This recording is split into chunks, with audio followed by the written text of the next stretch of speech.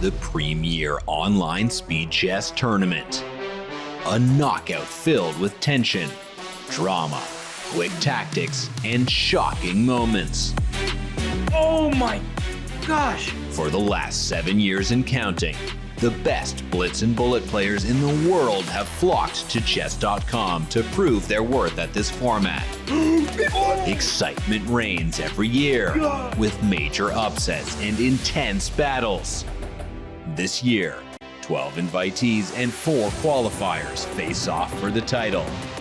Dozens have tried, but only 2 have ever worn this crown. Magnus makes it look easy. You got me over! He wins the Speed Chess Championship his 5th in a row.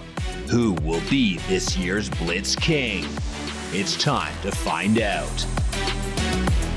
Welcome to the 2023 Speed Chess Championship, presented by Coinbase.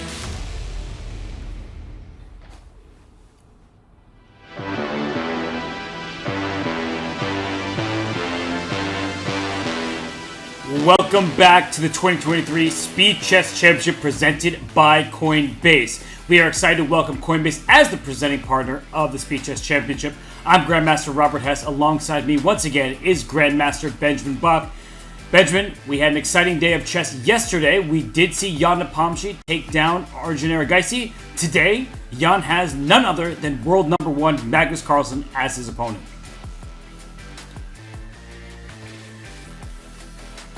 Hey Grower, great to be here with you today. It's an exciting day.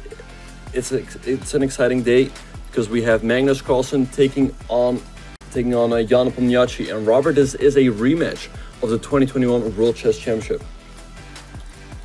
It is indeed a rematch of that World Championship in 2021, and Magnus Carlsen, he took that title in fewer games than were required of the match. So Magnus, you see the final moves of that championship, where they shake hands. Magnus retains the title. But Benjamin, I think Jan wants a different outcome today. Yeah, no, for sure. Today is going to be different. It was a classical World Chess Championship match. Today is going to be fast and furious as they take each other on in the Speed Chess Championship. Yes, so for Jan Nepo, it's a different version of himself, having won 2 candidates tournaments. His name is up there with the best in the world, but unfortunately for him, he plays the absolute best in the world, the number 1 player for over a decade in Magnus Carlsen. So let's dive into the bracket to see how the players were able to make their way to the quarterfinals. And Benjamin, we already know 2 of our semifinalists. Hikaru Nakamura beat Flybetter Caruana yesterday, and Wesley So took down Faruja a couple days ago. So Magnus Carlsen, Jan Nepo, the winner of this upcoming match, will face Wesley in the semis. Yeah, no, this is going to be a very exciting matchup. So yeah, the winner will face Wesley, and that would pave the way to a potential final again. And hey, we've seen that upper bracket, Hikaru, he's marching on to the final as well. Hikaru Nakamura, Magnus Carlsen, mainstays, of the Speed Chess Championship. And for Magnus, it was business as usual in the opening match against Vidit Gujrathi, because Magnus, he ended up with a 9-point victory over the Indian Super Grandmaster. So Benjamin, I think that Magnus, though he was hard on himself in the post-match interview, he took care of it when he needed to. Yeah, it was just a regular day at the office, it seemed, for Magnus. Vidit gave him a very good match, but overall Magnus won quite convincingly. We see that especially the biggest difference was in the bullet portion. And yeah, we saw Jan's match. Jan will have to really play at his A game to give Magnus a tough match here. And Magnus Carlsen, 92.7% average accuracy in the opening round, 6 brilliancies compared to none for his opponent. He had the highest average accuracy in the first round. So Magnus doing Magnus things. And on the other side of this match will be Jan Nepo. Benjamin, his match against Arjun, that was very different. That was a nail-biter. Yeah, that one was very, very up and down. Jan was leading for the most part. At some point, he was even down in the match. But he won finally by a 1-point difference, Robert. We see that he took the lead in the 5+1. Arjun at some point was leading by 2 points, but Jan's nerves were the strongest in the final couple of games. He took 3.5 out of the final 4 points, a steal victory from the jaws of defeat. Jan Nepo moved on. But if we look at this graphic here, the average accuracy lower than Magnus's, and also 9 blunders. Benjamin, I don't think Jan can afford that many against Magnus Carlsen. No, for sure not. Against Arjun, he lost one game by disconnect. Also, he lost a few games right out of the opening. And against Magnus, he has to take every single opportunity that will be presented to him. And he's got to try to avoid losing games unnecessarily. And the good thing, though, for Jan is that if he can get rid of those blunders, there is a lot of room for improvement. That's true, because if he doesn't lose in, say, 13 moves, as he did against Arjun yesterday, by slipping in the opening, his chances will be better. And Jan was in a good mood, at least a jovial mood, after the match, because he took to Twitter, or should we call it X these days, he tweeted just a yawn. So how appropriate for his name, but he was trying to take that Michael Jordan route. He took it personally that he was not initially invited to the SEC. Yep, but today he might be playing the Michael Jordan of chess. We know how good Magnus Carlsen is. It was an absolute thriller that he beat Arjun Ergais yesterday, but he's going to play much better today if he wants to have a real chance of beating Magnus. It's true, because Magnus, as we keep talking about, he's the final boss often in the chess world. Hikaru Nakamura, he has a claim to that in the SEC as well. But let's look at the tail of the tape, because it's important to dive into the numbers, and we are thrilled to have Deloitte, a leader in their field, as the official data insights partner for the Speed Chess Championship. Their dedication to excellence aligns perfectly with the Chess.com mission to grow the game and sport of chess. Let's dive into our Deloitte game analytics, and Benjamin, here we see it. Magnus much higher rated in blitz chess, but they've never actually played on Chess.com. How crazy is that? Yeah, it's quite remarkable that they never played on Chess.com. I think it's because Jan wasn't active for a while. Magnus also was not active. But Robert, look at the numbers. Their Chess.com blitz rating is more than 200 points apart. That is a very big margin. It really is. And it cannot be overstated, because Magnus, he's a blitz beast. And Jan Nepomniachtchi, he's been improving. Unfortunately, Benjamin, I'm sorry to bring this up again. We talked about his Title Tuesday win earlier in the week where you faced him in the last round, but it goes to show that Jan, maybe he's on the upswing. Yeah, no, for sure. He's been working on his game. He also used to be up to 3,200, so he's definitely capable of bringing his A game. He has a high ceiling, so to speak, but he really has to play at his A game today, and he also has to hope that Magnus will play a little bit below his A game. Because in Magnus' A game, he has a game win rate 56%. That's absolutely nuts. He's the only player above 50%. That means each and every game he plays, he's 56% likely to win it in the SEC. So Jan needs to slow that down. And as you said, Jan's ceiling is very high, but sometimes his floor is a bit low. As we saw him losing 13 moves yesterday, he needs to avoid those types of blunders. Yeah, no, for sure. He has to play well from start to finish. I wonder what kind of preparation he has done going into this match. I also wonder how Magnus will approach this match. We've seen that Hikaru has been playing bingo, pretty much, playing 1H3, playing 1H3, things of that nature. I wonder if Magnus is going to take the opening a little bit more seriously. And, well, Magnus Carlsen, we know he's the heavy favorite. Let's jump into the smarter chess predictions. I typically, have some beef with those predictions, but I think this one won't be too much of a surprise. Magnus Carlsen predicted to win by a final score of 18-10, 85% win probability. Benjamin, does that meet your expectations? Yeah, no, I think Magnus is a pretty hefty favorite to win this one. We see that his biggest edge will probably be in the bullet portion. Jan, he was behind in the bullet portion, but eventually he won the match yesterday against Arjun there. But we saw also that Magnus won by a big margin in bullet. Bullet very much come down to your intuition, and we know that Magnus's intuition, maybe it's on par with Hikaru, but other than that, he's often destroying people there. Yes, not many can match up with Magnus Carlsen, who's a two-time winner of the Speed Chess Championship. Chat, get involved. Let us know your predictions. Will it be the man on the screen in front of you, Magnus Carlsen, winning this match? Or do you think Jan Nepomniachtchi can get revenge for the 2021 World Championship? And Jan, he's looking refreshed. I mean, he's looking like a man who's ready to take on the number one player in the world. But he needs to improve. Yesterday was a win. It was a close one, but it's not going to be good enough to take down Magnus. Yeah, no, for sure. Yeah, again, he has to play better than yesterday. Yesterday, he was a little bit sloppy at times, like we said, losing some games right out of the opening. You cannot afford that at all. Also, he let some opportunities slip. So, again, if he brings his A game, I think we are in for a very exciting match. The question is if he can. That's the question that only he can answer, and the games are going to start in any second now. We see Magnus is adjusting his camera. Jan, he looks focused. Benjamin, I'm excited for this one. Yeah, and I'm excited for sure. It's, again, the rematch of the 2021 World Chess Championship, so this one might also be a little bit personal for both of the players. Also, again, these players are from the same generation. They're both born in 1990. As we speak, by the way, we're off. And again, like they've played in World Youth Under 12 Championships. And they go way, way back. And Jan actually had the lead in their head-to-head history until that World Championship match when it was a one-sided victory for Magnus. We have a Petrov, and for this match, I'm wondering, is Jan going to try to be more solid, or is he going to bring his chaotic brand of chess, which has scored him some fine victories in his career, but also can backfire if you play a little too loosey-goosey? Yeah, I think he's going to try to stick to his style, try to play aggressively, especially with the white piece against Magnus. He wasn't quite able to do so in the match, but that is also very impressive from Magnus's part, that he doesn't let Jan into his A-game, so to speak, and he turned the game into more grindy, slow positions. But let's see what we have here, Robert. It started out as a Petrov, but it turned into a bit of a French exchange. Pretty boring so far, but we know how Magnus can work his magic here.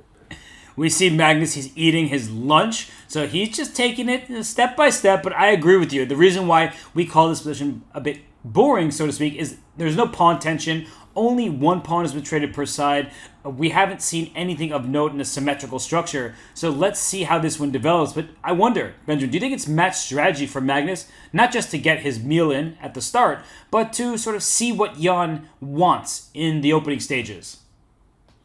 Yeah, and I think it definitely makes sense to see what Jan wants. Jan has been sticking to his guns. He played the Petrov defense. He played that in their World Championship match as well. I'm not too impressed so far with Magnus's opening choice. I think Jan is doing fairly well. I mean, Magnus has these slightly more active pieces. However, this knight on c3 can sometimes be slightly misplaced as it's currently restricted by the pawn on c6. Queen e2, I like the move by Magnus as h6 would invite a sacrifice over here. But knight f8, a nice move by Jan, and look at the clock, Robert. Jan does this very well. He's already up on time, and perhaps Magnus might be struggling a little bit with this because normally he's the one putting pressure, and Jan often is the one putting pressure on him.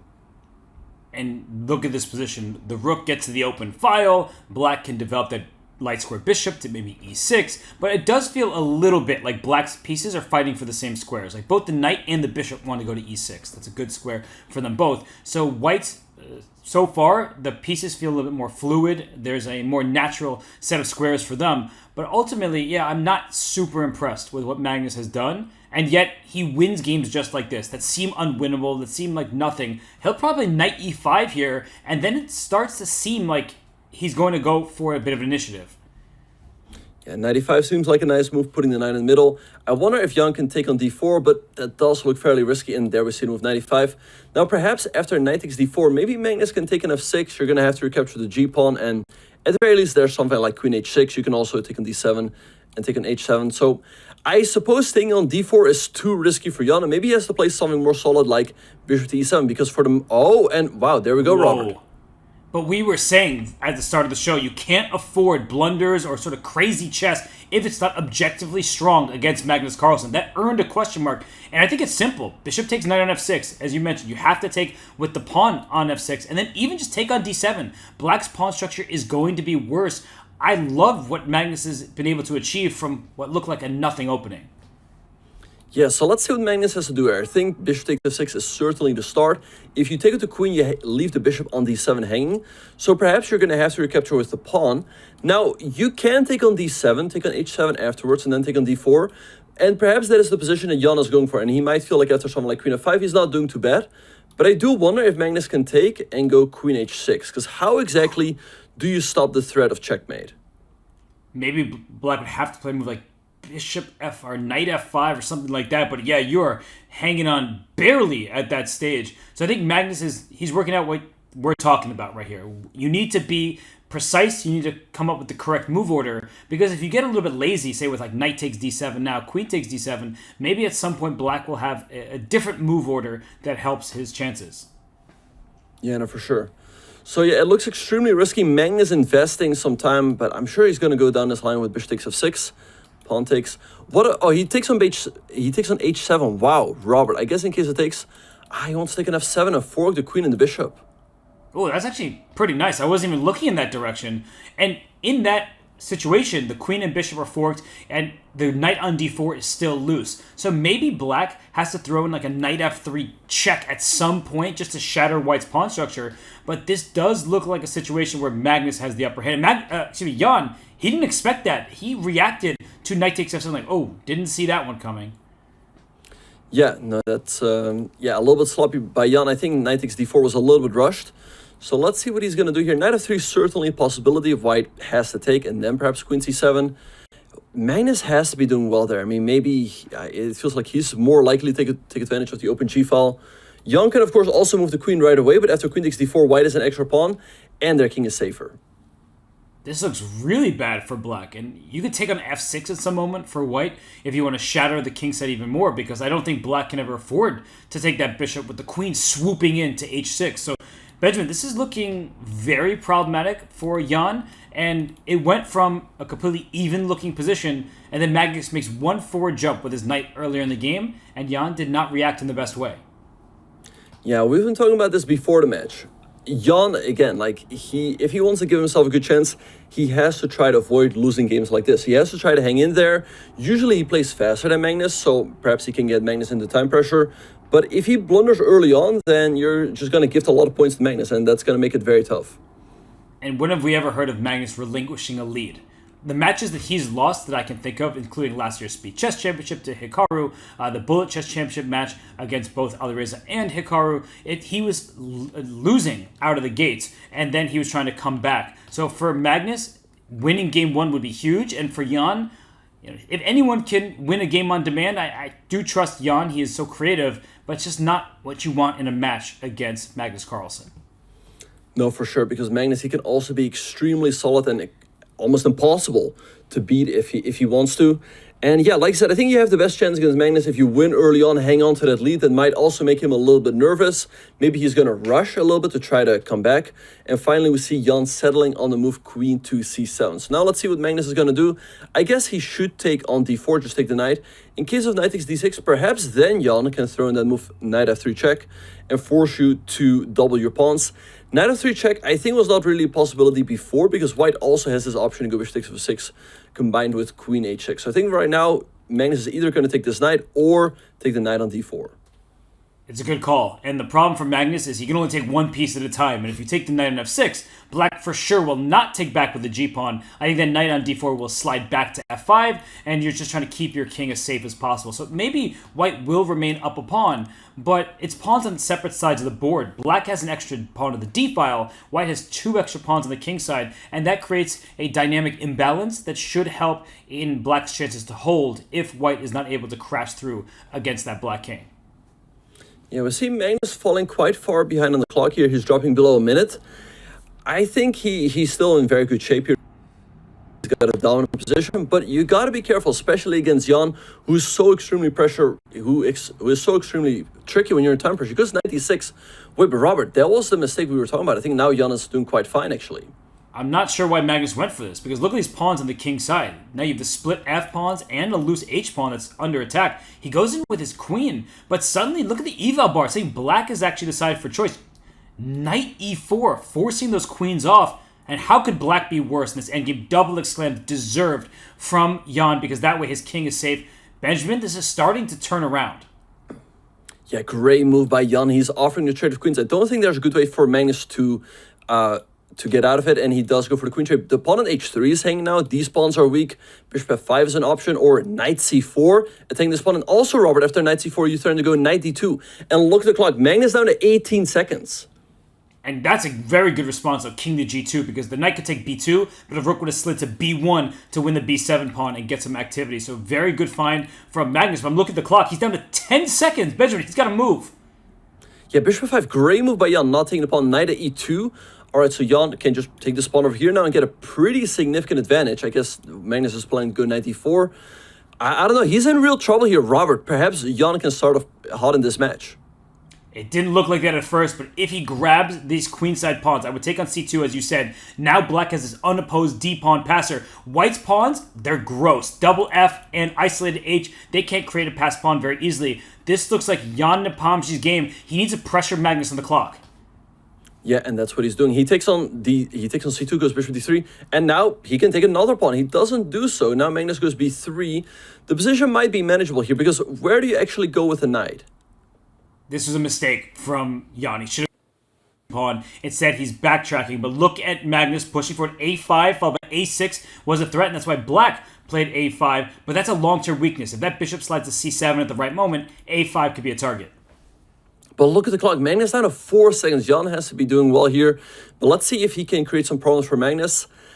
I think Magnus, objectively, he should be doing fine. Like, it's opposite color bishops. These pawns are blocked over here on the queen side. It's difficult to make use of them. But the clock...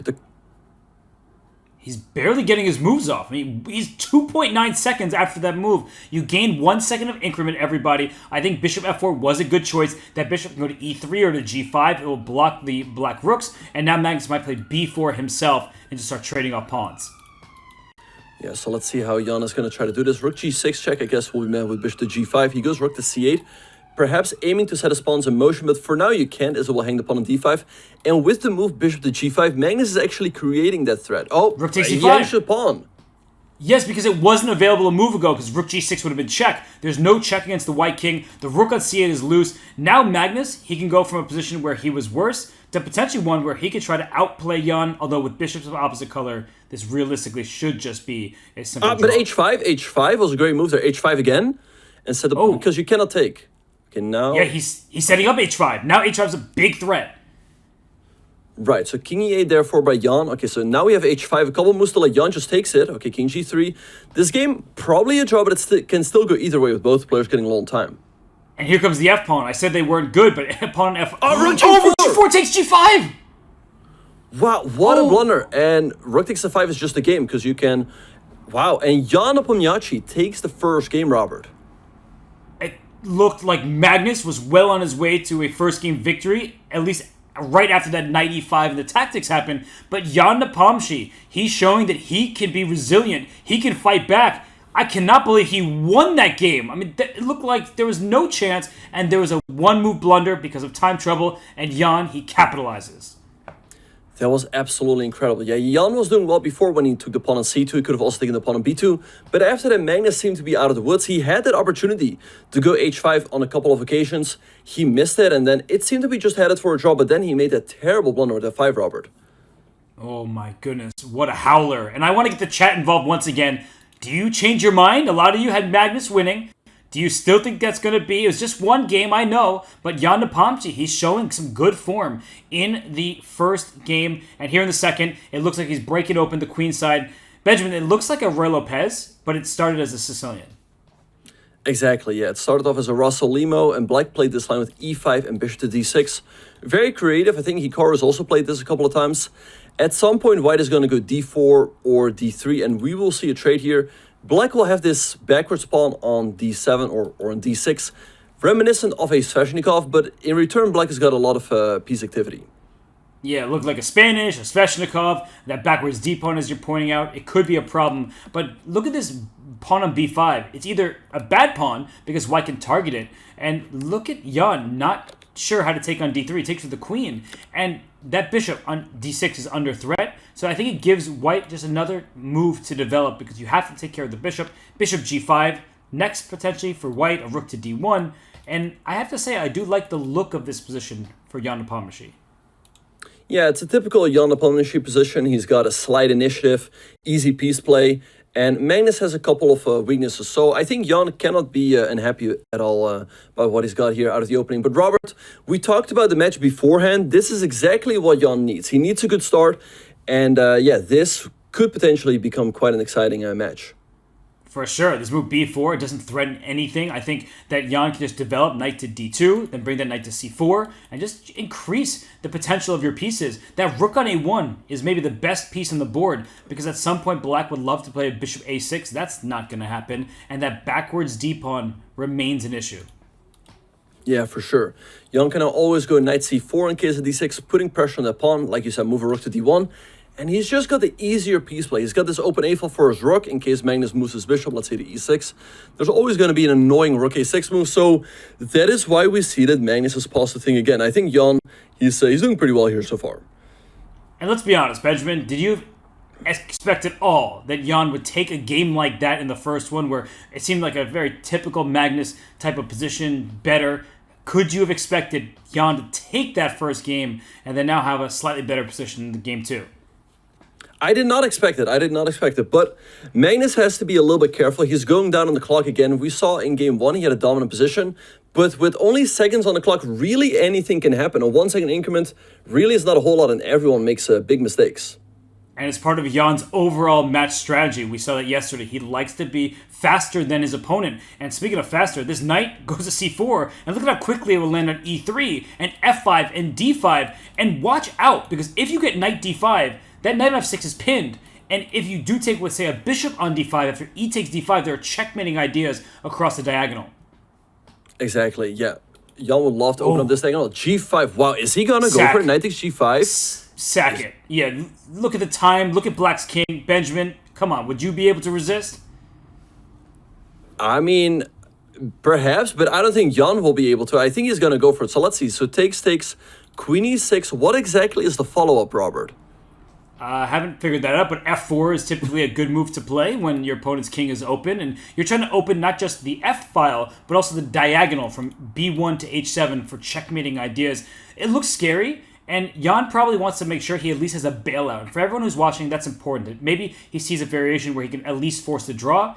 He probably didn't. So he goes bishop to g3. And as you see, the X marks the spot, but it also marks the miss. Knight takes g5 was better. Yeah, bishop g3. He still keeps an initiative. He has pressure on the e5 pawn. Also, in case Magnus goes d6, he has pressure there. So perhaps he feels like he has an advantage here as well. And so it wasn't necessary to go for it. But Robert, that might have been a missed opportunity. I like what you suggested there with king on g5, followed by f4. It looks like it just blasts open the black king side. But perhaps Jan, he trusts himself, of course. He's a very intuitive player. But he knows that at sometimes he has gone a little bit too far. And so I think your point is well taken, Benjamin. His position is still good. In fact, the eval bar is the same now as if knight takes g5. So why did he have to sacrifice material? He says, let me just play this very good-looking position. And we keep talking about this. Jan, you know who beats Jan the most? Is himself. So he does not want to do that in this match. Yeah, knight e3 here. In the meantime, nice move by Jan. Knight d8 by Magnus. All right, so let's see what Jan's going to do here. I mean, he can move a rook to d1. Rook a7 is a possibility. Knight d8. Looks a little bit odd to me, as I don't see where the knight is headed. It cannot go to e6 as you allow the knight to jump to f5. We see just rook fe1 by Jan. And again, this is where he's good at. He's got a lead on the clock. He's got that initiative. And Magnus is struggling so far. And I'm trying to figure out why. Oh my goodness. There's some tactics, I think, with like a knight d4 and a knight d5 if Black is not careful. That's what rook e1 might have set up here, because there's going to be a checkmate on the h7 square. This is getting very difficult for Magnus, and he plays bishop b6. So I'm wondering, the bishop's defended on b6 now? That might be a huge difference. No, knight but d4 he can still works. Wait, knight d4, yeah, in case you take, there might be moves like knight d5 combined with a timely e5 push. And white always has that checkmating idea here on h7. So I think after knight d4, Black might have to take with the bishop to stop white from putting a knight on f5. But that looks terrible. So he goes rook to b1. How can you blame him from changing his rook to pin this bishop on b6? And that's why Magnus defends it. But can we get an analysis board? I think knight d4 is super instructive, giving up a minor piece in the center to try to checkmate the enemy king. Right, because if you take it, then you go knight d5, attacking the queen and the knight. If you take the knight, white's going to recapture. The queen is under attack, and you threaten checkmate over here, so white wins. And in case you play queen e6, then, well, you can take the bishop, but there's also all these e5 ideas with that idea to deliver checkmate over here. So let's see if Jan is going to go for it. He's just paused, and usually when Jan pauses, he comes up with something interesting. He's played h4, though. Oh, and we see as the game continues, there are trades now, and h4 it earned a question mark because it wasn't as quick as he needed to be, and bishop takes e3 earned an exclamation point. Now, Benjamin, as we see these moves, it looks like white still has potential to attack, but that knight on e6 is such a strong piece. There's no longer knight f5, and that means that black is probably out of the woods. Exactly. That knight jumping to f5 really was the sting in black's position. Magnus just took that out. And now you cannot take the pawn on g5, because if you take black has knight to g4, attacking the queen and opening up this attack on the knight, and so you lose a piece. So here, Magnus is doing absolutely fine, and now the time is evened out. So let's see how Jan will handle this situation. And I think that not only is Magnus doing fine, you see the eval bar saying about zeros. I kind of like black's position. Like right now, knight h5, maybe we'll get a knight f4. That's exactly what's happening. And g4 comes to mind at the right moment if you want to go all in for the attack. But I just feel like black's pieces are freer, and that c3 pawn, that's the worst single pawn on the board. Yeah, the pawn on c3 is quite weak. The pawn on d6 is still weak as well, but after rook d1, you can just defend it with rook to d8. Also, I think if anything, Magnus is more likely to take advantage of the open h-file. He can go king g7, followed by rook to h8, knight c5, a nice move by Magnus, attacking the pawn on e4. So Jan just has to slide back, and here we go, Robert, king g7. You're on point right now. Oh, rook to d1. Is there a g4 coming? I'd first defend the d6 pawn. That looks too weak, so it goes rook d8. g4 can happen next. Rook h8, queen h4. That will happen, and it will hurt. And also bishop a6, knight e2 check. Let's not forget about that. Yeah, now this looks unpleasant for Jan. He goes bishop to g3. One thing Magnus has to be careful of is not to go g4 too quickly, as there might be some knight takes c5 tactics. We see queen to e3. All right, this looks very tough for Jan. I don't see what he's going to do. And Magnus has this very easy plan of going queen f6, queen h6, and checkmate along the h-file. So what is he going to do after queen f6? The queen h6 is next. He might have to, after that, put a knight on h2 and pray that his bishop on g3 holds everything together. It looks bad, but I don't see the actual breakthrough. Yeah, no, for sure. But Magnus has turned this one completely around. He seemed to be under a lot of pressure. He's got to speed up here, though. He's dropping down to 40 seconds. He takes on f3. Interesting decision. I guess now he wants to go queen e6, move his queen over to the h-file, as now there's no longer knight h2. And the queen on e6 is better than the queen on f6. If king f1, well, first of all, there's checkmate at 1, but just in general, there's queen c4 type of ideas. So the point is the queen is staring in both directions, and that's why it's probably a better square than f6. Right, we see Jan going rook to d1, perhaps clearing the way a little bit for his king. So now let's see what Magnus is going to do. So in case of queen h6, do we have queen g4? He starts with rook to h6. Wow, what is the idea behind this one? I think he's just defending the d6 pawn, so his queen can go to c4, a2. He's going to start going after the white queen side. Queen b3 is an option here. The c3 pawn is loose. Or he'll focus all his attention on the king side, but I don't know how to make a checkmate happen. Yeah, queen b3, good move, putting suppression upon c3. All right, so let's see what Jan is going to do here. It looks extremely tough. I don't see an active idea here for him anymore. He goes for f1. 94. Knight takes c4. Magnus could just take this pawn, and he goes for it. That queen is overloaded, and that's what the rook's doing on h6. If queen g4, there's always rook g6 to block the check. Oh, Robert, look at this. Instead of knight f6, he had queen takes d1, rook h1, and knight takes f2, leading to a winning endgame. Let's bring up an analysis board if we can. Maybe let's wait actually till the game ends, and then we'll pull up one after. But that was such a good find by you. This still looks good for Magnus. If he gets his queen to h8, that's what he's aiming for.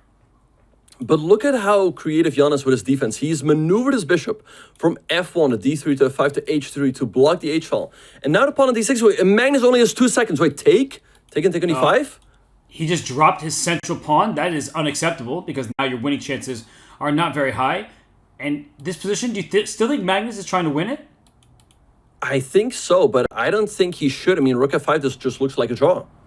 Yeah, rook to c1 check, king h2, knight takes f2. There's no checkmate because rook takes f4, gets rid of the mating pawn.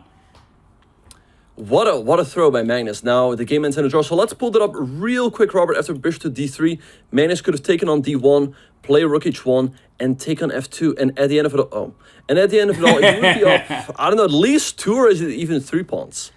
Yeah, I think we got the majority of it. That was such a beautiful tactic. We've seen that by some of the best players in the world, but it's so easy to miss because you have to give up your queen and realize you can sacrifice your rook in the corner, temporarily beating down a full queen. And look at this. Oh, speaking of no queens on the board, queen e2, queen e7.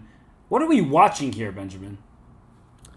We're watching the Speed Chess Championship presented by Coinbase, but this game isn't the most exciting so far. Yeah, pretty boring. Isn't this something that Magnus played in the World Championship match when he wanted to make a draw? Anyway, we've seen knight d7, but this check, to be fair though, Robert, it looks unpleasant for black. White is very easy piece play. The king on f8 is kind of stuck. You can go g6 for the moment, as there's bishop h6 check. Again, we see the knight e5 move. And it's not as easy for Jan to bring his pieces into the game.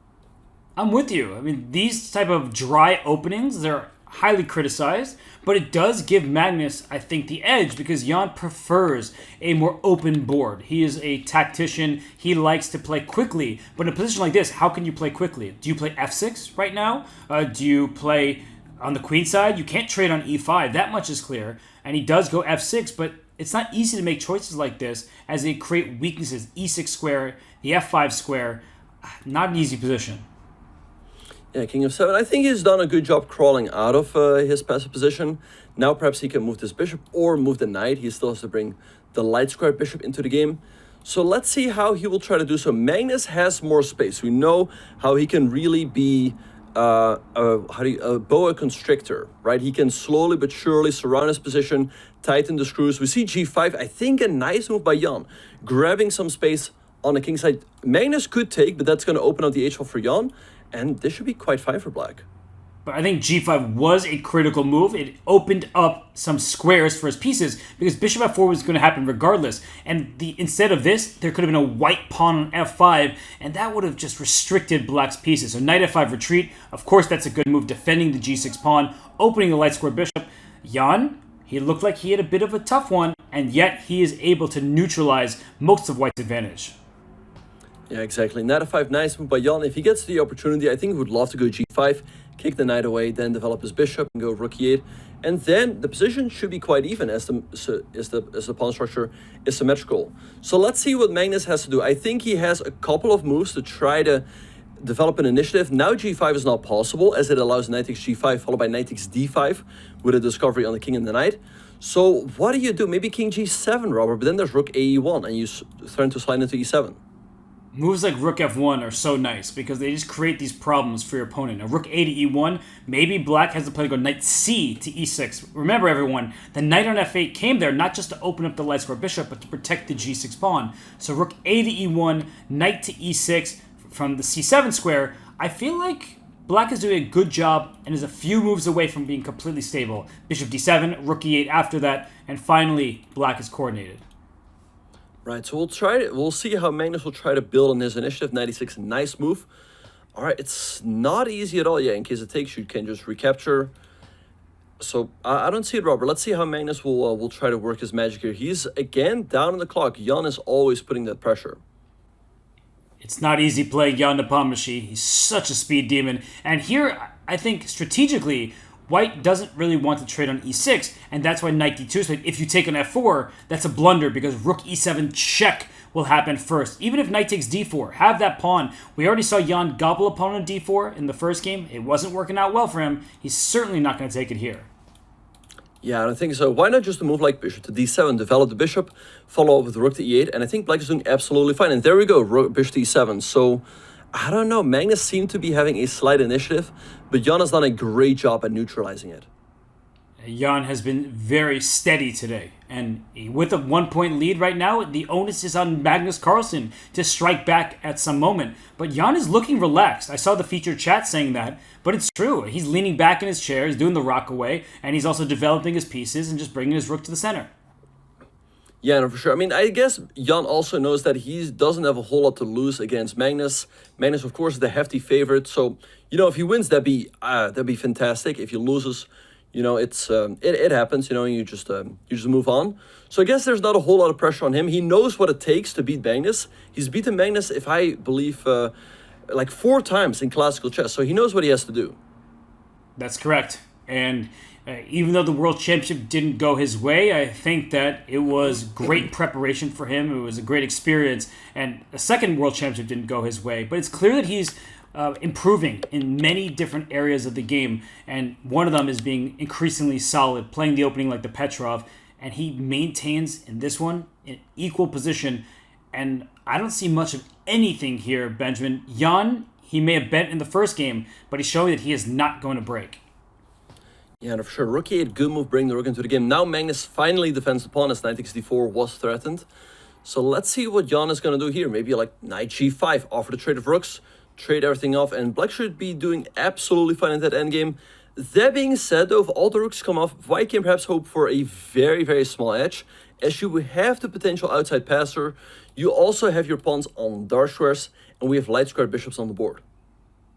Very, very instructive points there. Everyone, please take note of what Benjamin just said, that because white can create an outside pass pawn, certain endgames will be very nice, especially king and pawn endgames, because black will be distracted towards the flank, and then white can operate more in the center. And the light square bishops clearly favor white because of those light square pawns, which means, one, that white can attack black's pawns, and two, black's bishop is restricted. So Magnus might be counting on that, but I also wouldn't be surprised if one of them offers a draw in the next couple of moves as all the rooks come off the board. It would take a big mistake for someone to lose this game. Yeah, so we see knight d8, rook e8. Okay, so here Magnus is going to trade, go king f2, and there we have the move h4, Robert. He wants to create that outside passer. I guess now you go g3. Jan isn't too eager to trade. Like we said, that outside passer will give white some very small chances, but knight f7 on the board, a very solid move. I think he's headed to d6, followed by bishop g6. And so his knight can potentially go to f5. This should be a comfortable hold for Jan, I think. It should be, but we've said that so many times when Magnus Carlsen is playing, someone should make a draw. It looks like Jan just offered a draw, and Magnus declined it by playing take on g5. So a draw was offered, Magnus not interested, and this still looks very level. Bishop g6, a nice move here by Jan. The pawn on g5 was under attack, but for the moment you cannot take it as your bishop on d3 is hanging. And if you trade on g6 first, well, then the king on g6 defends the pawn. So, nice move. It puts the bishop on a more active diagonal. We see the trade here. Robert, I think this one is going to end in a draw pretty soon. The position is completely symmetrical. There's nothing to attack, right? The knight on d6 protects the b7 pawn. If the knight comes to c4 for black, well, you can play b3. And the king is marching toward the center. Let me ask you, Benjamin. Did Magnus decline because he might want the quicker time controls where he feels like he's even more of a favorite? Do you think he's sort of wasting some match clock even in just the first few games? Yeah, I don't know. It's a good question. On the other hand, though, he is behind, so he should want more games in a match. I would think from Jan's perspective, a draw, like milking out the clock here, is not a bad idea. Again, you get less games in the match. So I think Magnus perhaps should resign himself to a draw here sooner rather than later. There's just nothing to be done, right? The knight on e5 protects g4. The knight that was on e4 protected g5. There's nothing to go after here. I think both players, they know it's a draw, and yet Magnus, he always finds some chances. Look at this, c5. Does he want king d3, king c3, b4? It's not going to happen, right? There's no way. And he had to move his knight back because knight takes c5 was a threat there. So is Magnus really playing for a win here, or is he just shuffling about? Yeah, I don't know what to make of this move knight c3 though. I don't know why Jan didn't just go back to f6. It looked very natural. Now Magnus can play the move knight f2, cutting off the return to the e4 square. Jan, however, can go knight e2 to b4, so he's still doing absolutely fine, but I don't know, like, the thing with Magnus is that the evil bar is always in the middle, but at some point it slowly but surely is going to creep up. That's because the eval board doesn't take into context how difficult it feels to play a position. A big issue right now for Magnus is he would love to attack the a5 pawn, but his knight doesn't have a single square in the board where it can attack it from. Oh, knight takes c5, Robert. Knight takes c5. Oh, was there knight takes... No, there was not even knight takes c6 there. So that was a miss by both of them. Real quick, knight takes c5 was a big opportunity for Jan. In case you win the knight, and knight takes c6, there's knight e4. Ooh. So somehow the EVA bar says that's not even that impressive regardless. So knight takes c5 still maybe had drawing chances, but you can't miss those. If you're Magnus, you can't allow it. And if you're Jan, you need to find that moment. Exactly. Now we see a trade on b4. Jan trades, and I think this is just headed for a draw. The king goes to c7, and there's nothing for either side to do. So, okay, if you're Jan here, do you just milk out the clock? I guess, well, he doesn't. No, he just makes the draw by repetition. I think for both players, it's kind of uncomfortable to stall this early in the match. You just don't feel like you're in the rhythm of the games. And Jan Nepomniachtchi, 2-1 advantage right now. He gets the white pieces. He goes back to e4, and we're getting I think we're going to get another fight in this game too. Mm-hmm. All right, and so we have the Sicilian 4 knights. Here, Jan has a couple of decisions. He can go knight db5. That could turn the game back into a Sveshnikov, but he went for knight takes c6, the other main line. Magnus recaptured with the pawn, and then e5, knight e4. And we see the move c5 by Magnus, ignoring the threat on the knight, but attacking the knight on e4. This is such a fun opening position because my first instinct would be to play knight d6 check. And if the bishop takes d6, I'd want to take with the queen, but I can't because knight c2 fork at the end. I don't want to take on d6 with a pawn, and he's going for this exact line. That pawn, Benjamin, do you see it as a strength or a weakness because it is very deep in enemy camp? Yeah, it's a great question, Robert. The good thing also about this pawn on d6 is that this pawn on c5 is practically isolated. After bishop e3, there's no such move as d6 here, so it's going to be awkward to defend. So what exactly is Magnus going to do here? You can defend it temporarily with queen a5, but white just goes queen e2, offers to create the trade of queens.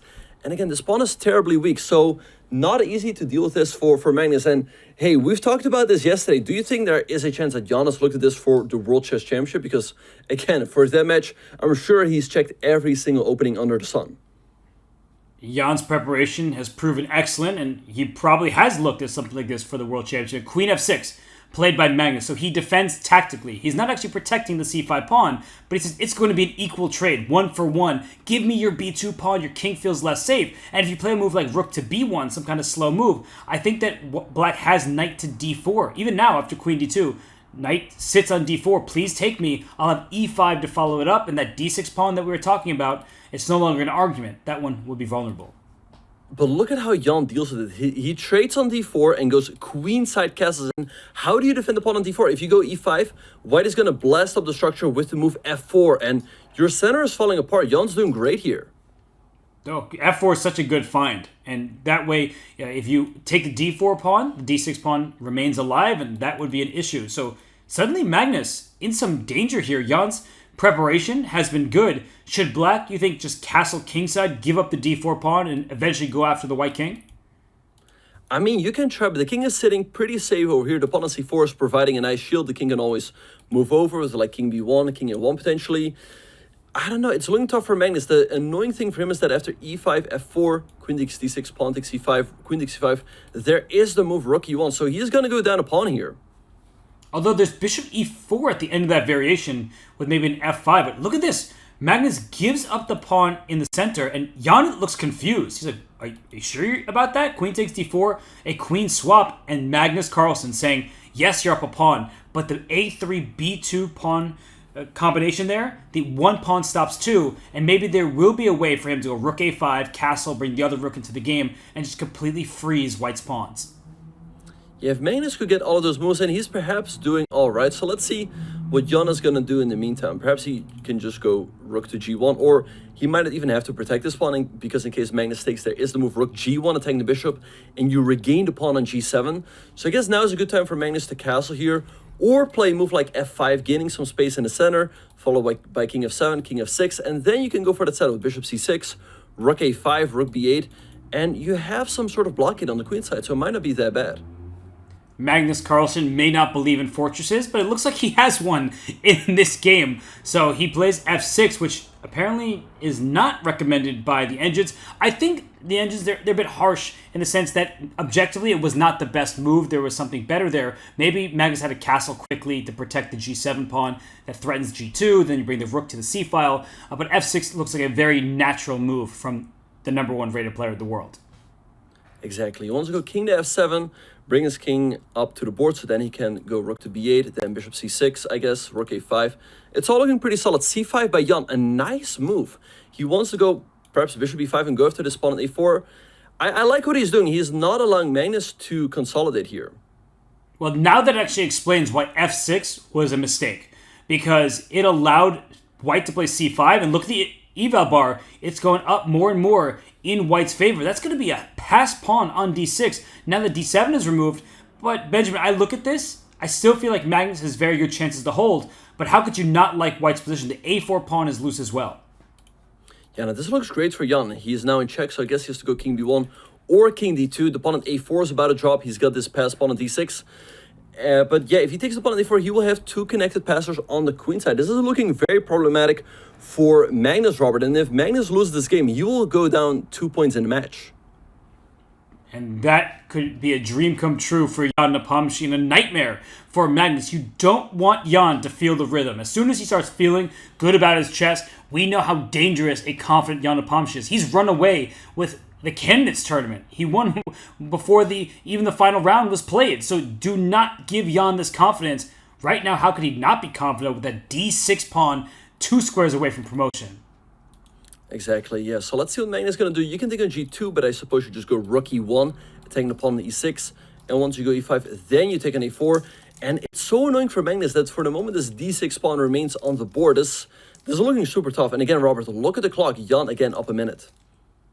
Jan Nepomniachtchi, he continues to do well on the clock. And Magnus Carlsen, he looks kind of upset right now. He does attack this rook on d4. That's the good news. But when the rook just slid over to b4, this a4 pawn at the end of it is going to be loose. But Jan apparently made a mistake. Rook to g1, yeah. The very natural move. Was that wrong somehow? I think he played way too quickly here after e5. Why did he first of all not take an a4? And after bishop takes g2, I think he should also have considered the move rook to d1. Now, Magnus might be out of the woods. There's a check, but king e6. Black should be doing absolutely fine here because the rooks finally get active. It looks so scary to allow 2 rooks on the 7th rank, but the king's already escaped the back rank, so there's not going to be a checkmate. And suddenly, we've seen this so many times, can Magnus Carlsen play for more? He's going to have the active king. He's going to bring a rook of his own down to the 2nd rank. And if he can get both of his rooks in the 1st rank, we could even see a back rank checkmate threat thanks to that pawn on a4. I think this is actually a position all 3 results are possible. Exactly, the pawn on a4 would freeze the white king on a2. So that would be pretty tough for Jan. Also, these pawns on f2 and h2 are weak. Your majority on the queen side for the moment is quite useless.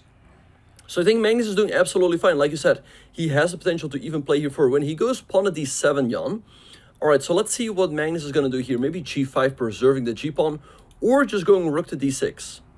But rook d6 is met by rook takes g7, so that would keep that pawn on the board. So he does play your first move, g5. That's a great choice, and this is why I believe that this position has chances for both sides to win. d7 remains, but look at Black's extra pawns on the king side. It's 4 on 2 on that side of the board. And the Eva bar suddenly is favoring Black because rook c4, and that rook can start going after those white pawns. Yeah, we see a rook a6 check by Jan, but yeah, Magnus has a lot of potential here on the king side. He can go, let's say, rook f4 or rook h4, going after the pawn on h2. And Jan, for the moment, does not have a single active idea. The great thing here for Magnus is that he can, let's say, go rook h4, and he doesn't need to rush with going rook takes h2. He can go h5 first, as Jan has to keep an eye on this pawn. He also has to keep defending the pawn on d7.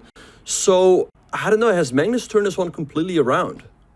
He has indeed. That's a good move, though, rook to d3. Instead of defending passively, because rook f4, he'll play rook h3 and target that loose h7 pawn. I really like rook to d3, and I think for Black, Benjamin, the move you've been shouting for, h5. That looks very strong because White's main idea is rook h3, and if you go rook f3, Black can always play rook f4 and trade the rooks on that square to protect the vulnerable f6 pawn. Yeah, h5 looks like a nice move. Like you said, for the moment, rook h3 is a big threat for Jan, and there we have it. Magnus is so precise in the endgame. And I don't know, Robert, holding this game would already be a big success right now for Jan, whereas before, it looked like he was on his way to another victory. It's a turnaround, just like in game 1, where Magnus, he had the upper hand with the white pieces, and suddenly Jan was able to steal a bishop in the game. Now, Jan has to figure it out, where he was first better, and now he has to make that switch in his mind. So we have rook f3 on the board. Rook f4 looks very strong to me. If rook takes g takes f4, and look at Black's pawns. They're marching up very, very quickly there. They're going to be dangerous. Exactly, but what about this idea, Robert? What about rook takes d7, and if you take an f6, you can give a check, king a2, and rook c1, and Magnus is going down. Wait, check on rook d1? Oh, that actually was a mating net, potentially. So maybe there's a way out there for White, but this looks great for Black. The Eva bar's all the way down because White's king is cut off. Benjamin, it doesn't matter about the pawn quantity. I say this often in the endgame. Go take the h5 pawn. I don't care. But what's king e6, pawn e4? How are you stopping these passers? I don't see it. Just go rook f2 here. Jan can go after the pawn on a4, but it will be super slow. Look at this, Robert. Jan is up a pawn, but his majority on the queen side is completely frozen. His rook on h3 is frozen. His king on b1 is completely stuck. This is a dominant position for Magnus Carlsen. And what is he aiming for? It's black's turn, king to e3, just winning the after it's rook h5 potentially. So you need to be a little bit precise here. He plays e4 because it's, again, not about the quantity, it's about the quality. The f pawn is hard to stop. Exactly, yeah. It's very difficult to make a move here for Jan. If you go rook to h8, then Magnus can now go rook g2 followed by f2. And you can't quite stop that pawn. You can't also create any counterplay over here. Again, you're completely frozen on the queen side. So Magnus looks to be on his way to another victory here. Magnus Carlsen, the best endgame player of all time, adding another one to his storybook career. He just knows when to liquidate. He knows what pawn formations are best for him. And right now, he knows that he's going to even up this match 2-2. Benjamin, I don't think we could have asked for more from these first 4 games. No, for sure. And it will be interesting to see how Jan will deal with this. We know that sometimes he can go on tilt, and this can be quite a tilting loss. He had a good position, perhaps a winning position out of the opening, and instead of winning, he did not only throw away the win, but then he also threw away the draw, and Magnus has now evened up the score. And I think the good news for Jan after that loss is it is halftime. Midway through the time controls, they get a break. So we have seen 45 minutes of action. The score is 2-2. Both players talking to the team behind the scenes. And we see it here. With that victory, nope, it's not 1-2. You're going to see that update live in front of you. That will be 2-2 score. Jan Nepomniachtchi, Magnus Carlsen, they're evened up. Exactly. Magnus with his first win of the match. I think he cannot be too unhappy. Jan could have also won this game with the white piece. He had a winning position, but Jan perhaps played a little bit too quickly. Yes, he did bring us to a tie with a 2-2 score. And Magnus Carlsen, he can be happy once more. He's taking on Jan Nepomniachtchi for a trip to the semifinals here at the Speedchess Championship presented by Coinbase. More in just a few.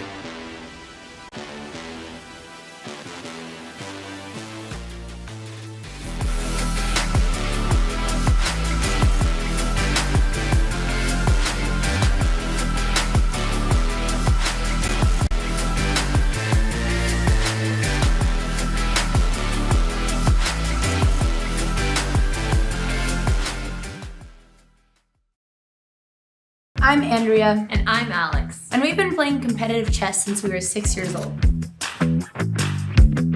We started by focusing on classical chess, but later we fell in love with playing Blitz and Bullet online. Chess has been around for more than 1,000 years, but that doesn't mean that we can't modernize it. Financial systems have been around for even longer. Sounds like it's time for an update. And Coinbase is doing just that, re-envisioning an entirely new financial system that is decentralized and fully transparent. Also, huge thank you to Coinbase for sponsoring competitive chess and making events like the SCC happen. Go to coinbase.com/update the system to learn more. September bots are here, and it's time for a monumental clash.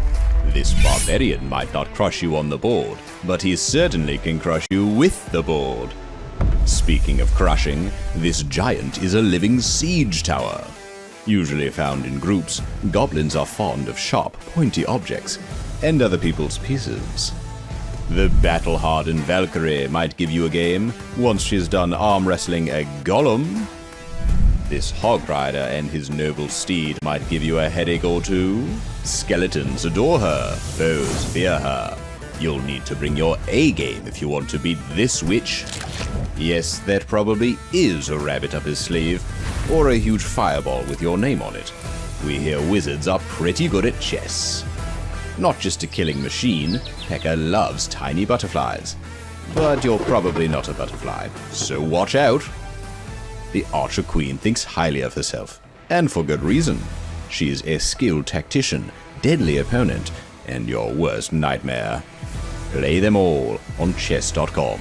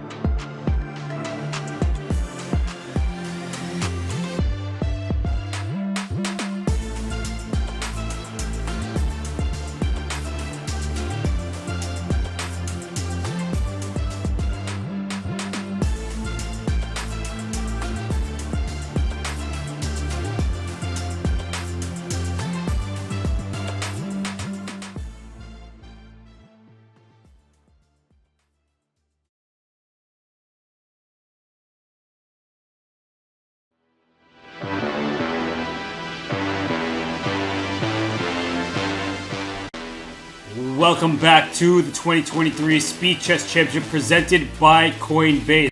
We have a 2-2 deadlock right now in the matchup between Magnus Carlsen and Jan Nepomniachtchi. Jan Nepomniachtchi, he's no stranger to Magnus Carlsen. He's no stranger to the Speed Chess Championship. Back in 2019, he ended up in the semifinals before he was eliminated by Hikaru Nakamura. But Benjamin, he beat Ding Liren along the way, in addition to having the biggest margin in SEC history in his win over Elina Danilian.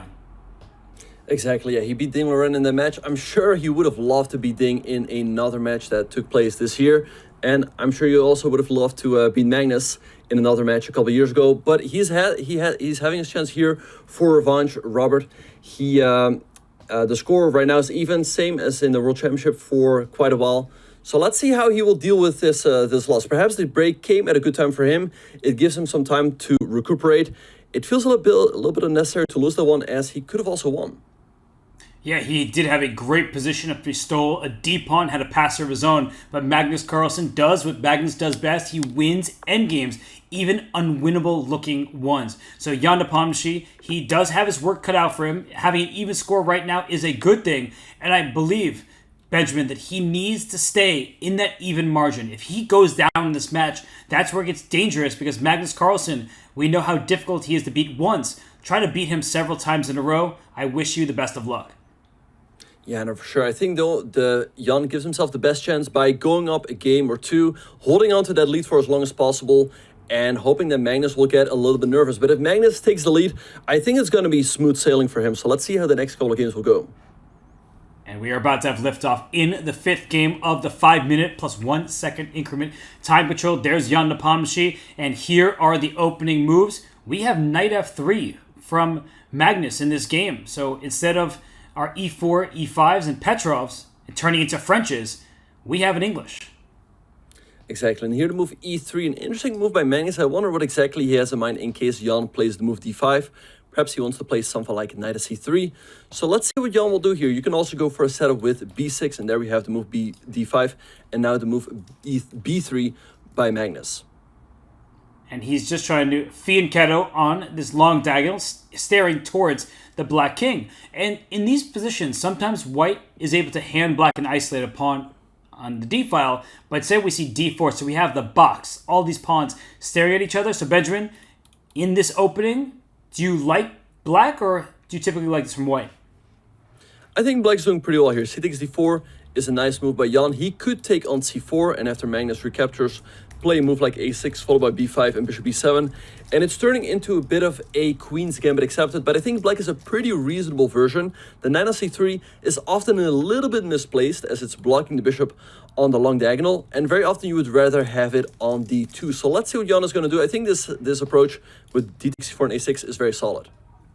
It's becoming sort of a queen's gambit accepted type of position, and the big part of these type of structures is that black has some weak squares, the c6 square in particular, and we see the light square bishops coming off and rook to a7 played. But I think white should take on b7, put a queen on f3, put a rook on c1 and d1, and that c6 square is tender, and black needs to look out for it.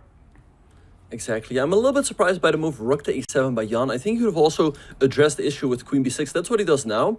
But had he played queen b6 on the last move, he could have already played knight b7 or knight c6, and he should be doing completely fine.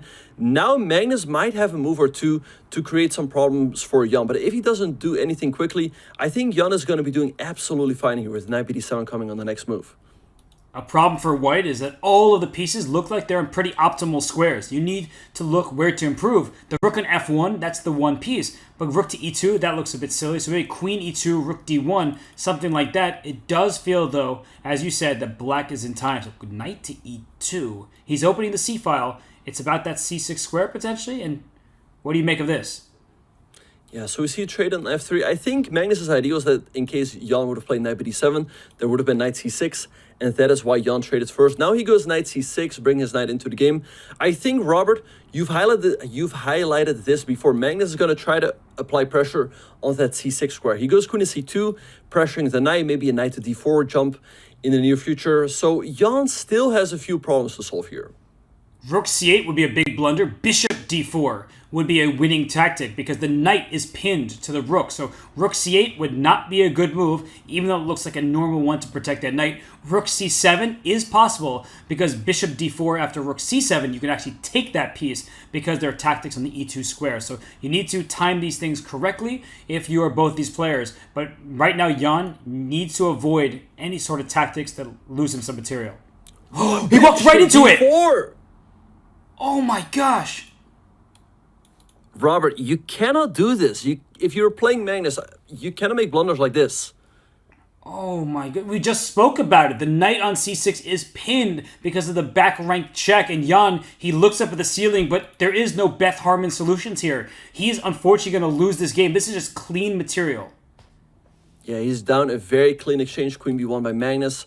Now he's just going to trade off some pieces. What a blunder by Jan Nepomniachtchi. He could have just played rook to c7, and then, like you said, there would have always been these tactics with taking on d4 and taking on d2, but now he's down in exchange. And Robert, I think we've talked about this before. If you want to have a chance against Magnus, you cannot blunder like this, and you cannot just throw games. That was an even-looking position, and now he is just down. A rook for a bishop. There's an open file. If the position were a bit more closed, maybe we would say that black had chances. Of course, if he had a pawn and a bishop for the rook, then sure. But it's a clean exchange. Rook for bishop. There's an open c-file. Rook c1 here. Looks very promising. Benjamin, this should be a one-sided finish. Yeah, knight e2, a nice move by Magnus. Now he's just going to move a rook to c1. Queen c2, trade of the queens. And you can already pretty much resign here if you're Jan Nepomniachtchi. A very unfortunate loss that seemed... I mean, there was a little bit of pressure by Magnus, but yeah, he just had to find a couple of accurate moves to solve all of it. It was just a careless move there. He just wasn't looking for tactics. He was looking for positional pressure. And look at his move, queen e4. Magnus, even when he is winning positions, he continues to be precise. That knight wanted to land on c3 to close down the c-file, maybe get a passed pawn. Now that knight is pinned. The queen on b7 has to stay put, tied down to the c8 square. And look at this maneuvering. You can trade on c3 if you want. He says no. Queen on a6 protects it all. e2 and a2. Beautiful, instructive play from Magnus Carlsen. Yeah, great stuff here by Magnus. Jan goes pawn to g6. He still has that knight on c3. I guess now he's going to recapture with the pawn. Queen e3. I think if Magnus gets the opportunity, he's probably going to give his rook for the pawn. Rook c2. Magnus is winning here, but how do you actually convert this, Robert? There's still some work to be done. And I wonder if Magnus has completely mapped this out, where he recognizes that certain endgames, if he takes on c3, and even if he's only up one pawn in the queen endgame, it's winning, because he just has that kind of knowledge. But here in this position, he might bring his king to help out in the center, queen to c4. That takes care of everything. b3 will be defended, and that c3 pawn, it's going to be surrounded. Exactly, and now he can go queen to c4, king e2, and he should win this game pretty easily. So let's see what Jan is going to try to do here. Maybe king g7, moving the king up a little bit. There's nothing black can do. Jan just has to sit and wait here and wait for Magnus to show him how, this game is won. Now I think rook takes c3 is a good way to make things a lot easier for white. And there we go. Just two extra pawns over there on the queen side. This is one where if the white king could be checked a bunch of times, maybe you have a chance. But at this stage, king e2 might actually have some problems with the g2 pawn being targeted. So it's not as easy as it would initially appear, perhaps. Yeah, still some work to be done for Magnus. He goes king e2. Okay, now I guess queen d5, like you pointed out for Jan. Hitting that pawn in g2, which is awkward to defend. You can go for the move f3. But then there's queen g5. I guess then there's king f1. So Magnus should be winning here in many different ways, even just a5. He goes f3. So I guess after queen g5 here, he is going to go for the move king f1. Yeah, then you don't see too many more checks. I mean, even here, queen g3 check, so what? King to f1. The problem is that the black queen needs to be in 3 different locations at once. It needs to be on h1, but then also go back to g3 when the king goes to f2. You just can't get everything there. White's pawns go up the board. Magnus Carlsen is going to take his first lead in this match. Exactly, b4. He's just pushing the pawns up slowly but surely. King g8, Jan just shuffling back and forth. There's nothing he can do. Perhaps just b5 here. Or queen d4, another nice move, offering the trade of queens, but also attacking this pawn on h4. And if you take the pawn on h4, black never has any perpetual ideas anymore. That's true. The king can slink away to the h2 square eventually, and you just block a check on the diagonal. So Magnus is up 3 pawns in a queen endgame, a few checks. That's about it. So Jan Nepomniachtchi resigns, and Magnus Carlsen up 3-2. Benjamin, here is the ultimate test for Jan. He now has lost a couple games. He's playing a King's game. I was about to say, can he rebound or is he going to tilt? He's going for, I need to win right now. Exactly, yeah. Well, this is also what he played against me in Title Tuesday this week when he was in a must-win situation in the last round. We see Magnus repeating. I think this is also what Magnus played against Hikaru Nakamura in Norway chess. Jan going for knight f2. He's still playing super quickly, so perhaps he's looked at this before the match. And Jan, he returns to openings from his childhood, right? These King's Gambits. He plays the French defense as black. He's not afraid to play offbeat lines. But the problem with this particular opening is White's king is in the center. Rook g8 earned an exclamation point going to the open file. Maybe there's Rook g3 to come. And it just feels like black is the one having the fun, at least for the time being. Exactly, yeah. Black has easy development. The bishop cannot move out. Opponent e4 is tender. So, I don't know. It feels like this King's Gambit has backfired quite a bit. I remember also in Norway chess when Hikaru tried the King's Gambit against Magnus. Magnus was not in trouble for a single moment in the game. He knows quite well how to tackle it. Look at this position. The g2 pawn is loose, so the bishop on f1 can't develop. The e4 pawn is attacked and also pinned, so not only will there be tactics on the square, and he was queen of b3. I'm still liking the look of rook to g3, because that also threatens knight takes d4 here. I just said it earlier, but now it carries an additional threat. Rook e3 check's gonna hurt. This looks like another potential one-sided game for Magnus. I think if he just goes on the offensive, Jan is gonna be hurting. Yeah, I like this move rook g3 that you pointed out. That it does threaten the move knight takes d4. It also introduces this idea of rook to e3 check. And the king has to perhaps go to d1. You can go bishop e2, but then you're in a pin.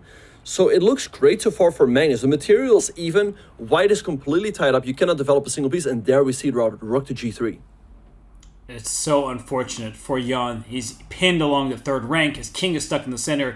And when I mentioned rook g3 several moves ago, it's just because that pawn is up on h4. One of the bad things about pushing pawns is you give away key squares. So black's pawn structure looks compromised with double f pawns. But Benjamin, we see that you get counterplay around it. Whenever you have double pawns, you have open files. There's an open e file, there's an open g file. There may be these isolated pawns in the f file, but that is not what's important. It's king safety, and the aggressive intentions are all in black's favor. Yeah, and I already don't see what Jan should do here. Knight takes d4 is a very clear threat. Perhaps you have to move your queen, but he's just moved it. So is he going to move it again with like queen a4, but black just goes bishop to d7? Black almost has all of their pieces into the game. White only has these two knights developed. Your king is stuck in the middle. It's very difficult to develop bishops. So is Jan perhaps already a little bit on tilt, Robert? Playing the King's Gambit was a sign to me that maybe he was. Does he really believe in the King's Gambit? That's another question. But against Magnus Carlsen, I would not be playing such a risky opening. It's backfiring completely. As you mentioned, the pin on the third rank, if the queen moves, I don't even know where he moved to. If the queen goes to c2, for example, then knight d5 into e3 is just another idea that I could go for. The pawn on e4 is pinned, and oh my goodness, this looks miserable. This looks super tough for Jan, and what really indicates that he is struggling here is the clock. Usually Jan is up on time, but now he's almost down 1.5 minutes on the clock. He goes knight to f3, hanging the pawn on e4. Can Magnus just take it? I actually like this decision. He's going to swap knights, I believe, and then he's going to try to tuck his king away. There's not another check in the position, but look at Magnus go. Bishop e6, giving up b7. He doesn't care about a single pawn. He wants to go after that white king. So Benjamin, it's all about timing, and b7 should not be captured. And look at this variation, Robert. If Magnus grabs his pawn on b7, Magnus wants to go rook b8, attacking the queen. And if you take on c7, there's rook takes b2. And if you take the rook, there's queen e3 checkmate. So Magnus for sure cannot take this pawn, but then where is he going to go with the queen? That is such a beautiful line. If you can't take on b7 because attack is the rook takes b2 check, then you probably just have to move your queen to d1. No, he plays bishop to c4.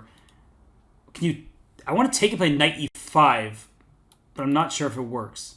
It probably does. Yeah, I assume it does, because you cannot take the pawn, it hangs the queen on c4, and if you take the knight, you hang the pawn at g2 with devastating effect. So what do you do? Queen b5, but maybe then just c6 followed by knight d3 or something. Yeah, that looks crushing, Robert. It looks like it's going to be a swift victory for Magnus. He's doing the right thing by calculating right now about bishop takes c4, followed by knight to e5. It's very direct. It's one attacking move after another. You hit the queen. When the queen gives you a check, you hit the queen again. Oh, he castles queenside instead, and I can hardly blame him. Knight e5 still a threat. The white king, not very safe at all. This looks terrible for white. Rook to g8 is coming, attacking the pawn on g2. Jan still has not completed his development, and his king is super weak on f2, so the king's gambit has backfired tremendously. The king has been gambited. That king is going to be stolen, and black is going to checkmate it, and it's going to be another win for Magnus. That would be 3 in a row, and I don't know how Jan is going to bounce back from that, but a king's gambit is not the answer. And there we have the move knight to e5. You cannot take the d pawn, you hang your queen, and again, if you take with the knight, you hang the pawn on g2, so there's nothing here for Jan. I mean, you're gonna have to move the queen, then black can take on f3 with the rook or with the knight, and black just gets a crushing attack, and black is even up a pawn, and Magnus takes a 2-point lead. Resignation was the only solution to that position. Can't look at it anymore. Magnus Carlsen up 4 games to 2, and now with the white pieces, Magnus, he's going to his fianchetto setup, and will he go to a Catalan? That's the big question. No, he instead goes to a King's Indian attack. Yeah, and he goes for this move a4. Quite a funny little move. I wonder what exactly the idea is. We see Jan playing the move knight c6 very quickly. He can now go e5, grab space in the center. But Robert, it's going to be interesting to see how Jan will deal with all of this. I mean, he lost that game with the white pieces. Magnus came back, and yeah, now he's losing game after game. And look at this position here. It's one where it's a solid position for both sides, and that tends to favor Magnus against anybody on the planet. So black's position, great opening thus far from Jan. He is not worse. You see the eval bar right down the middle, and he can't afford to beat himself. Playing the King's Gambit like that, it's what you were talking about yesterday, Benjamin, where you play some kind of risky opening. He lost in 13 moves to Arjun. He lost a pretty quick one to Magnus. And what just happened there? Why did the eval bar go all the way down for a second? So it seems that rook d8 might have been a miss. I think Jan had the opportunity to go b6 followed by bishop to a6, which would have been very uncomfortable for Magnus to deal with, as where do you go with the queen, right? You cannot go to e3, going back to e1 looks quite passive. You can go knight c4, but then you're pinned, and if you go c4, then you create a lot of weak squares. Now Jan goes for bishop to g4, also a nice move, as he can potentially take control over the square on d4. And he protected his e5 pawn, which is under threat by 3 pieces, at least before white played c3 because of the pin on that f3 knight. So c3 play to stop that knight d4 move you talked about. The bishop on b2 looks quite silly. It's funny playing an opening like this, where it looks like white is not doing anything right, and yet the eval bar is saying it's completely fine for Magnus. He gets away with these type of openings because objectively, they're just fine. Exactly. Yeah, Jan is doing absolutely fine here. He goes queen e6, stepping the queen up a little bit. I think the reason why white is doing fine here is because this knight on c6 doesn't have anywhere to go to for the moment. The squares on b4 and d4 are restricted. On the other hand, the knight on c4 is quite active. It can potentially move around to e3 and d5 or f5. So we see the move rook f1 by Magnus. I wonder exactly what he has in mind. And also this bishop on b2, for the moment it looks silly, but it can always reroute via c1 to e3 or g5.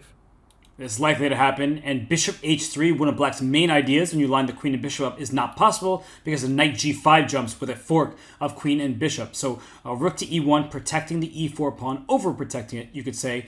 And maybe he'll slice queen back to f1 at some point and then play h3 himself and just try to kick this bishop out of there. Right, so let's see what Jan's going to do here. He takes a little bit of time. He goes knight to e8. I think a nice move. He wants to go knight to d6 to try to trade off this active knight on c4. So now, if Magnus wants to keep this knight on the board, perhaps he has to consider a move like queen to c2, so he can meet knight d6 with knight e3. Because otherwise, after the trade, it feels like Jan gets a pretty comfortable position. You can always recapture with the rook, move the other rook to d8, and then perhaps try to infiltrate. And Magnus goes h3. And Robert, you've talked about this before. This pawn is not hanging because of knight g5. So that's a very nice move then. But I still think that your ideas are nice for black. Bishop takes f3. You have to take with the queen so you don't drop a pawn on h3. And then knight to d6. And the problem for white is that b3 pawn is so tender. You played the move c2 to c3. I think one of white's best ideas is to push that pawn back, grab it back to c2 to keep your pawn in a chain and thus protect it. Exactly. So let's see what Jan is going to do here. He can trade on f3, bishop h5, also very logical, keeping the pin on the knight. Rook 81 by Magnus, and now perhaps it's time to go for that move knight to d6. What you can also do, Robert, is go f6 followed by bishop to f7 to reroute that bishop and put some pressure on the pawn on b3, but knight e6 was chosen by Jan. I like the look of this for black. It's starting to appear very solid. I think that if Magnus wants to play for more, at some point he might need to throw in g4. And wow, rook d5. You're hitting the bishop on c5. You're stopping the queen's stair to c4 and b3, and you're also threatening the e5 pawn with another piece, so g4 suddenly might be a pretty big threat. Yeah, so let's see what Jan's going to do. He takes on c4. I suppose that Magnus is just going to recapture, because if you take the bishop, black can take on b2, and should be doing absolutely fine, and there we see the recapture by Magnus. But great point, Robert. If you move the bishop to the wrong square, perhaps this pawn on e5 can be hanging in some variations. Also, Robert, in case of, let's say, bishop to f8, there might be a rook takes d8, and if you take the rook, then white can trade on d6 and give you double isolated pawns. So maybe you have to play bishop to d6. Wow, process of elimination, that pays off for Jan Nepomniachtchi. Good call by you, Benjamin. That looked like a very bad endgame for black. So bishop d6 keeps all the pieces on the board. I still like the look of g4 for white, especially because e4 is defended so many times. It's not like you're inviting the bishop onto a particularly nice square, and then white can consider knight h4 and either take that bishop on g6 or bring the knight to f5. So maybe knight h4 now makes sense, g4 first. I'm not sure which is superior, but either way, I do think that knight on f3 needs to improve. Exactly. So let's see what Magnus is going to do. If Jan gets another move here, he might have the time to go knight e7, attack that rook on d5, and once the rook slides back, he can take on c4 and ruin white's pawn structure. So Magnus has to be a little bit careful here, and that is why he's investing some time. So let's see what he's going to do. It's such an important variation that this knight e7 is a threat. It would be bad news for the white pawn structure and that bishop on b2, which is looking particularly useless. So what to do here? Maybe can't go bishop f1. I almost hung a piece, but he goes knight d2. Same idea. That way the queen is defended on c4 by a piece rather than just a pawn. Exactly. So now knight e7 can just be met with rook d3, and in case you take, white can recapture with the knight. So Robert, what about this idea right here? f6 followed by bishop f7, bring the bishop back into the game. Although it's not bad over here, but I think the bishop can have more effect on this diagonal. There's such an important point that rook takes d6 here. It was not available because the black rook would have taken back to defend the queen. Instead, we see the queens come off the board. And what is this ending? White gets a pair of bishops, but black gets the open d-file. Oh, or not so fast. Closing that d-file. But after bishop f7, rook d6, c d6, who do you think that transformation of pawn structure will favor? It's a good question, Robert. I feel like black should be doing fine there. We see the move rook 88 by Jan, and bishop a3 played quickly by Magnus. Rook to d7. If Jan gets another move here, bishop f7. He's kicking the rook away, but bishop f1, great move by Magnus. He's rerouting the bishop to c4 or b5, and all of a sudden, there's all these pins lurking in the position. And I'm looking at the clock, and we typically say Jan is ahead on time, not against Magnus Carlsen. We see Magnus with a 40-plus second lead. This is bad news for Jan in this game. Now it's over 50 seconds, and there's a pin on b5. If you take on d5 twice, you lose your rook because the bishop comes to c4. This starts to look bad for black as white has the bishop pair in an open space. Yeah, this is starting to look unpleasant for Jan. It's really annoying for him that it's just one move too late. You would love to go bishop f7 here, but again, there's takes and bishop to b5. So he goes knight ba, not a move you want to make. And b4, great move by Magnus. He is opening up the queenside so that he can create an outside queenside passer. That's such a great move from Magnus. And if he takes on a5, he's threatening to win a pawn or open the b-file for his rook. So Jan takes on b4, but we've talked about this in other games. The passer, the outside pass pawn, is the most dangerous one, and there's a bishop on f1, helping that pawn go all the way up to a6. Benjamin, I already have the inkling to believe that Magnus Carlsen is going to win this game. Yeah, now this is starting to look really good for Magnus. Jan can perhaps consider the take on d5 followed by bishop f7. And I don't see right away how you actually defend a pawn. But Magnus is always going to have good chances in the endgame with the a-pawn pushing up the board. But Robert, look at the clock. Jan all of a sudden down to 30 seconds. And he walks into a pin, but after rook d7, bishop to b5, there's rook d6, and it's thanks to the pawn on b4. So that pawn would like to be thrown off the board for just a second. Unfortunately for Magnus, it is there now. Great awareness. What has changed by pushing a pawn? It's blocked the bishop on a3.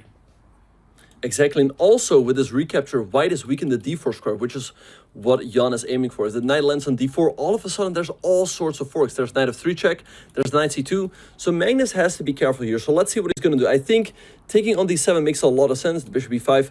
Black has to play rook d6, but what is the follow-up? There is rook c1, but I suppose after knight d4, Black should be doing okay. You can take the pawn on c7, Black can take and follow up with, let's say, bishop e8, and you can defend the pawn on b5. So he starts with rook c1. If there knight d4, there might be rook takes c7. Watch out for tactics here, as the rook on d7 is kind of pinned with the rook there. He walks into it, but what is this? All right, Magnus goes for it. He's up a pawn here. Rook takes d8 now is forced. King of 7, the only move. Perhaps Jan still has quite good compensation here with the rook coming to, well, not c1. Well, where's the rook going then, actually? Probably to c3, because you're going to go rook c3, and if the bishop slides back to b2, you throw in knight f3 check, then bring rook to... Oh, rook b3 hangs a bishop c4 check idea. This is very complicated. Many tactics, easy to overlook some checks and forks and everything, pretty much. Right, but Rob, maybe his idea is to go rook c3, attack the bishop in case the bishop b2, then knight f3, and then rook c2, and you keep chasing down the bishop. If it goes to a3, then you go rook c3, attack it again. If it goes to a1, you go rook c1, and maybe that way Jan would be able to save a draw. Ooh, very important move, bishop to f3, because g4 was not in time to shut that bishop out. He goes bishop b2, going after this knight. I don't think that Jan can afford to give the knight on d4, but you can't get rook c1 in without that bishop leaving the board, so it's one of those trade-offs. Yeah, it goes knight e2. Okay, now Magnus perhaps has to trade off that knight for his bishop. It would weaken the light squares around his king. But if he goes king h2, and there we see the trade, if Jan now gets the time to go like rook c2, followed by bishop f3, he should have real counterplay. But one thing you have to be careful of, Robert, is that after bishop a3, if white plays f5, all of a sudden white would be threatening checkmate on f8. Oh, this is checkmate net. f5, rook f8, checkmate. That's why rook takes g3 was not played. But wait, he walks into f5. f5? Okay, I guess you have to go g6 or g5? Isn't there even bishop takes e5 in a position like this? The bishop on d1 is hanging at the end of the line. The rook on d8 snipes it from across the board. Right, but black gets a lot of pawns. You can recapture, take on g3, maybe go rook a3 after. Magnus down to 14 seconds. Maybe he can also go a5, takes on b6, he goes g4. Okay, but now you're going to take the pawn. Yeah, the a4 pawn is loose. He wanted some kind of checkmating neck that doesn't seem to fully exist. And now that a4 is gone, b5 next. I think Jan is out of the woods. Exactly, and with both players getting low on time, this is anyone's game. Rook b7, a clever little check by Magnus. The bishop moves to e2, bishop b7. If anything, it still looks a little bit uncomfortable for Jan here. And Jan could blunder a bishop. If the king gets out to f2 now, rook... Oh, the rook's on b6, not on b7. Oh, but king f2, there goes the bishop. He walked into it in a different way, and the pawn on f5 lives on because of rook g5. This is going to be a win for Magnus Carlsen. Oh no, this looks like game one in reverse. And bishop h8, what a great move, hanging on to the bishop. Okay, king f8, and now you just go rook a7, followed by f6. Wait, but you are a little bit stuck though. How exactly do you make progress? Rook e7, maybe Jan can push with the pawn. The bishop is stuck over here, but now Magnus is pushing up his king, and this should be a win. Yeah, it should be. The king can also help out. f7, f8, and that is the game. Magnus Carlsen goes up by 3 points. He has now won 4 straight games. Benjamin, that's very, very bad news for Jan Nepo. That's bad news for Jan indeed. He's having his chances in these games, but he fails to capitalize on them, and Magnus is just a little bit more precise in those final moments, and that is why right now he's having a 3-point lead in the match. And we see that Jan Nepo, he essays the Italian game, no more King's Gambit from him, but he needs to score victory from what is typically seen as quite a solid position rather than a tactical one. Exactly, yeah. Now I think the King's Gambit clearly backfired. Jan is playing an opening right now that is objectively sound. He goes knight a3. This is quite reminiscent of their last game in the 2021 World Chess Championship. Magnus going rook to e8. I guess he wants to go bishop e6, trade of the bishops. Again, not the most exciting game so far, but this is often how the Italian goes. Like, both players are trying to play for small advantages. And you see, these players know it very well because the bishop trade was offered. White brings the bishop to b5. Black quickly retreats the bishop to d7 despite having just moved the piece. So look at this. No pawns have been traded. It's an even position in terms of material. But where do they go for from here? White might strike with d4, but black is aiming at the e4 pawn. Exactly, yeah. Magnus now rerouted his knight to g6. This gives him the option to go c6, kick the bishop away, and then perhaps go d5 at some point in the future and build in the center. g3, an interesting move by Jan. It deprives the knight on g6 of the f4 square, but he is weakening some light squares around his king. The light squares could be black's for the taking, especially if you could hop your knight forward, but unfortunately the pawn on g3 takes away the knight on g6's forward jumps. And Benjamin, my coach, always used to tell me, knights on b3, g3, b6, and g6, they're often the worst squares for a knight because not only do they not get able to jump forward based on a pawn, but they end up staying there a bit too long. Exactly, yeah. So we'll see how this plays out. In the meantime, Jan goes pawn to b4, expanding on the queen side. The good thing, though, about this knight on g6 is that it will always protect this pawn on d5, and that is why... Wait, but bishop takes d5? Robert, isn't that just a blunder? Uh-oh, the queen on c7 is loose. So what is Magnus thinking here? Oh, bishop b3, trusted him. Jan misses it. Oh, let's go back. Let's bring up an analysis board just to show everybody what that looked like when two of the best players on the planet, they just didn't really think. They didn't spend enough time. Bishop takes d5. You couldn't take back as you're showing because the queen was loose on c7. So black is lucky that you don't actually lose, a bunch of material, but that was a central pawn, and that would have been good news for Jan Nepomniachtchi. Exactly, and again, he has to take advantage of these opportunities when they present them. Now Magnus has a very comfortable position. He goes queen e6, attacking the pawn, rook ab1, and bishop to e6. And Robert, I already slightly prefer black's position. He's got a very nice center here. The pawn on b4 is a little bit loose. The pawn on a4 was a little bit loose. That's why Jan moves it up to a5. And Magnus has very easy piece play. And the one thing going for Jan is the b4 pawn cannot be captured just yet because bishop takes d5. The queen would be in line with the rook. Rooks win showdowns with queens, but that was a big miss. I think that's one of those moments where we can't beat around the bush. We can't sugarcoat it. Jan needs to find those moves when Magnus blunders, and maybe because it wasn't a huge change in evaluation, chess.com doesn't give it a blunder. That's what we call blunders, right? Top grandmasters say, I just blundered that idea. He just didn't see it coming, and Jan, unfortunately, he didn't see it either. Yeah, quite shocking because it seemed to be quite elementary. But okay, the good thing for Jan is that the position is still even. That being said, it's difficult for both sides to come up with a plan here. So let's see what he's going to do. Maybe like king g2, move his king up a little bit. Like you said earlier, the pawn on b4 for the moment is not hanging, because if you take, there's always going to be bishop takes d5. So we see knight f5 by Jan. The idea is that in case black takes, you recapture with the pawn, attack the knight on g6, and once the knight moves, then this pawn on e5 is hanging. So let's see what Magnus is going to do. Maybe just queen d7, threaten to take the knight, and I don't see anything better than just moving the knight back to e3. That's probably what he's going to go for, because there isn't anything better there. And that would be a funny repetition of queen d7, knight e3, queen d6, knight f5.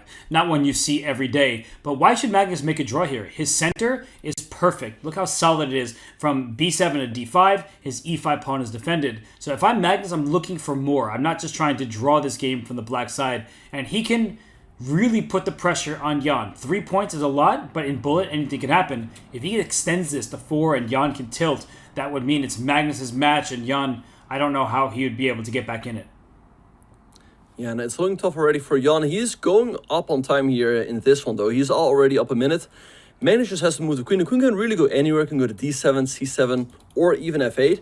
I wonder if after queen d7, Jan perhaps is considering a move like knight to h4 to keep the game going. Perhaps that could be worth consideration. Yeah, it also loosens up the e5 pawn, because the knight on g6 is defending that pawn. It's its only defender if the queen is to slide away. So I like the look of a knight h4. And Magnus, he's really spending a ton of time here. Does he have any other square? We talked about queen d7. Maybe he's looking in a different direction. Yeah, Magnus spending a lot of time here. He's dropping 90 seconds below on the clock. I don't know. Whoa. Okay, he goes for it. He goes for bishop takes f5, but isn't this just losing a pawn? Does he want, after rook takes e5, maybe knight g4, and then after the rook moves back, the knight takes on f5? It looks like that's what he's going for. Right, he goes knight d7, same idea. Perhaps Jan could even consider a move like d5, sacking the rook, but if you take, you get these 2 pawns over here, and if the queen moves, maybe a move like f6. I mean, I love it. I don't know what to make of this by Magnus. Remember when Jan didn't sack on g5 in a previous game? Knight takes g5. He had an option to get 2 pawns and open the king. Here he goes. He goes for it.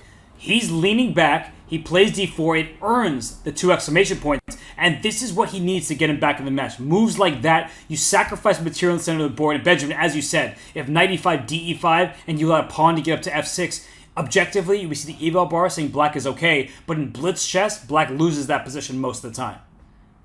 Yeah, it looks super tough for black. Okay, here we see Magnus accepting the sacrifice. His queen is under attack. I guess it's going to go to d7, hitting the pawn. You can also just defend the pawn with a move like knight d4, followed by rook e1, maybe f6, e6 at the right moment.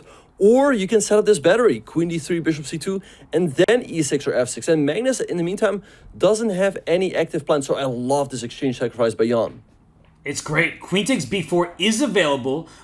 He does go for it just now, but I think f6 still looks very strong. And the point is that knight g6 is unavailable in that particular line because of bishop takes d5 with a threat not just against the queen, but if queen takes g6 check, the f-pawn would be pinned. So f6 here looks like a huge opportunity for Jan, but maybe Magnus is willing to sacrifice his queen and he'll get 2 rooks for it.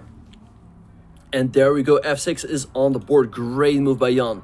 Like you said, in case of takes and knight g6, there's bishop takes d5. The queen is under attack, and you also threaten to hit this knight over here. So perhaps Magnus has to give up his queen on b1. And he will have 2 rooks though, but his king on g8 is going to be super weak. And the fact that Magnus hasn't moved yet, could he have somehow missed this? Like, queen takes b1 is the only move. You lose the game because queen takes g6 check leads to immediate mate. He has to play queen takes b1, followed it up by taking on d5, I think with the rook. Maybe he's not even that much worse. The eval bar is pretty high, Benjamin, but I think they're great drawing chances for black. I mean, to be fair, this does look really nice for white. If you get the queen to h6, it's just going to be checkmate, so you can even, and there we see queen to c1 right away. I guess Magnus has to play king h7 or rook d6 or rook a6, so that in case you take on h6, black still has the move rook takes f6. We see king h7, knight d4. This should be a win for Jan. I mean, knight f5 and queen takes h6 is coming. And Jan knows it. The way he just looked, he's like, yep, that knight is coming in to help do some of the heavy lifting, and it's unstoppable. Don't play knight f5 now, because knight f3 check will win the queen. So he breaks king up to g2, and knight f5 is next. But now Magnus has the time to go rook d6, because now he's just in time with rook takes f6, queen f4, nice move by Jan, rook to e8, but black's king is so weak over here, and I love this move h4, so that in case of a potential knight g6, you can always push the pawn all the way up to h5. Really nicely done from Jan right now. And now queen f5 check, you can pick up the d5 pawn if you want that as well. The knight is loose on c4, the b7 and f7 pawns are also hanging. If Jan doesn't win this game, I just don't know how you beat Magnus Carlsen. No, he has to win this one. He's up 2 minutes on the clock. Queen d7. Nice move by Jan. And now queen e7. The point is that after king g8, there is knight to f5. And there's just no move for Magnus. Jan is going to win this game. This is beautiful technique from Jan because he could have taken the d5 pawn, but that would have given black better chances. Instead, he just brings all of his pieces, the h-pawn, the knight, and that's game over. Jan Nepomniachtchi strikes. It's back to a 2-point lead for Magnus Carlsen, and Jan, he should be feeling much better about his chances. Yeah, great game by Jan. And what I especially liked from him is that when he got into a winning position, he took his time. He took his time to find the precise moves, and he put Magnus away. We saw that earlier in the match. He got some good positions, but he rushed a little bit, and that's where he let Magnus escape and even turn the game around. But we see that if he takes his time, he's able to beat Magnus. And we also see that when Magnus loses a game, he goes back to a more solid approach. Look at this. Queens are off the board. It's not going to give Jan tactical opportunities. He firmly believes that he can beat can beat Jan in endgames that may look equal but have more to them than initially meets the eye. Exactly, yes. So perhaps the move c3 here, restricting the knight on c6. It can no longer go to b4. And you defend the pawn on d4 once more. Bishop g4, a nice developing move by Jan. I assume he should be doing fine here with a move with a rook moving to e8. But like you said before, Robert, Magnus is playing for these very small advantages. His pieces are slightly more flexible. This knight on c6, sorry, cannot go anywhere for the moment. Rook e8, the knight on e2 for the moment is under attack though. And Magnus was mad at himself. I think the reason why is when he played c3, after the knight went to c6, is his knight couldn't jump to e5, which was one of his major plans. So Magnus seems like he's a bit uncomfortable with what's been happening. And this position does look good for white in the sense that there's no immediate risk in the position. The knight can't go to f5 now because the e2 knight was loose. He plays g4, gains more space. That knight can go to g3 from e2 as well. I can't say that I love white's position, but I think he has a nice small plus, Karpovian style.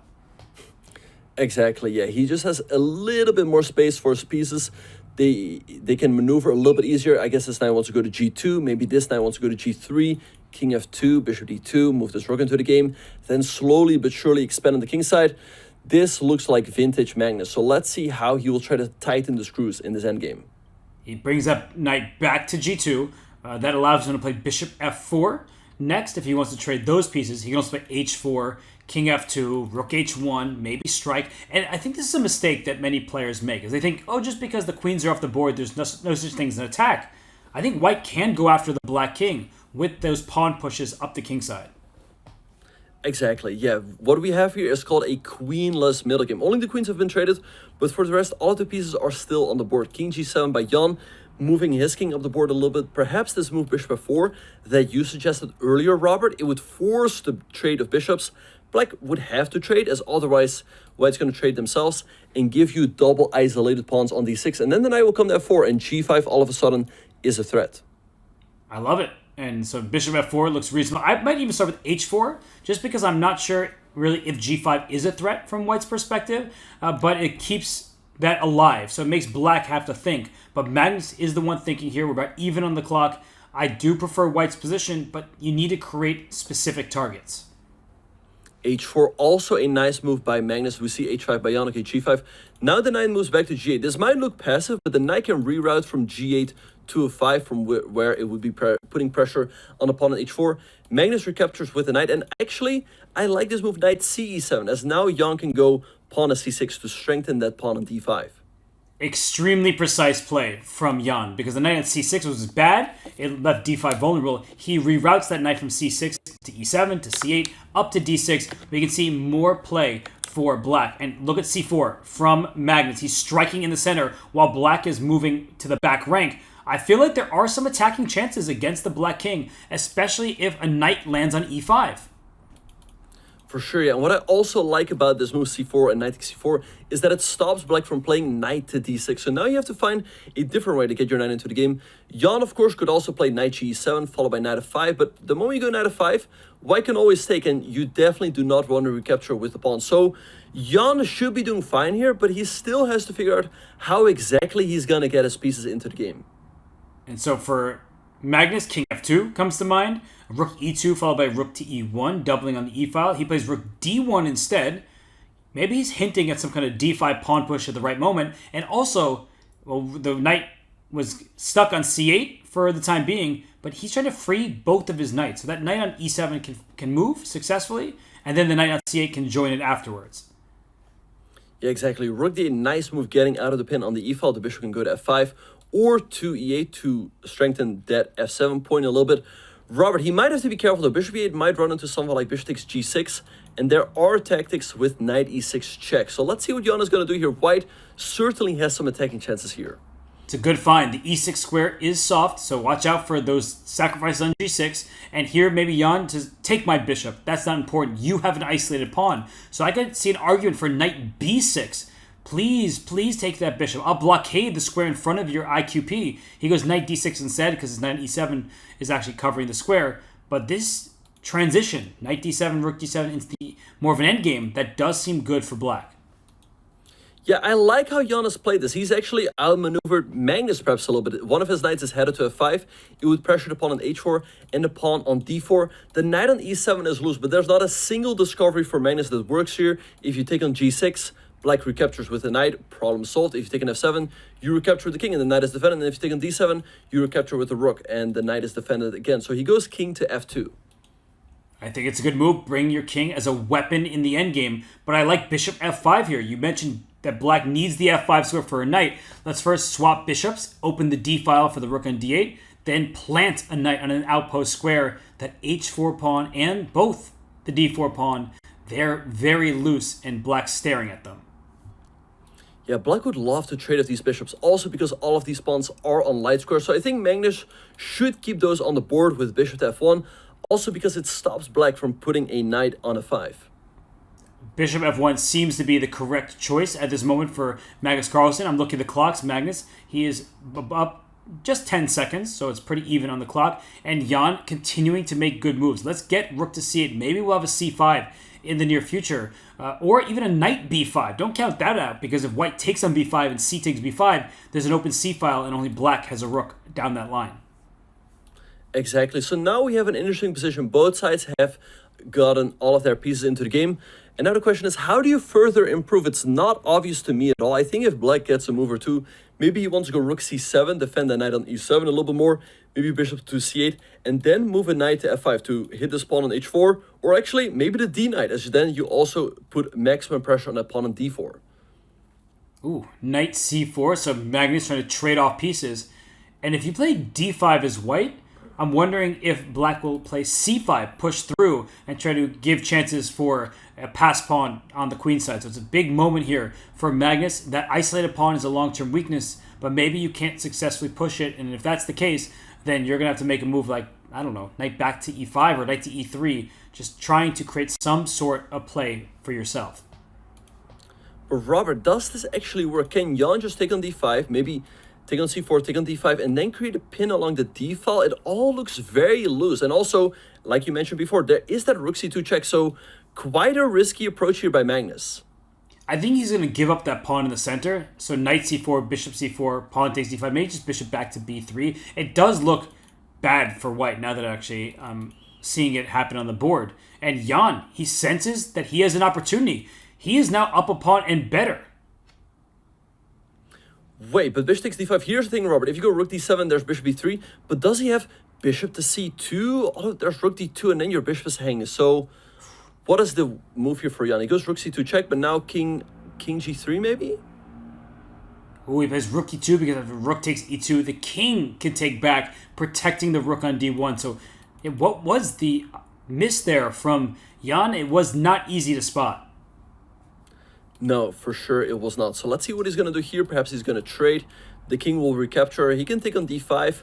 Black should be doing absolutely fine here, but keep in mind, he's down in the match, so he would like to take advantage of any opportunity he can get. So can he perhaps cook up something here? It is officially the final game in the 5+1, and we see pieces are being traded off. Jan realizes that he should be able to hold the draw here, but I prefer the knight to the bishop.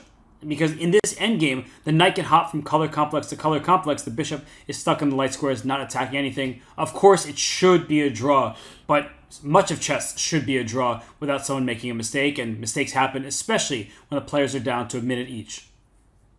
Exactly. And keep in mind that this pawn on h4 can turn into a weakness. If black can go king e6 to f5, black can also play for win. So it's not that easy here for Magnus as well. Also, the position is fairly open, and that often favors the bishop. So let's see what Magnus will do. He goes knight e4.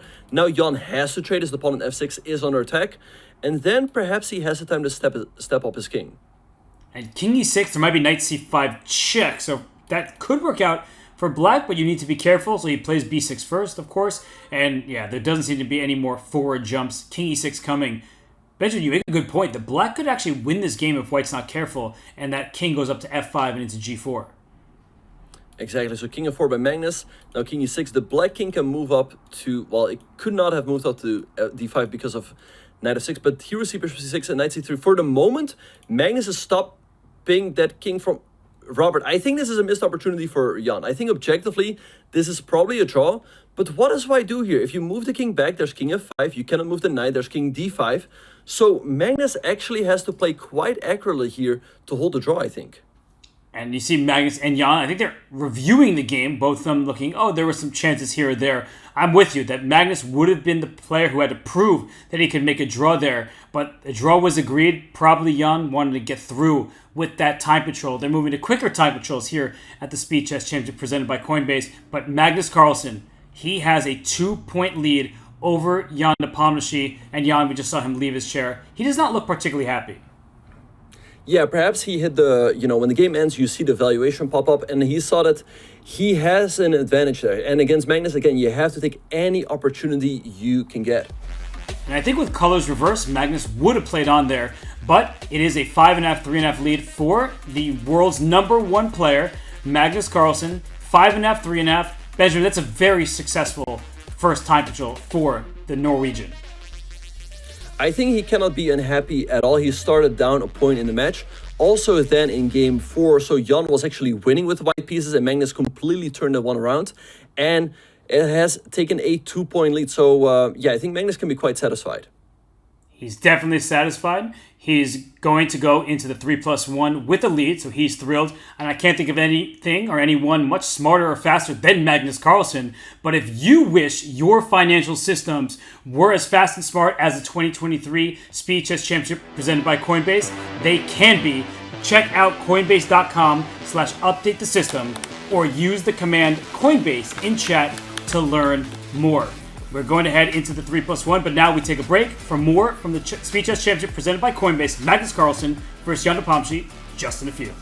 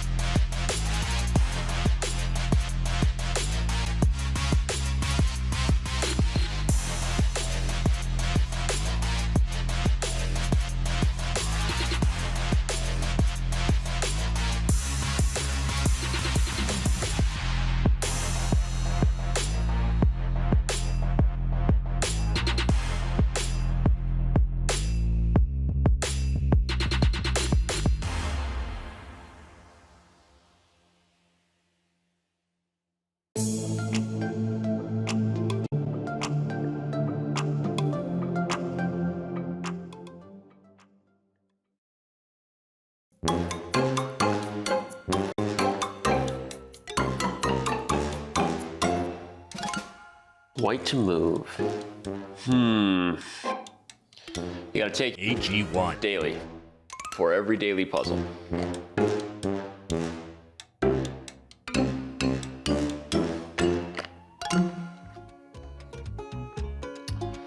Got it. Bishop G7, King G7, Queen E5, Queen E4. In the end, white wins a piece. Nailed it.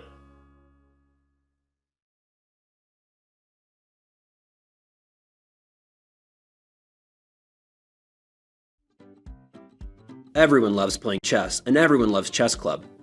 But there's also a time and a place for playing all your favorite games. Hey, we're trying to have a lesson here. You need to get out of here. Recently, more kids have been playing chess than ever in school. But sadly, we've learned that they may not always be playing chess at the most appropriate time. Eh ben classe, aujourd'hui... While it might be sometimes okay to grab a game between classes or if your teacher gives you permission and hasn't given you an assignment, it's not okay to be playing chess in school when you aren't supposed to. And chess should never come between you taking your studies seriously and cooperating with your fellow students and teachers. Chess over the board or on the phone is a great way to spend time with friends. But let's make sure that this school year we don't let too much chess happen in the classroom. Focus on your school, because chess.com will always be there when class is over. Chess is cool! Respect your school! Alright, that was awesome, everybody. Great job. Look what I did. Danny, did you spell that? Yeah. Can we get some other letters, please? What's wrong with it?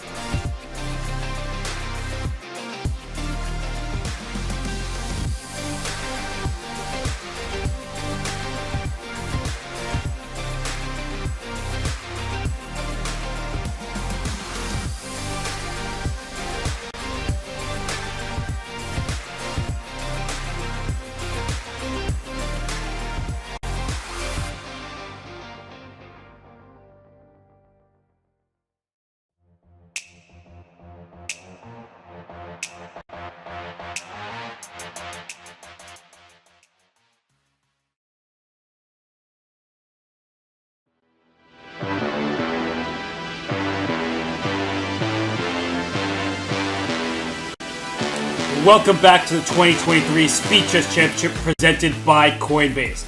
Jan is no stranger to the Speed Chess Championship, and he's no stranger to Magnus Carlsen. These two played the 2021 World Championship match against one another. Of course, Magnus Carlsen retained his crown. He defeated Jan Nepomniachtchi with games to spare. But Benjamin, it's 2023 now. These are two different versions of their previous selves. Magnus Carlsen with a 2-point lead. But what do you make of this match, and what do you think Jan has to do to strike back? I think Jan overall has been playing good chess so far. However, he has lost a few games due to some unfortunate blunders, and sometimes we see him playing a little bit too quickly. However, he did close down the margin a little bit in that game with the Italian. So he just needs to keep playing his chess and try to avoid blunders. He has been his own worst enemy at times throughout his career, but Magnus Carlsen is the enemy of most when we're talking about facing someone across the chessboard. Magnus with a 2-point lead. We're getting into the 3-minute plus 1 second increment time control. And while Magnus is hard to beat with unlimited time on the clock, but when we get to those final seconds, unlike some other super GMs, he's also really good at bullet scrambles. Exactly, yeah. And also, I would like to add one thing. Jan really has to take advantage of every opportunity he can get. In that last game, we see he still had some chances, but he just took a draw, which was a little bit surprising to me. And if Magnus, had that position from the black side, perhaps he would have played on. But that is a thing of the past, just like their 2021 World Championship match. And look at this. This is a fun opening. And if you blink, you would have missed it. But there was a temporary knight sacrifice that black could not take.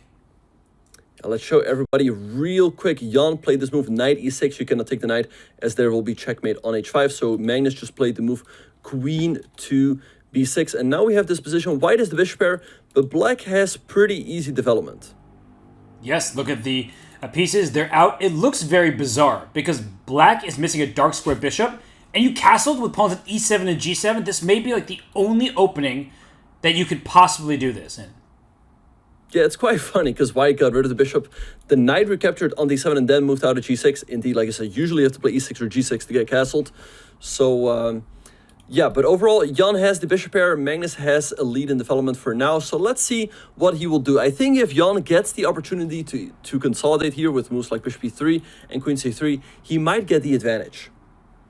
And for a second, I forgot that Jan was playing with the white pieces because I saw a pair of bishops. I saw the player trying to squeeze out an advantage. But Jan, he is universal. I know we've been talking about him with the tactics. He's somebody who is a great endgame player. You have to be great at all facets of the game. Usually people have preferences, but Jan saying, let's play solid chess. Let me use the two bishops to my advantage. And why not? This does look like a nice position for white.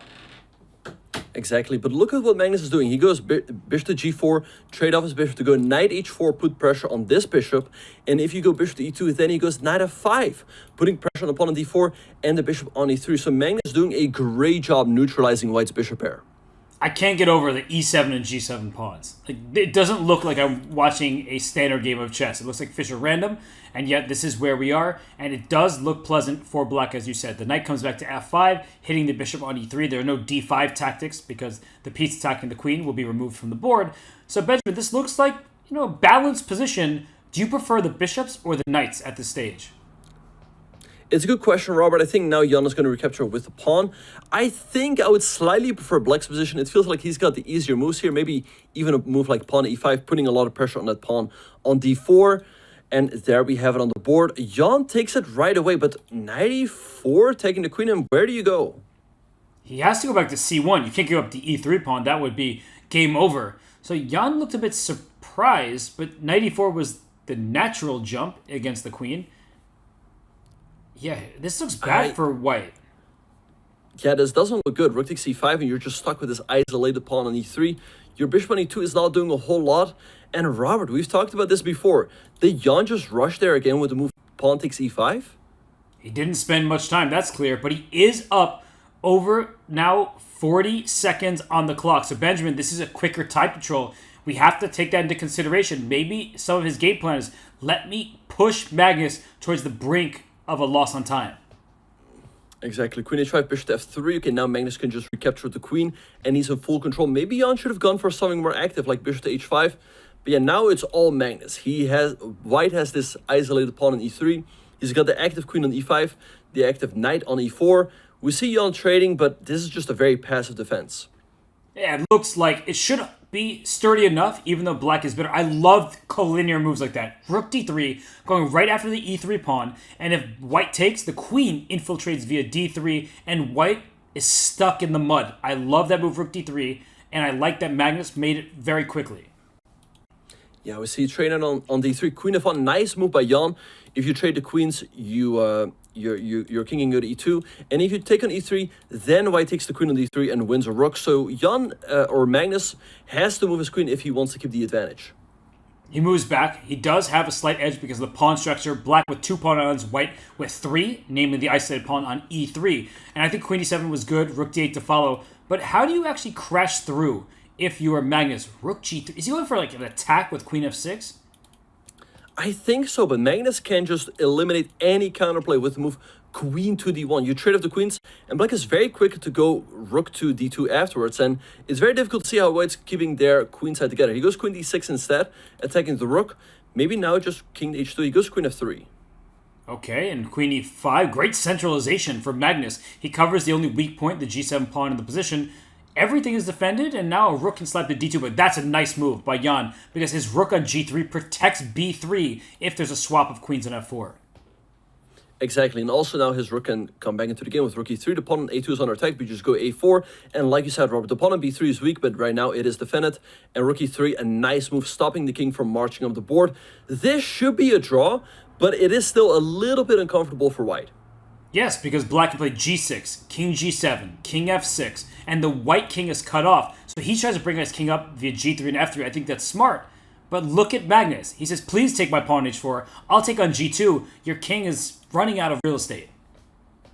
Right, that's why Jan goes king f3, but a5. Magnus slowly but surely tightening the screws. Jan can, of course, always go rook e2. I think Magnus is going to keep his rook on the board with, like, rook to d1. And maybe then a move like king g4 can be considered. But Magnus definitely the one playing for a win here. Rook e2 is a big decision, because if you trade on e2, the black king goes king e7, king d6, king c5, king b4. I feel like black does have some very good winning chances, but it becomes a race because the h4 pawn was also weak. So instead, Jan just plays g3. I think that was the correct decision considering the time situation. And I have to add, Benjamin, that Jan offered a draw at some point, and once again, Magnus played on. Yeah, it feels like Magnus has a slight edge here. The king is now moving up to f6, maybe to f5. The pawn on the 4 is a little bit weak. So Magnus definitely still has chances here. He just goes b6, slowly but surely improving his position. Jan's got the open e-file for his rook, but it cannot go... Well, maybe this could be a way to create some counterplay quickly and make a draw. So he was rook b7. If rook b3, he wants c5. But then black has b5. This is not simple. Right, so takes c6, b4 though. Like, how exactly do you make the draw? Probably go after the a pawn here, like rook to a7 and rook c3. We're going to see a pawn up endgame for black. Right, so now in case of a4, there's c7. Okay, goes f5 check. I guess you go king to h4 to defend everything. And after rook c3, it goes king g5, also fine. Now black probably goes rook g3 check, as otherwise there will be a check on b7. That was a really essential check on b7, and we see this liquidation, and I guess this is what Jan is relying on. He's going to get the b-pawn for the c-pawn, but is there some kind of checkmate being set up? No, the king just runs back to g3, and this should be equal, but black is better. Black is certainly better, but white just sits, and there's no way to make progress, so Magnus here just forces the draw, and there we have it. Okay, so they played to the bare kings. That was a good hold from Jan Nepo, but a good result for Magnus. He leads in the match. He burnt a bunch of the clock off the match timer. But a nice start, I think, for all the fans in Game 1 of the 3+1. And by the way, if you're new to this channel right now, throw a sub in. It's September. But also, keep following the Speed Chess Championship presented by Coinbase, because this is another quarterfinal match. And after this one ends, we do have MVL versus Nihal Sarin. So you will not want to miss all of the action here. But back to this board, Benjamin. We see that we had an Alpine Sicilian. Magnus going back to one of my childhood favorite openings. Yeah, we see Magnus here with the pawns in the middle. He has active development. Maybe the rook can move to d1. He's spending a little bit of time though. Jan's still playing quickly. There we have the move for rook d1. So let's see now how Jan is going to play. Like maybe bishop d7, but it all looks a little bit clumsy. So I think Magnus can be quite satisfied about the outcome of the opening here. We see him with bishop to d7. What white can often do here is combine moves like bishop to d3 and queen e4 to try to start some sort of attack on the king side. And he goes knight c3, so we are going to see a transformation of pawn structure. But I like what you're pointing out, that the bishop on d3 will stare at the black king. And if you play g6, to blunt that bishop, you give up the h6 square for the second white bishop. This is starting to look like the makings of an attack. But Benjamin, we know if there is no attack, black is better because of the c3 and a2 isolated pawns. Exactly. All of these pawns can be a little bit weak. The pawn on a2, the pawn on c3, also the pawn on e5. Nice move here by Magnus going h4, because eventually you want to go queen e4, black has to go g6, and then you can follow up quickly with the move h5. So he can also play h5 here right away, anticipating that move g6. And look at the clocks. Magnus, he's down nearly 40 seconds. Jan is playing this quickly. Where's the checkmate, says Jan. You're attacking with your queen and your bishop. I've stopped that diagonal. If he doesn't take with the h-pawn, I'll be very surprised. But Jan is thinking, so can you even take with the f-pawn? I'd be shocked, because if you play f takes g6, you critically weaken the pawn on e6. But he goes for it. Wow, Robert, this looks like a serious mistake. I'm wondering why he went for this, like what he was worried about on the h-file. Maybe he thought that white would quickly get some pieces over there, and he's trying to bring his rook towards the black king. But this bishop on f7 is a big pawn. Yeah, rook a5. This looks very awkward from Jan. Bishop to b3. Now Magnus will always have pressure on the pawn on e6. He can maybe move a knight to g5 at some point. This looks terrible for black. Really terrible. And the c3 pawn is now targeted. It is a weakness. But I think that white can go with a rook lift. Rook e3, both defending the c3 pawn, and when you move your knight out the way, I feel like the rook would have been able to jump towards the king side. But he goes rook d1, and it got a question mark. Still looks good for white, though. Right, so what happens if Jan takes on d1? How are you going to recapture? You can take with the rook, but then you hang the pawn on e5. You can also take with the bishop, but you would like to keep that bishop in an active position. But what is this move a5 by Jan? I don't see the point, because a4 is not even a threat. So this question should be asked again. Rook takes d1, rook takes e1, knight takes e5. Perhaps Magnus would just take back and plant a rook on d7 at the end of the line and say that he's got good control, but that doesn't look very simple. I think that black would have chances there. But Benjamin, the bar is all the way up in Magnus's favor. Yeah, this looks great for Magnus. In case rook takes d1, you can also take with the bishop, take with the rook. Jan goes bishop to f8, but this will always leave him with very weak dark squares. Magnus trades on d8, and I mean, maybe like knight g5 now? Oh, that's a crusher. Because now f7 is hanging directly. You can't take this bishop that looks free on h6, because queen takes f7, queen takes h7 is a direct checkmate. And if you play a move like queen e7 to save your bishop, bishop takes f8, that's going to hurt. Oh, goodness, you just have no space for your pieces, and e6 is loose. Robert, I think this one is just over. If you go queen e7, Magnus just takes, and after queen takes, bishop takes e6. You cannot take, because there's queen f8 and knight e6, and here same thing, bishop f7, knight e6, and the game is over. It's completely done. An extra exchange from Magnus. He looks bored with this one, and Jan has had enough. Magnus wins. He is now up by 3 points once more. Benjamin, those are the type of games we were talking about. Jan cannot afford those little slips that turns the position from okay to really bad. Yeah, I am shocked that he did not recapture with the h-pawn. I understand that he was worried about getting checkmated along the h-file, but taking with the f-pawn always leaves him with a weak pawn on d6, and Magnus took full advantage of that.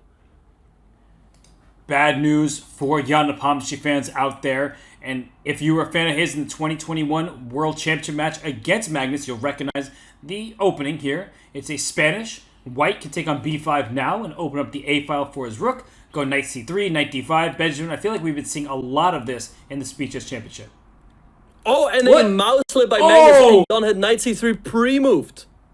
Oh my goodness. And I wonder what's going to happen here, because Magnus, he's probably too much of a competitor to even ask for a draw. But sometimes when people mouse slip, right, a draw is offered just to get to the next game. But I think Magnus, he doesn't even want one. He's so disgusted with himself. I think we should go back, show an instant replay of what happened there, because suddenly Magnus is down 2 pawns and might just lose this. But if we can go back in time, Benjamin, I think it's important to show everybody where that mouse slip happened. Yeah, so here Jan took on b5, and instead of recapturing, Magnus mouse slept. Of course, he wanted to play pawn takes b5, but he played the move a5. But lucky for him, Jan had knight c3 pre-moved. Otherwise, of course, he would have taken the knight on c6. So knight c3. Jan still has a great position, as now he's up 2 pawns, but there's still work to be done. And maybe at the back of his mind, Jan could be thinking like, hey, I could have already won this game. I could have taken a knight, but I feel like if you win like that, it feels even worse. But now it seems like a more legitimate fight, even though we'll always have an asterisk because of a mouse slip. So the knight comes back to d7. It's going to slip around to the b6 square, hit the rook, hit the bishop. I don't feel like this is as easy as one would think. No, sure, there's still work to be done for Jan. He's obviously got a great position, up 2 pawns. I mean, really a dream come true in the reload pass. I like what he's doing, though, with this move knight a4. He wants to go c3 afterwards and trap this knight on b4. Okay, so Magnus, he looks like he's reeling. Jan is making it look easy. c3 is a great move next, and if black has to play d5, well, now you definitely can't play d5 to free up the knight. c3, f takes e4. So, all right, Magnus is making this messy. Right, so let's see. So c3, pawn takes e4. You can go knight d2, but then I can jump into d3. So Magnus doing a great job complicating this game. I don't know, it's not over yet. This knight on a4 is a little bit off. So let's see what Jan will do here. Maybe he'll play c3, f takes e4, knight takes e5. Because you're going to lose that f3 knight anyway, so you might as well steal that central pawn, not allow a black pawn to take on your knight on f3, and that seems to be the simplest. He goes even knight back to e1. All right, this also still looks great for Jan, but now Magnus can go for like bishop f5, followed by queen e8 to g6. And again, he's still in this game. He is down 2 pawns, but white has this cluster of pawns on the queen side that are difficult to set in motion. I like the plan for black that you just mentioned. The bishop f5, queen e8, queen g6, all that stuff.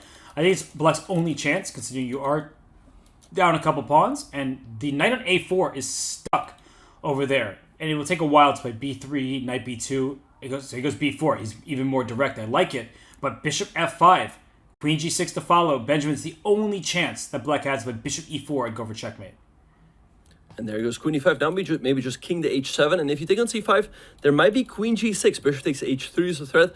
But even more important, bishop to e4, attacking the queen and the pawn on g2. So this one is not over just yet, Robert. Unbelievable. If Jan doesn't win a game where Magnus mouse slipped on, what move was that? Move like 10? And then doesn't win up a couple pawns, he will be beside himself. You need to win this game if you're Jan Nepomniachtchi. But Magnus refuses to lose. I actually think this is a really difficult position. It's already really tricky. I mean, again, if you take on c5, there's queen g6. I don't know. I would be tilted out of my mind if I would not win this game if I was Jan. Maybe there's still queen f3 to meet bishop b4 with queen g3. Let's see what he's going to go for. He takes on d6. The queen. Yes. Oh, is he going to go for it? He's going for it. He has to. At this point, there was a checkmate on g2 threatened, so he's taking his bishop, and the eval bar approves. So Jan Nepomniachtchi, with great awareness, I think now he brings his knight to b6. He protects his c4 pawn. The knight can slide even to d5. Oh, wait. Yeah, he's just pushing the c pawn. He gives up the e pawn for the c pawn. What do you make of this? Yeah, I love it for Jan. Magnus goes rook d6. He wants to go rook g6 and threaten checkmate over here. So rook a4, attacking the queen. Nice loaded move. I guess the queen has to go to like d3 to go after this pawn. It looks great for Jan. As everything is defended, he's got these passers, but still some work to be done. So can he play c6 and c7? That's my first question. I know the b5 pawn is hanging, but that c pawn gets up the board very quickly. Another option is just to play c4 yourself. But that does keep your rook away from the king side. Like rook to g6 does seem a little worrisome. Yeah, and I would be quite reluctant to go c4, as you said, it allows rook to g6, followed by queen e4. So rook b4, I like this one much better. The rook can always keep an eye on the king side. It does hang the pawn on c3, but I think Robert, he just wants to go rook f to b1, defend everything, and then go c6 at the right moment. How often do you see 2 minor pieces and 3 pawns for a queen? It's a material imbalance that I am not accustomed to, but those passed pawns are not just on the second rank. They're mobilized. They're ready to become a queen. And so I'm with you. It looks very, very strong here for white. He goes rook to b1. He just wants to keep everything together. He can play rook to c1, pawn to c6, pawn to c7. This looks very difficult to deal with. Right, rook g6, a tricky little move though by Magnus. He still wants to go for this idea of queen d3 and queen e4. And Robert, this one is not over yet. If the queen lands on e4, it will be uncomfortable to deal with the checkmate threat. So I love the move rook b4 by Jan. Great decision making from Jan Nepomniachtchi. Keeps taking away critical squares from Black's pieces, and c6, c7 is not going anywhere. He is b5 protected. He's got a rook behind the passed c pawn. The knight is defended by the bishop on e3. This is a good try from Magnus, hitting both rooks, but now the rooks are coordinated c6 at long last. That has to be next on the agenda. Exactly. Now c6 is definitely a threat, followed by c7. Magnus's clock is ticking. He's down to 18 seconds. Robert, I don't see how he's stopping Jan from marching up the board here. He's not. The pawn is going forward, and I think that Magnus, he's pretty much resigned because he feels like he has no way to defend. He's down to 5 seconds, needs to find a move here. Is he just going to lose on time? Can you go queen b3 though? Take on b5, c7, and then give up this rook, and Jan won on time. I don't know. Magnus, I think, could have kept this game going a little bit longer by taking here, taking the knight, and I guess... Well, anyway, we're off to another game. I think he just assumed that it was going to be a loss no matter what, and it's hard to even play when you mouse slip. So now Magnus has to avoid any kind of tilting. He's up 2 points, so he's still doing well in the match, but it feels really bad to play a5 instead of a takes b5. Right, but it was impressive that he did find a way to keep the game going. Jan had to find that queen sacrifice to keep his advantage, but to his credit, he did, and he never let his advantage go. No, he did not. Jan Nepomniachtchi now within 2 points, 7-5.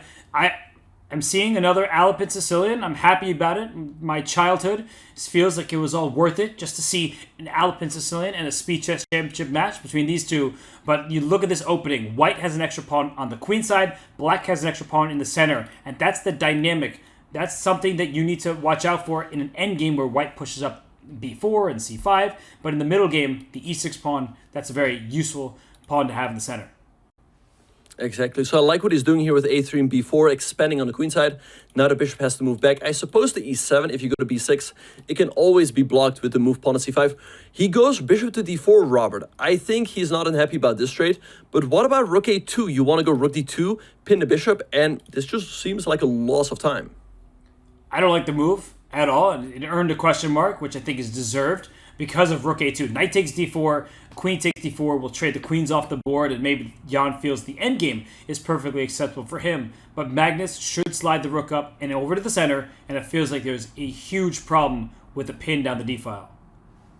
Yeah, so Magnus taking his time, but I'm sure rook a2 is on his radar.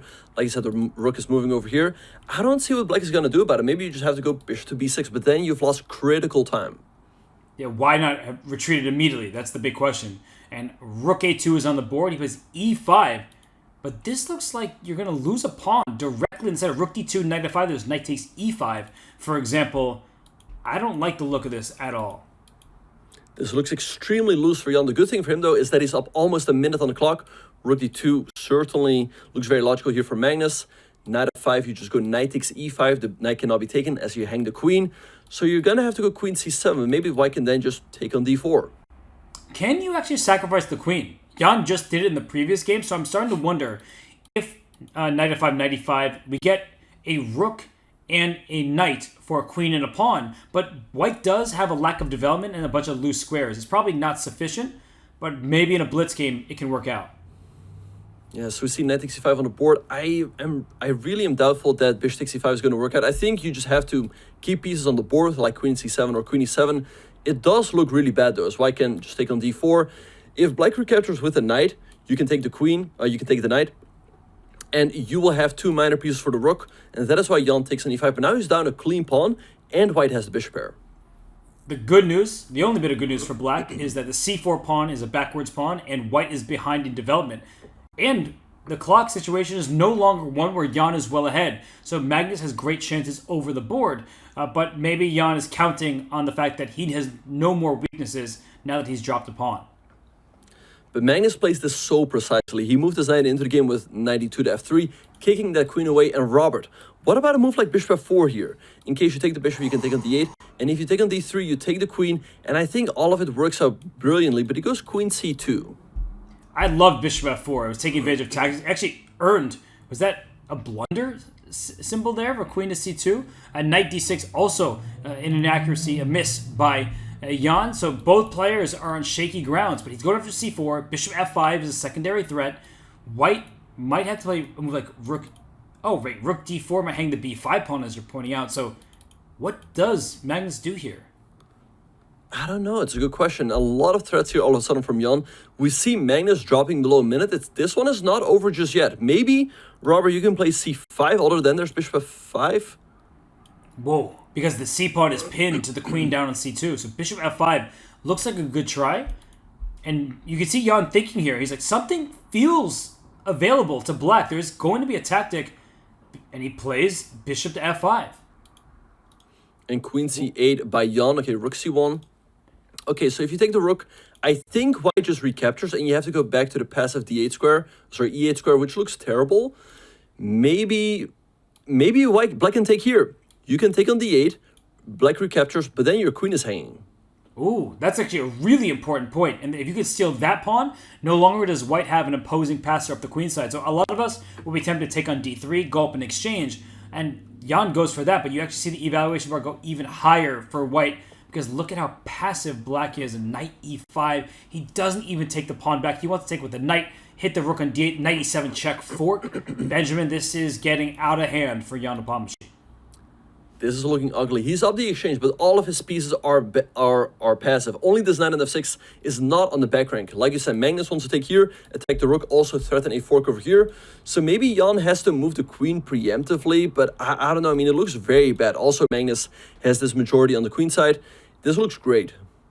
Looks like a tough position for Jan, who won the previous game. He brings his knight up to d5, and now knight c6, because knight f4 is met by knight e7 check, winning that queen. And also, Robert, white can pick up this pawn on h7, although not anymore. The bishop on f4 is under attack, so I assume at some moment you move it, maybe to g3. And again, it's super difficult for black to make an active move here. But there's some tricks, because knight takes d8 might backfire. Queen takes c2, and no matter what you take with, black will play knight takes f4 next, and there's either an attack on the bishop on d3 or a fork on e2. So it does feel like maybe there's some tricks here that keep Jan Oh, but in the look game. at this. He goes rook d2. Oh. If you take on d8, you take an h7. And black has two knights, but the endgame is completely lost. That's why it's going to pick up this a-pawn, and we'll get two connected passers on the queen side. That doesn't deserve one exclamation point. It deserves 2.5. That was such a nice realization by Magnus Carlsen that two minor pieces sound more than a rook and a pawn, but the endgame would have been winning for white, and now we see a beautiful position where, yes, Magnus is one pawn ahead, but after the knight comes back to c6, it's about to be a second when a7 falls. Jan is still fighting, though. He's jumping around with his knights, but I don't think they create any meaningful threats. Magnus just goes bishop to c4. Maybe now rook d7, attacking f7, attacking a7. This one looks over. Can he just grab his a7 pawn? He goes rook d7 first. a7 is falling. And as long as he didn't fall for knight d2 check, he avoided that. This should be a clean victory for Magnus Carlsen. Yeah, h4, he just pushed the knight back, and here goes the b-pawn. So Jan wisely resigns. He keeps time on the match clock. This one is over. So let's see what he can do with white pieces. Well, hopefully for him, it's another win, but he will not be so lucky to see Magnus mouse up. I think Magnus, he's going to be a little bit more careful with his clicks this time around. And we have another Spanish. So we might see the same exact position, but without a piece dropping on b5. Exactly. Yeah, I think it would be wise for Magnus to just pre-move the move pawn takes b5 to make sure that he cannot mouse slip. We see the move bishop b7 here, a different anti-martial with d3 and d6. So quiet play here as well. Black is currently having the positional threat, knight a5, which would trap the bishop for the knight. Now you can go knight a5 anyway, followed by pawn to c5 to gain space on the queen side. That's a natural play, and it looks good for black to do just that. He instead plays the quiet h6. No bishop g5, no taking over the d5 square. We're seeing some rerouting. They played a number of very quiet openings, Benjamin. Exactly, and now he goes c5, expanding on the queen side. Jan going pawn to d4. Magnus taking once. Is he going to take twice? Yes, he does. Black has this isolated pawn on d6, but the pawn on d4 is under a lot of pressure, and black gets pretty good piece activity here, so black's generally doing fine. It's what we've been talking about. Whenever you have an isolated pawn, you have open files in the adjacent lines. The e file and the c file are in black's favor, staring at the e4 pawn. The rook stares all the way down to the bishop on c2. The knight for black can jump into c4. And at some moment, black can consider the move d6 to d5 to get rid of your isolated pawn and blast open the center and the dark squares for that bishop on f8. Right, but I love this move b3 by Jan. He's stopping the knight from jumping to c4, which is why the knight jumps back to c6, and now he goes bishop to b2, comfortably developing his bishop, and it will always have an eye on the knight on f6, so black cannot move their queen, as then white can take and damage black's pawn structure on the king side. Okay, we see g6 played by Magnus. A lot of us would be too afraid to make that move, opening up the dark squares, but he's going to compete for the diagonal with bishop to g7 in the near future. And meanwhile, Jan plays b4, a4 at some point could be on the docket. I think that black is completely fine right now. Yeah, bishop g7. So let's see, I guess a4 now. His idea was actually to go bishop to b3. But Robert, can black take on e4? I suppose he's looking at some stuff connected with bishop takes f7 and queen f3 down the line, but does it work? It's a big question right now that Magnus is working to figure out. Because knight e4, it does look like you can get away with this, as bishop takes f7 won't be able to play with check because the bishop is loose on d4. These are actually some high-level tactics. And so for Jan, he may have overlooked that detail that he'll have to throw in. Bishop takes g7, king takes g7, and I'm not sure that he gets away with all of this. Yeah, Robert, what he might have missed is that after knight takes c4, let's say you take everything, and then at the end you give a check on d4. Black can go queen f6, and at the end of all of the variations, there will always be a rook hanging on a1. And now Jan has paused the thing, but it's a little bit too late, as now he's down a pawn. I don't think you drew enough arrows in that board, so maybe let's add a few, because that is really the tactics that you have to look out for in true Hikaru Nakamura style. Takes with all the arrows, but it is important that actually after that series of exchanges, the rook on a1 is loose there, so white can't pick up the piece on e4. And if you can't do this, Benjamin, then that means the whole line is bad for white. Is there another move that he can play besides trading everything off? I don't see it. I think in every variation, it's going to be a problem that the rook on a1 is hanging. So maybe you have to play like queen d3 or queen f3, but black can just play d5. And again, you're down a very clean pawn. So yeah, Jan is thinking now, but he should have thought on the last move. It's one of those impulsive decisions where you miss a tactic in the center, and we are seeing Magnus go for this. All of these trades are happening, and instead of a swap on g7, first queen to d2, he's just going to be playing this down a pawn. So, Benjamin, great start to this game for Magnus. Yeah, no, this is not looking like a whole lot of fun for Jan. Magnus can just go queen g5, force a queen trade, going into an endgame up a pawn. I mean, what more can you ask for with the black pieces? Again, like here, there's less arrows, so again, in case it takes in queen e4, there was queen f6, and if you take, there's queen takes a1.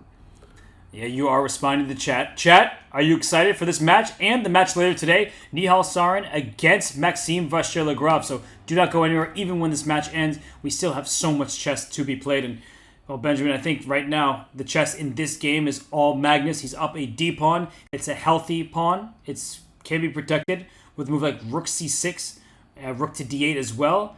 How does Magnus turn this from a slight plus into a win? That's the big question I have. Yeah, let's see how he will do it. Rook c6 looks like a nice move. You can also go bishop to c2, attacking the rook, attacking the bishop on b3. It looks like white has to trade on c2. Black recaptures. You can take on g7 and take on d6. But black plays rook takes a2, and there we see them going down that line.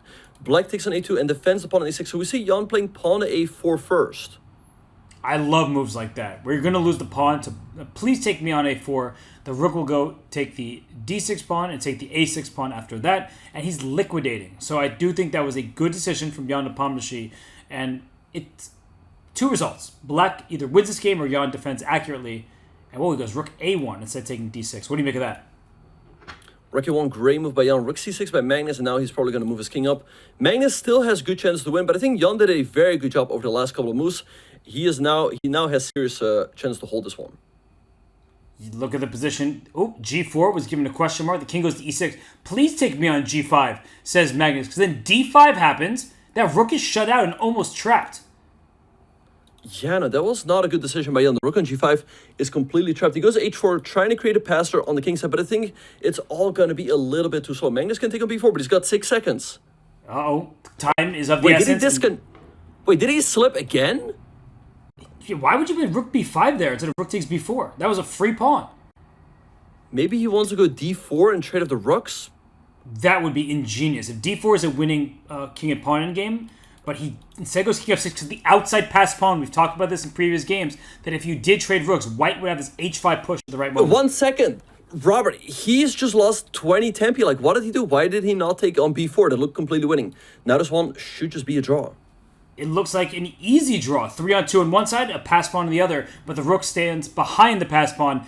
Benjamin, that was weird. We're not used to seeing Magnus spend so much time like that in positions with great winning chances. Exactly, yeah. Now I guess he's just going to wait, go... he lost on time! He lost on time? And look at Jan's face. He's in disbelief, and Magnus is furious. What was he thinking about? I don't know what happened. Here's the thing, Robert. Maybe he wanted to play rook a1 to h1, but the move is so far across the board that it took him too long to make the move. That's very possible. And whatever it was, Magnus is not a happy camper. He leaves. He goes to take a break. This is the midway point of the 3+1. But Benjamin, we can't beat around this big moment here where Jan Nepomniachtchi has been the recipient of a mouse slip and then a win on time. I mean, what is going on with Magnus? What an absolute shocker. Magnus is still very well in control of this match, but Jan is in it. He's only down 2 points.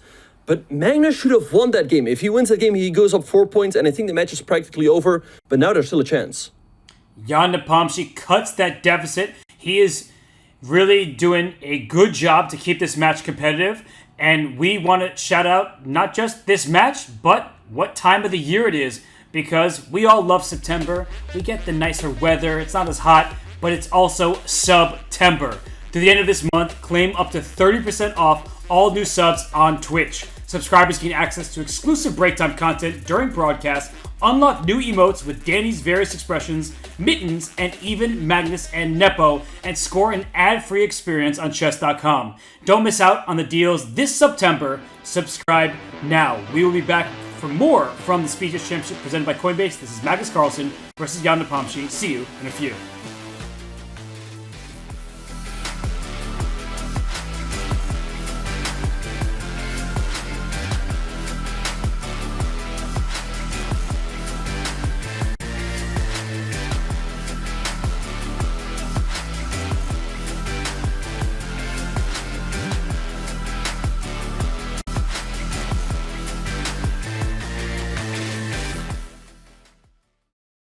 God, it's the same thing every time. Why did you en passant, bro? I swear to God, en passant should be forced. All my friends watching, and this day is taking forever. Play faster. If I could move this pawn backwards, it would basically be checkmate. Oh! And draws are dumb. I should be able to flag him no matter how many times I repeat moves. 1400 years, and it's the same game every time. You know what? It's time for some updates. I'm tired of this. I'm doing it. Stalemate is now a win for the player who gets stalemated. You're welcome, Eric Rosen. Hey, it's the Rosen trap. Pawns can move backwards. Why has that never not been a rule? Pawns can move backwards now? Every piece should be allowed to en passant. What? That's not even possible. How? Ship it. Dunzo. Update. Enter. Why is it ending? There's just 2 kings on the board. What is this purgatory? This is so awesome what we're doing here. Guys, we're changing chess. Why can't people just move however they want, whenever they want? Wait, what? Checkmate? Do I not get to move? From now on, c4 actually explodes. Pawns are weak no more. Pawns can promote on the first move. Update! Take that, fool! Woo! I'm not sure I made the users as happy as I thought I would. Maybe chess doesn't need an update. Financial systems do need an update, though. Coinbase is working on just that, re-envisioning an entirely new financial system that is decentralized and fully transparent. Thank you, Coinbase, for sponsoring competitive chess and making events like the Speed Chess Championship possible. Go to coinbase.com/update the system today to learn more. Spell Chess is coming to chess.com.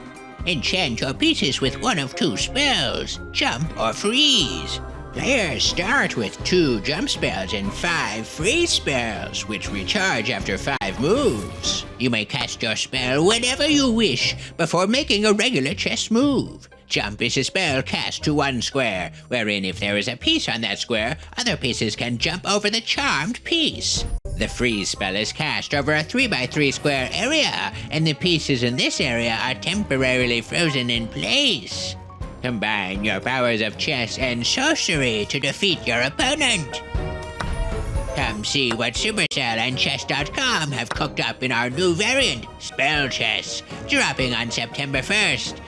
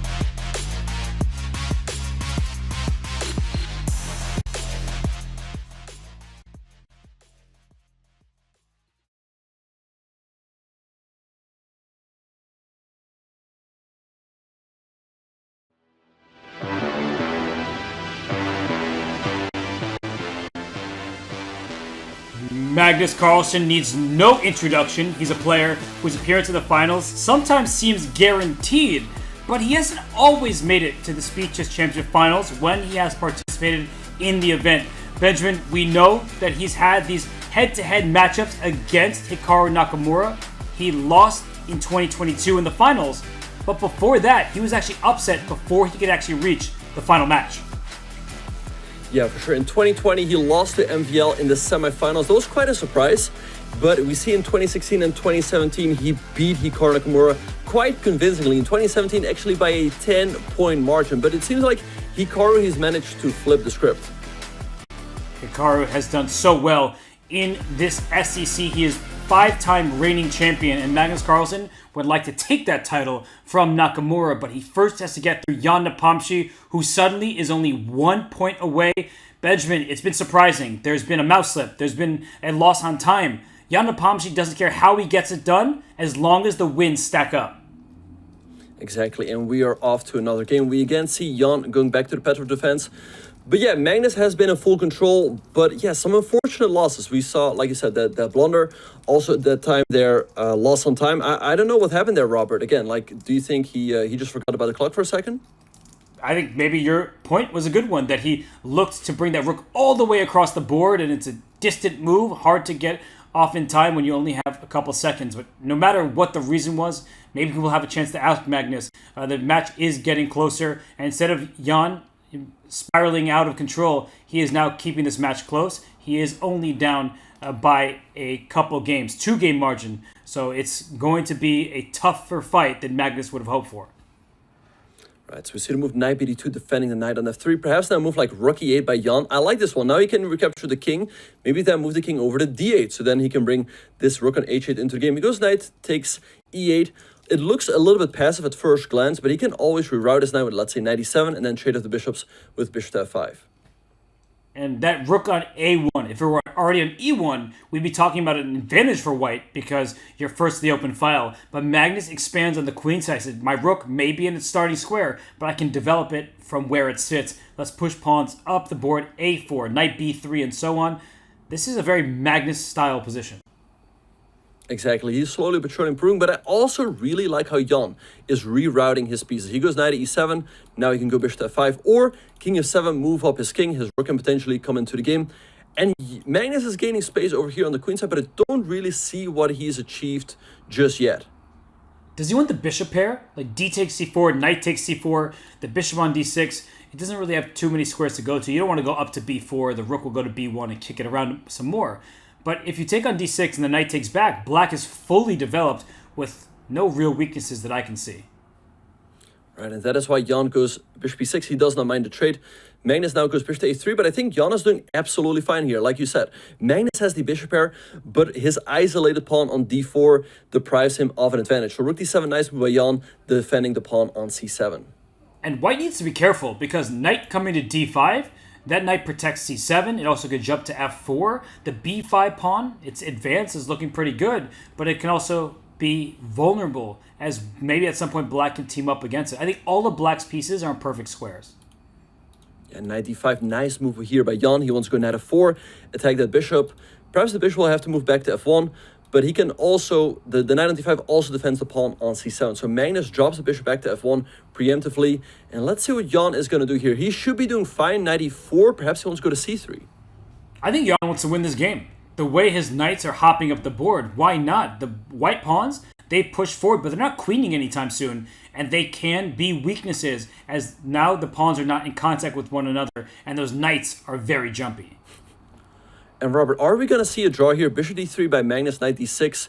This is an invitation to repetition. I mean, Jan, of course, either player could deviate here with another move. It would be such a strange draw, but Magnus, he should realize that right now he's no better. That his isolated pawn is a long-term weakness, that it's not clear how he would play for a win. He pushes forward with a6. Benjamin, that's a move that can backfire because now you have the cemented pawn structure. Unless that knight goes, say, like e1, c2, b4, c6, something like that. I don't know how it ever will get to c6. I feel like the static pawn structure should favor black. Yeah, I'm starting to like Jan's position more and more. We see him expanding here on the king side. King h2, a clever move by Magnus, so he can go g3, and the pawn on h3 will not be hanging. He now goes h4. Jan has to go g4 to keep his pawn structure intact, kicking the knight away. But this f4 square has been weakened, and Magnus will be looking to take advantage of it, maybe knight e1 to g2, and potentially knight f4 if this knight moves.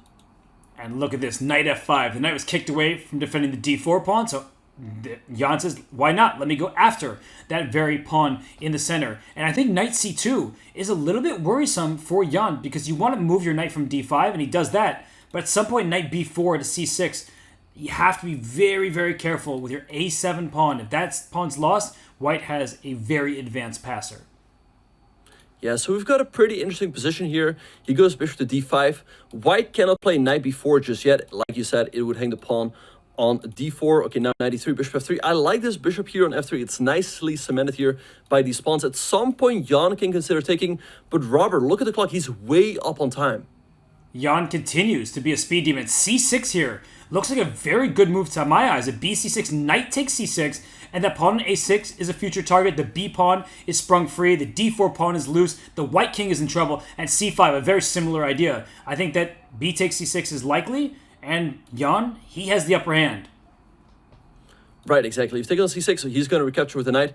I like what Jan is doing here. He's playing quickly and confidently, and what's great for him is that he's actually outplaying Magnus a little bit in these endgames. The pawn on d4 is weak. Magnus therefore goes knight c2. I think a correct decision to not allow this knight to jump into c6, as it would put massive pressure on the white position. Also keep in mind the d pawn for the moment is pinned, as it would hang the bishop on d3. So let's see how Jan will tighten the screws here. He brings his king up in the center. White does the same. I like the choice for both of them. Where's progress? How does either side move forward? Is it f5, f4 for black? Just trying to create a secondary weakness in the position. Wait, what is pawn takes d4? Now Magnus can recapture with a knight, and you can take an f3. And black is stuck with all of these weaknesses. Did you see Jan? He was very upset with himself. He chastised himself. He completely overlooked knight takes d4, grabbing this bishop on f3.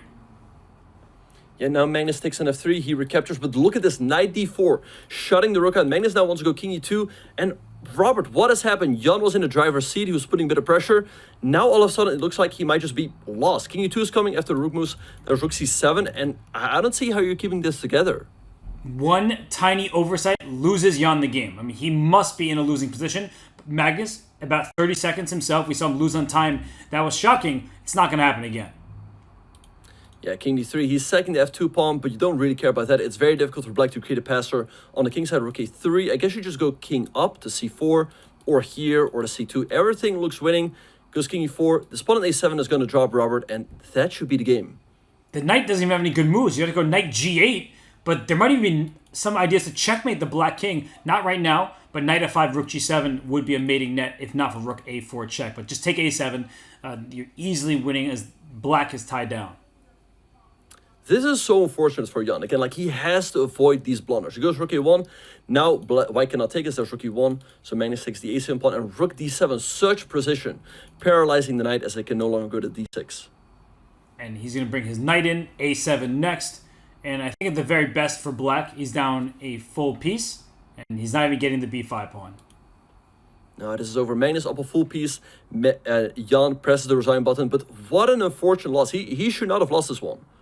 No, I mean, he just completely overlooked that knight takes d4 was allowed. It was a check. It was able to take that bishop on f3, and that was a really bad turn of events for Jan, who's down by 3 points. So, Benjamin, we keep talking about it. If Magnus is going to gift you points, you can't gift them back. And that's what Jan just did, and he is now in some trouble. Exactly. Like, you're going to be outplayed in some games, that can happen, but you shouldn't gift him points. Like, by making blunders, losing out of the opening, you got to try to play as tight as possible. We see Jan here playing with the white pieces. I like what he's doing, going for a Russell Limo. Magnus going for this setup with the pawns on the queen side and bishop e6. So let's see if Jan can put some pressure here with the white pieces. But yeah, that was such a costly throw. If he had won that game, it would have been back to 2 points. But now the margin is 3 again. And 3, it's not insurmountable, but at some point, you know, you have to make a comeback. And Magnus is so good in bullet chess that you can't even count on that. You know, some players, you play against them, you think it's going to be a topsy-turvy final stretch. We did see Wesley So take down Alireza Firouzja in bullet. That was surprising to the masses. So it is possible. And I think Hikaru spoke on that, saying that nobody would have given Wesley a chance to beat Alireza in bullet. He was able to make it even. They went into an Armageddon game, which Wesley won. So Jan still has chances, even if we get to bullet and he's down by a couple games. But he can't afford to keep losing. He cannot allow the lead to balloon to, say, 4 or 5 points. No, for sure. I think what people sometimes forget in the bullet portion is that it's 1 + 1. If it would be 1 + 0, I think Alireza would be a big favorite against Wesley. But with the 1 second increment, that makes all the difference. It's still normal chess. It's still very similar to 3 + 1. There will not be, you know, flagging, things of that nature. And that is why Wesley managed to beat Alireza. I like what Jan is doing here. Again, he's playing quickly. And I think he's preparing a d4 or b4 push at some point. Why not? Open up that dark square bishop. If the king castles, then it's hard to move that c5 pawn, as the rook will be loose at the end of the line. So d4 does seem to be a threat, and Magnus, he's spending his time. Jan up about a minute on the clock. This feels like a game where he has chances once again. Right, but what about this move bishop g4 here, Robert? You threaten to take on f3 and double white's pawns, and now the knight on f3 is pinned as you put this rook in d1. I don't see a good way to get out of it in case of queen e2. Black has knight g5, so that looks pretty unpleasant for Jan. Perhaps he should have played h3 on one of the last couple of moves. And whoa, Magnus decides to castle instead. We do see d4, and the position was very close, and now suddenly it's blasting open. The knight on c4 is under attack. The c5 pawn is under attack. The rook on f8 is behind that c5 pawn, and we are seeing some trades here. But b4 is not going to be available to black, is it? Wait, I am quite surprised by what Jan just did. Why did he trade on b5? He could have also just played knight e3 right away. I guess the difference is that now b4 is not a move, as you take, and the c-pawn will be pinned. But Magnus takes on d4. He's sacking in exchange. But look at this, Robert. If you recapture, you take on c2 and take on b3. And you not only have the bishop pair, but you also have 2 outside passers. This looks great for Magnus. With that bishop on f8 supporting them from afar.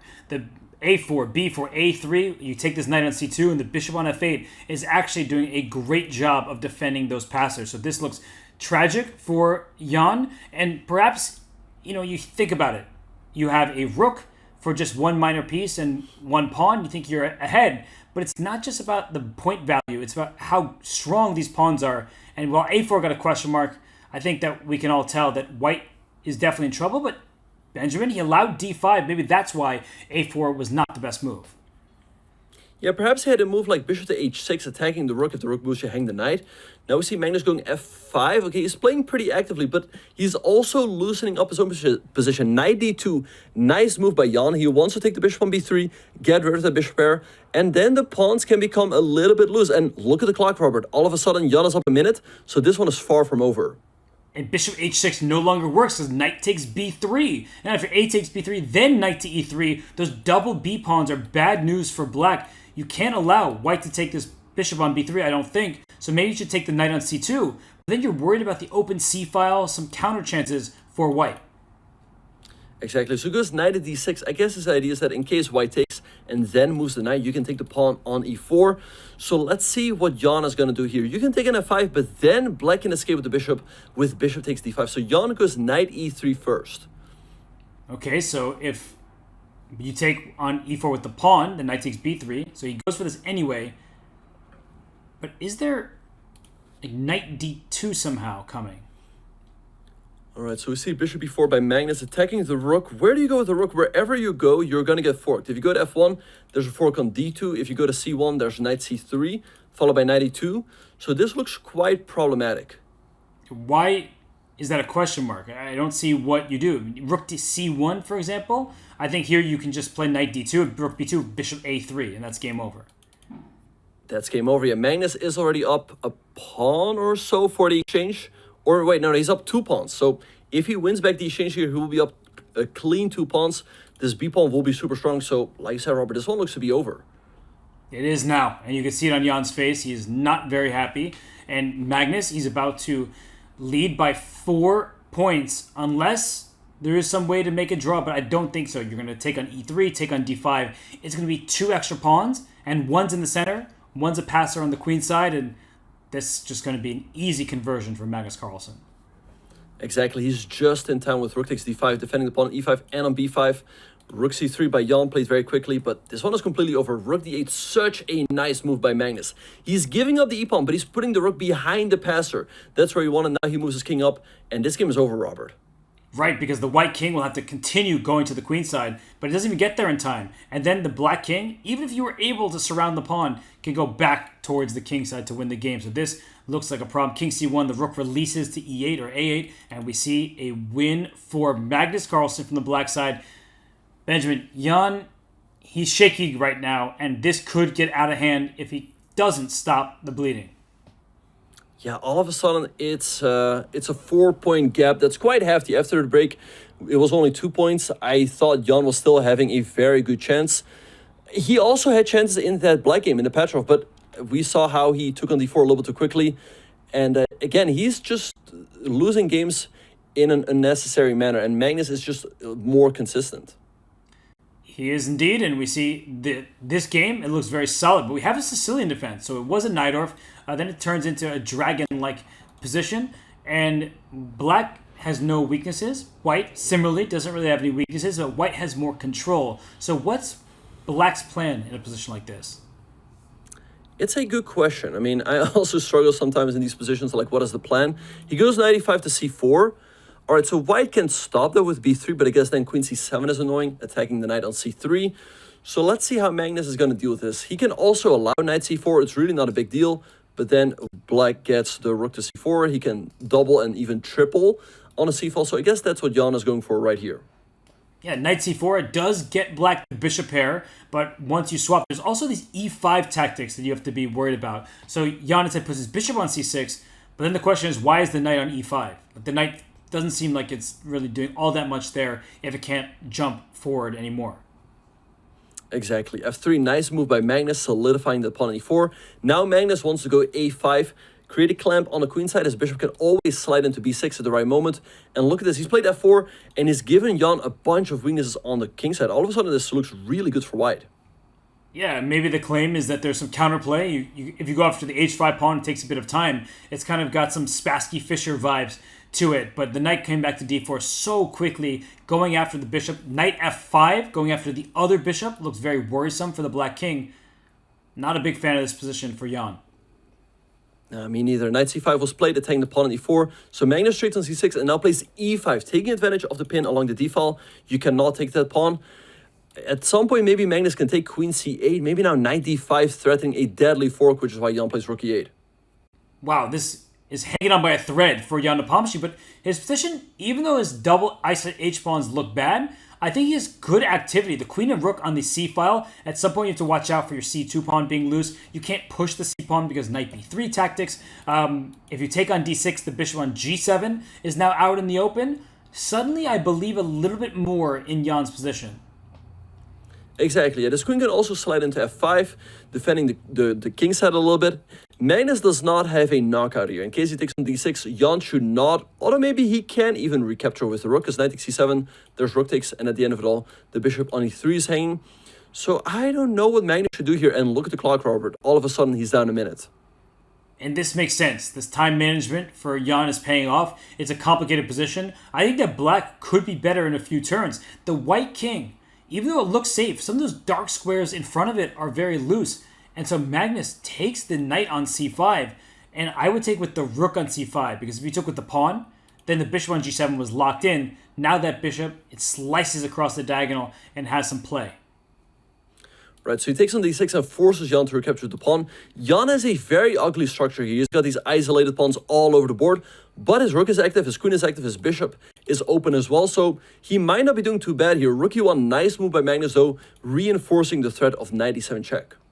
And giving up the b2 pawn, but he doesn't care about that pawn. Or maybe he does, the way he just put his hand up. He's maybe recognizing that bishop takes b2 is a possibility because that rook on a1 is under attack. And after rook to b1, is there some kind of swap on e1 and bishop c3? I'm not really sure there. Maybe, no, bishop c3 right away loses due to rook takes c8 and knight takes c3. So I wonder what exactly Jan could do there. Maybe you can take on c2, is that enough? No, there's rook takes c8 again. I don't know. He plays king h8, but that looks really passive. Now you just hand Magnus a better position. And it's clear bishop takes b2 was available both by Magnus's body language and the question mark given to king h8. Not an easy move to play to remove your only defender of your king to the other side of the board, but Magnus Carlsen trades rooks now, puts his pawn on c3, and strategically, Benjamin, I think we could say that white is winning strategically, but there are some holes in white's king side on the dark squares, and it's not easy to break through when you have to worry about your own king. Exactly. He goes queen d3, slowly but surely improving the position. However, now he can no longer go rook d1, queen c6, and knight e3. Jan's pieces are becoming a bit more active, but overall it looks great for Magnus. Black has this ugly pawn structure with isolated pawns in the center, and on the king side, this knight can always move to f5, which is why Jan played queen at d7. That being said, though, it's not that easy to bring this rook in, as if you go rook e1, you're going to hang this a-pawn. And that's why I went a5, but it gave black the b5 square. Rook takes b4. Rook takes b4. That's just and you see Magnus, he recognized it. As soon as he played the move, he was like, what am I thinking? Wait, this one could completely turn around. All of a sudden, Jan is up a pawn. These pawns are on dark squares. Queen e6, a nice move, offering the trade of queens. Magnus doesn't mind the trade of queens, but he wants to trade on his terms. Bishop c3, I guess takes is not good because of bishop d4. Ooh, that's a nasty looking pin. White maybe hanging on by a thread here. And look at the clock, by the way. Magnus down to 15 seconds to Jan's minute plus. Yeah, what do you do here? What do you do? Again, you don't want to trade. He plays f5. Okay, Jan can trade. He can also just move the queen, as now the dark squares have been weakened even more.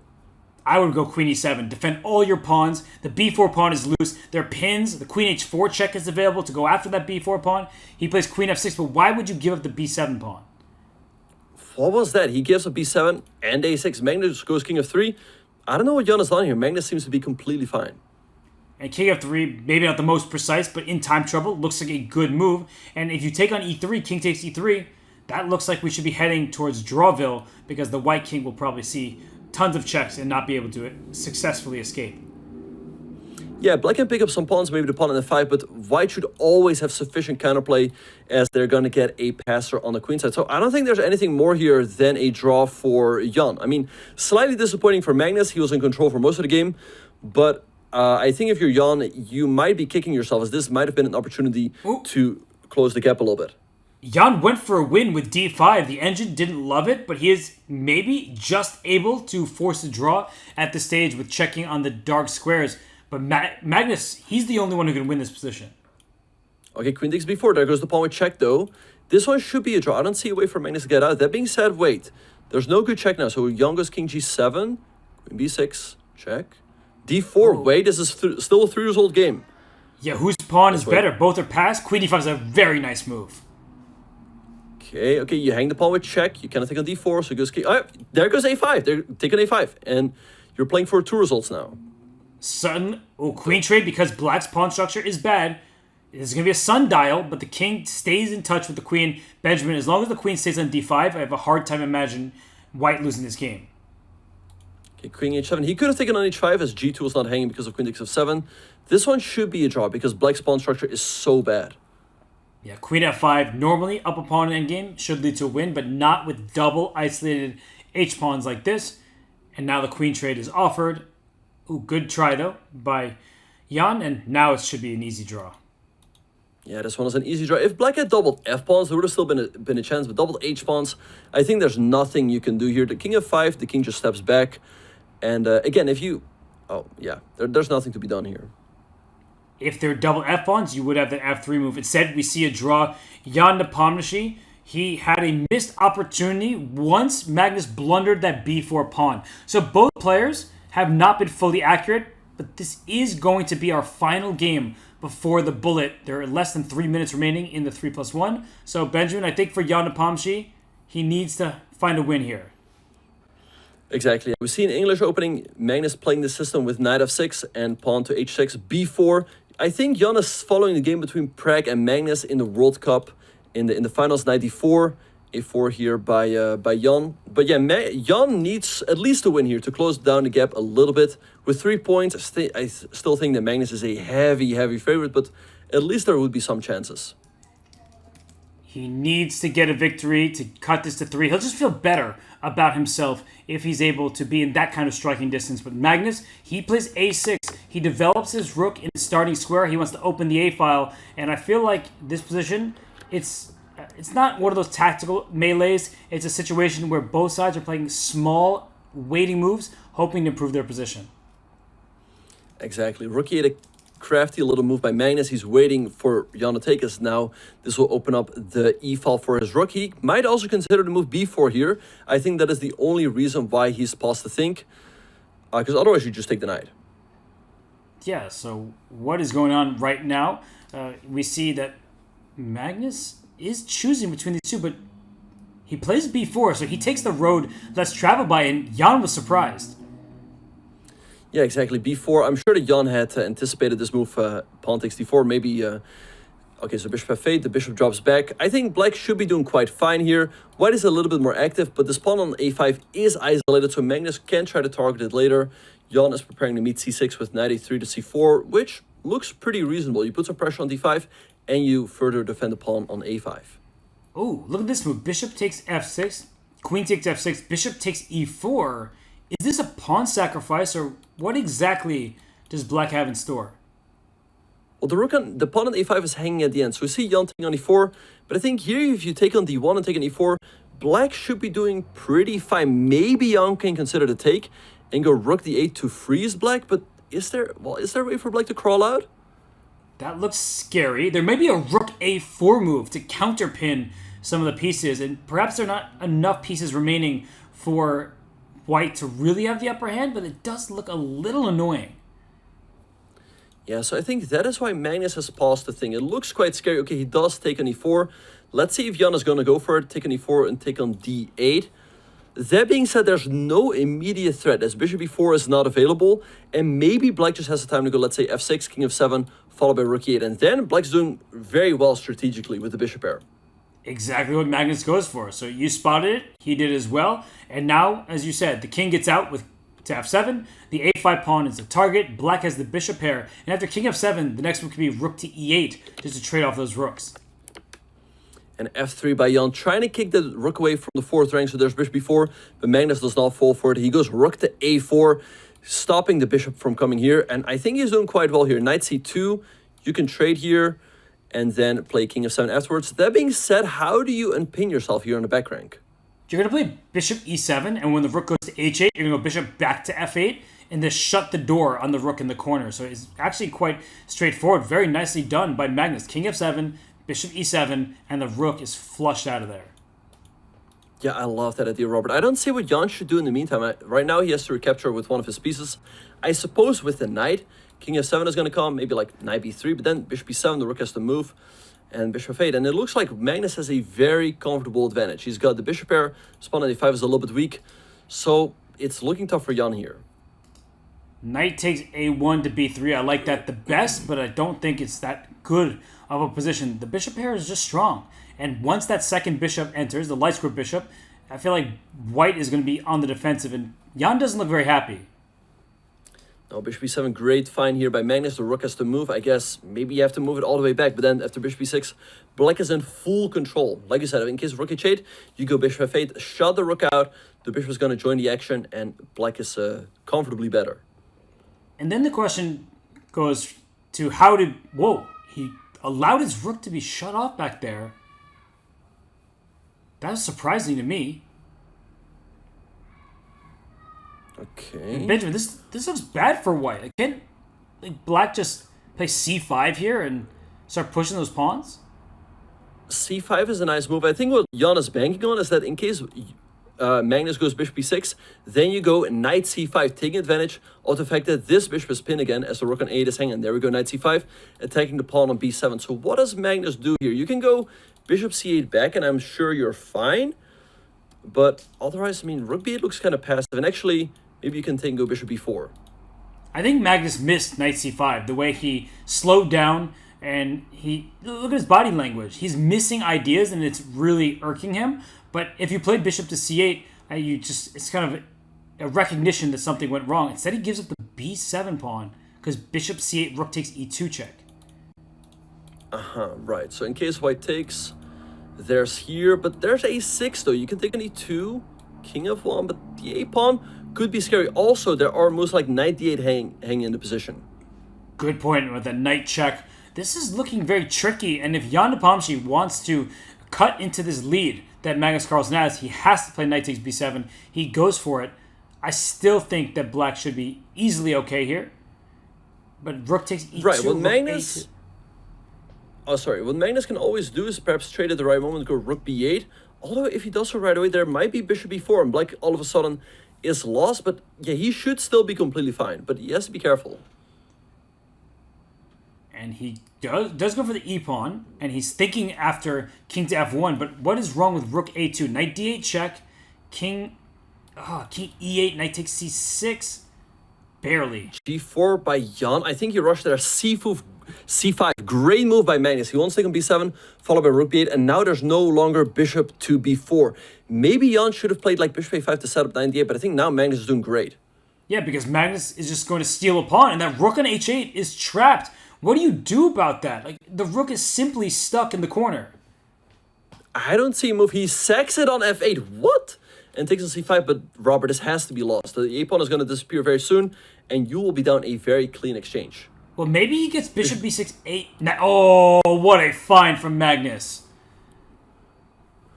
What a find. He's going to be up a clean exchange here, and this one is going to... I mean, this right now is just a matter of technique. I'm pretty sure this endgame has to be winning. He goes f5 to break up the pawns. It still requires some work, though, to actually win this game.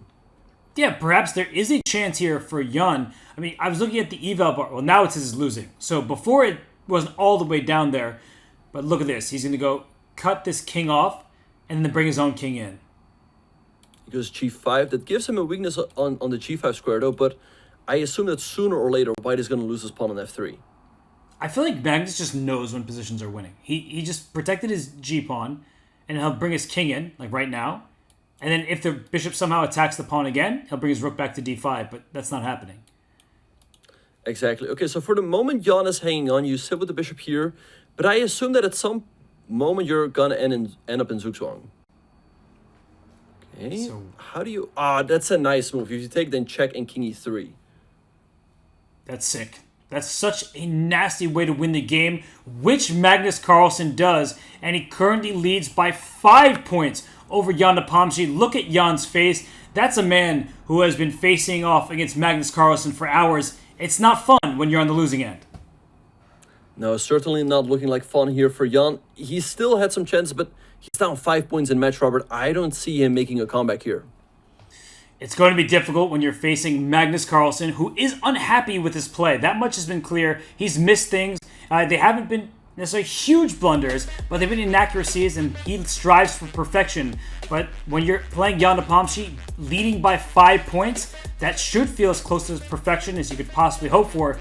It's a big lead. We only have one time control left, 30 minutes of bullet. Benjamin, what can Jan Nepomniachtchi possibly do to make it a comeback? I think the first game is going to be critical. If Jan wins the first game with the black pieces, he still has a chance. He could get some momentum, win one game after another. You know, in bullet, you might easily get tilted. So the first game is critical. If he wins the one, he has a chance. If he loses, I think the match is practically over. I think that he needs to get some energy. He needs to get that break in, get refreshed. And while we're speaking of energy, we want to take a moment to shout out our new partner to the Speed Chess Championship, AG1. AG1 is your daily support of key health functions from mental performance to energy and the immune system. It's the one product that does the work of many. To find out more, visit drinkag1.com/chess or use the command AG1 in chat. Thank you to AG1 for sponsoring the SCC. We will be right back here in the Speed Chess Championship presented by Coinbase. This has been a fun match. It's Magnus Carlsen versus Jan Nepomniachtchi. Bullet coming up after the break.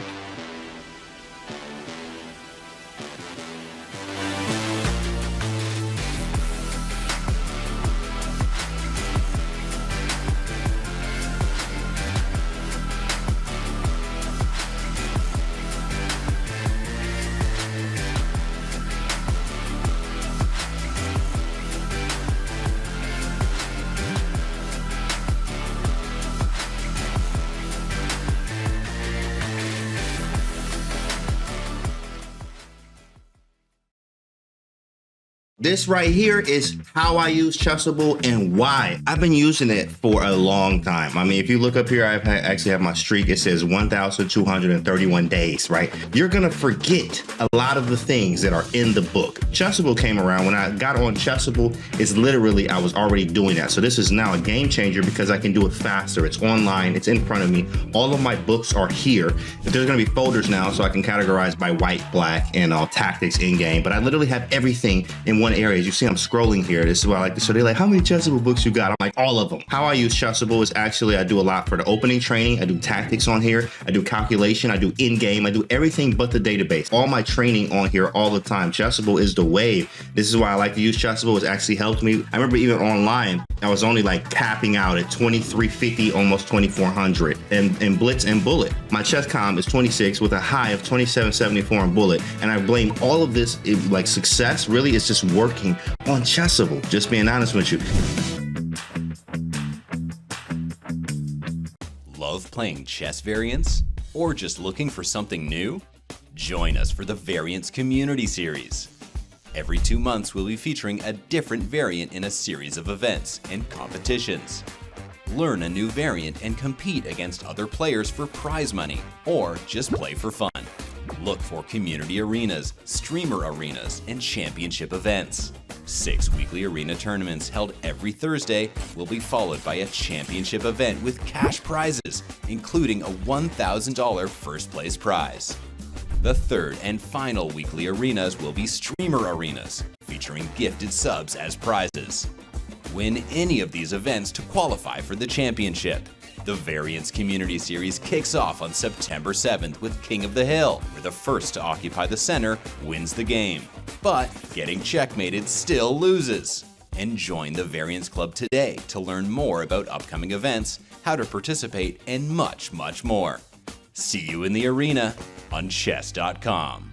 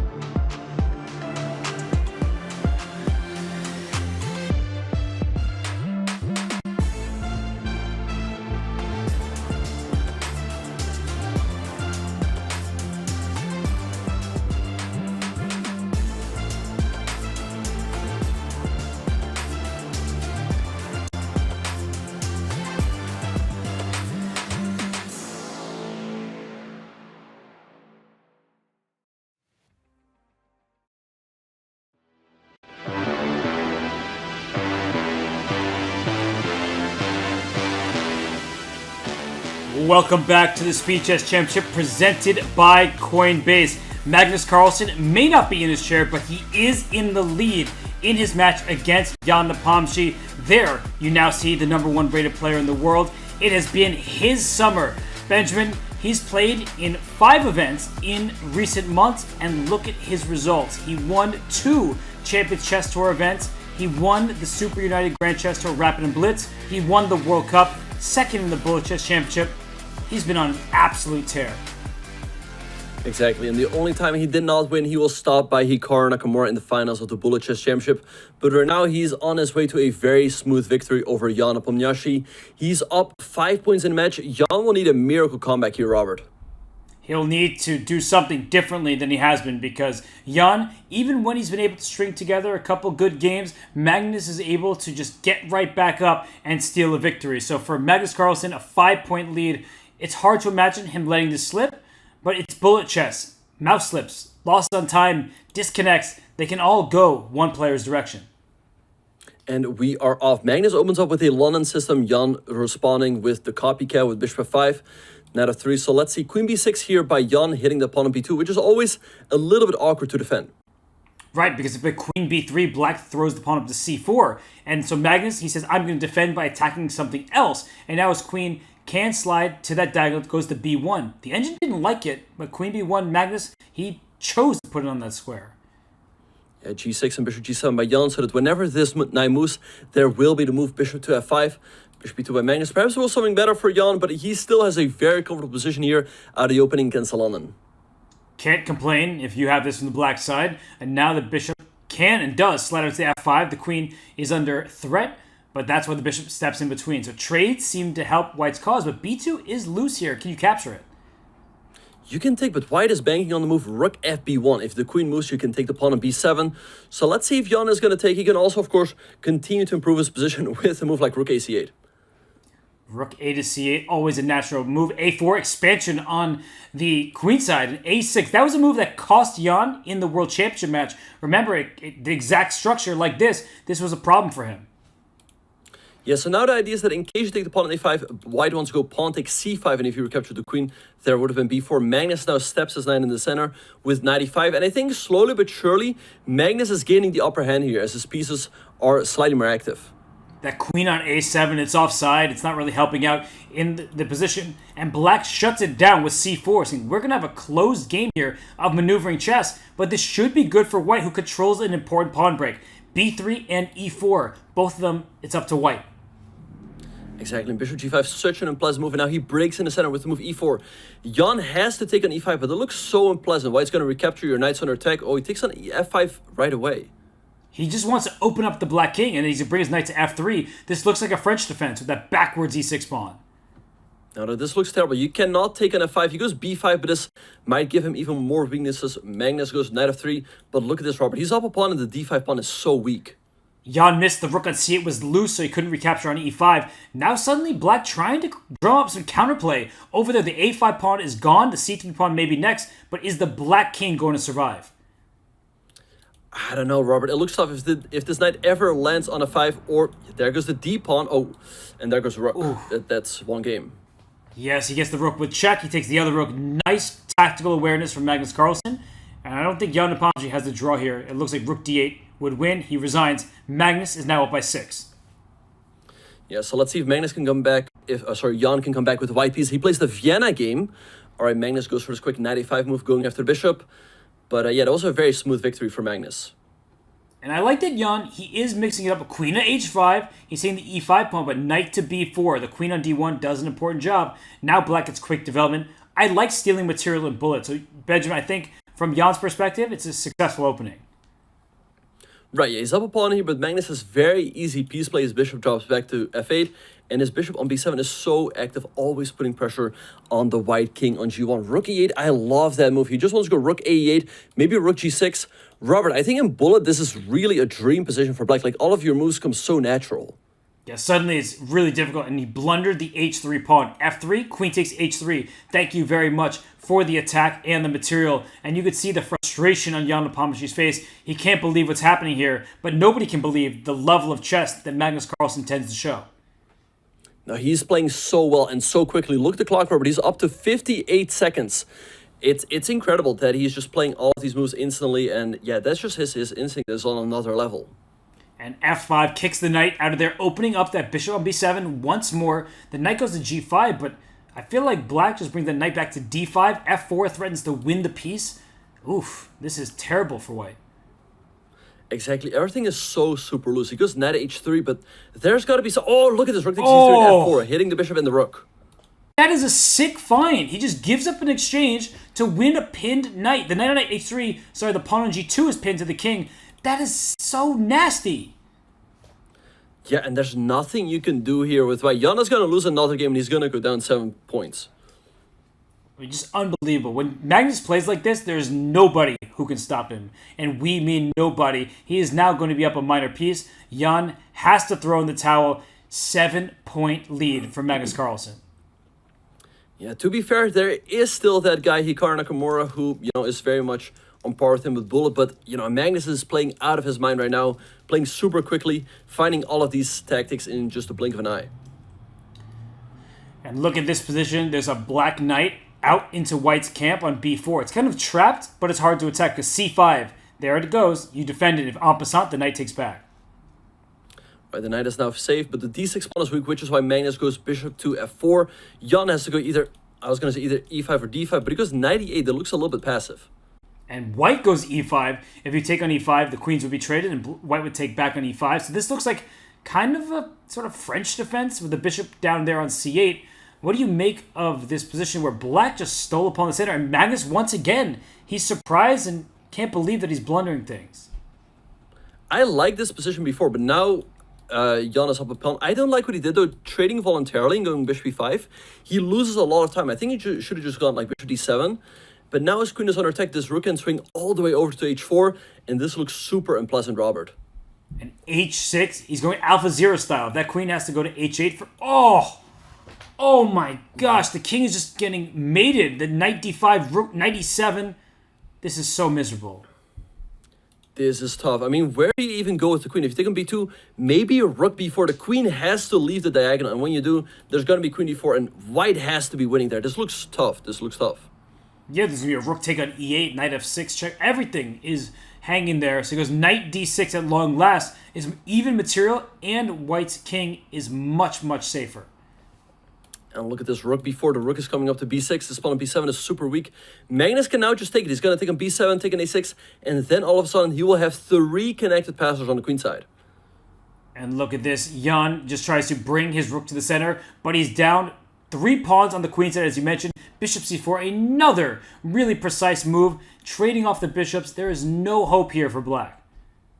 Now his king side is also getting ripped apart. Magnus can just trade here. Push the pawn off the board. Rook b8 now. And yeah, this is going to be another good win. This is easy. There's no threats from black. The rook on f8 can be traded off the board. I don't even know what to recommend. Yep, resigning. That's the thing I would recommend here. It looks over. He's listening. He heard, and Jan Nepomniachtchi, if he had any hopes to win this match in the bullet, those hopes are dashed because Magnus Carlsen is just too darn good. Yeah, Magnus playing the Philidor defense here. Jan going for a Italian setup. Eventually does go d4. And let's see what Magnus is going to do here. Maybe knight e5, knight b6, but Magnus playing out of his mind, finding all of these moves super quickly. And it's tough. It's tough if you're Jan. Like, Magnus's instincts are just on another level. And this type of setup, Danya was talking about the other day, from the black side, it's very difficult to prove an advantage for white. Those d6 pawn, it looks like a target, but black has the perfect cocoon to keep it safe and sound. Exactly. Yeah, the pawn on d6 sometimes is a little bit weak, but for the moment, this knight on e5 is blocking the diagonal of the bishop. The problem for black can be, though, is that you're a little bit cramped for space, so I guess Magnus is going to go bishop d7, rook e8, and bishop c8 to at least have this rook defending the d6 pawn. Yeah, black does have everything together, and look at this queen b4 move. The f4 pawn, the e4 pawn, both feel a little bit loose, and speaking of loose, g3, that looks loosey-goosey in front of the white king, and black decides to strike, but maybe Jan has had this worked out. Yeah, I think Magnus rushed here a little bit with the moves d5 and knight e4. It feels like this should backfire, as the pawn on e4 is so weak, and Jan should be able to pick it up sooner or later. For the moment, he has to move his queen, though, but this pawn is going to be a goner. Ooh, f5, just trying to make it spicy. And the eval bar says that Jan made a mistake here. The king is just so open on h1. Right now there's bishop d3 for Magnus to block the default and attack the knight on g6. Magnus had the move bishop takes h3, attacking the queen when he was still defending the rook on e4. And now it looks like Jan has a slight edge here in the endgame.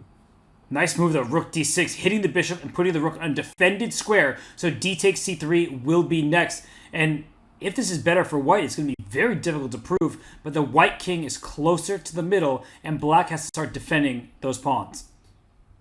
Yeah, g4, nice move here by Jan. Okay, we see a trade. Now Jan has to step up his king, but I think it's going to be difficult to do because whenever your king steps up, Magnus will have a lot of checks. Also, these pawns over here are quite loose, so you're going to have to be very careful here if you're white.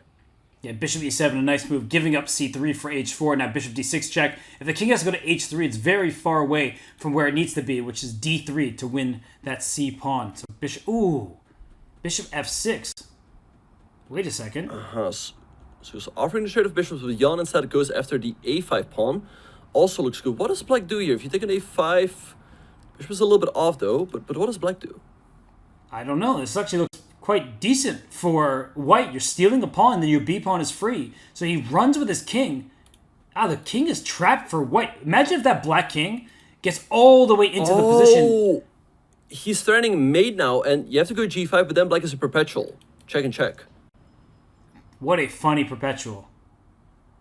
Yeah, this is a draw. Is he gonna do the... He's gonna milk the clock a little bit, and, well, just for a second, and there we have the draw. And still over 19 minutes remain in the match. Jan Nepomuk earns his first half point in bullet. And with an 8-point lead for Magnus, Jan has to win all of the rest of the games at this stage. Yeah, now it might almost be mathematically over. Magnus has a hefty lead and not that much time left. So let's see how Jan will try to fight back, but it's looking tough.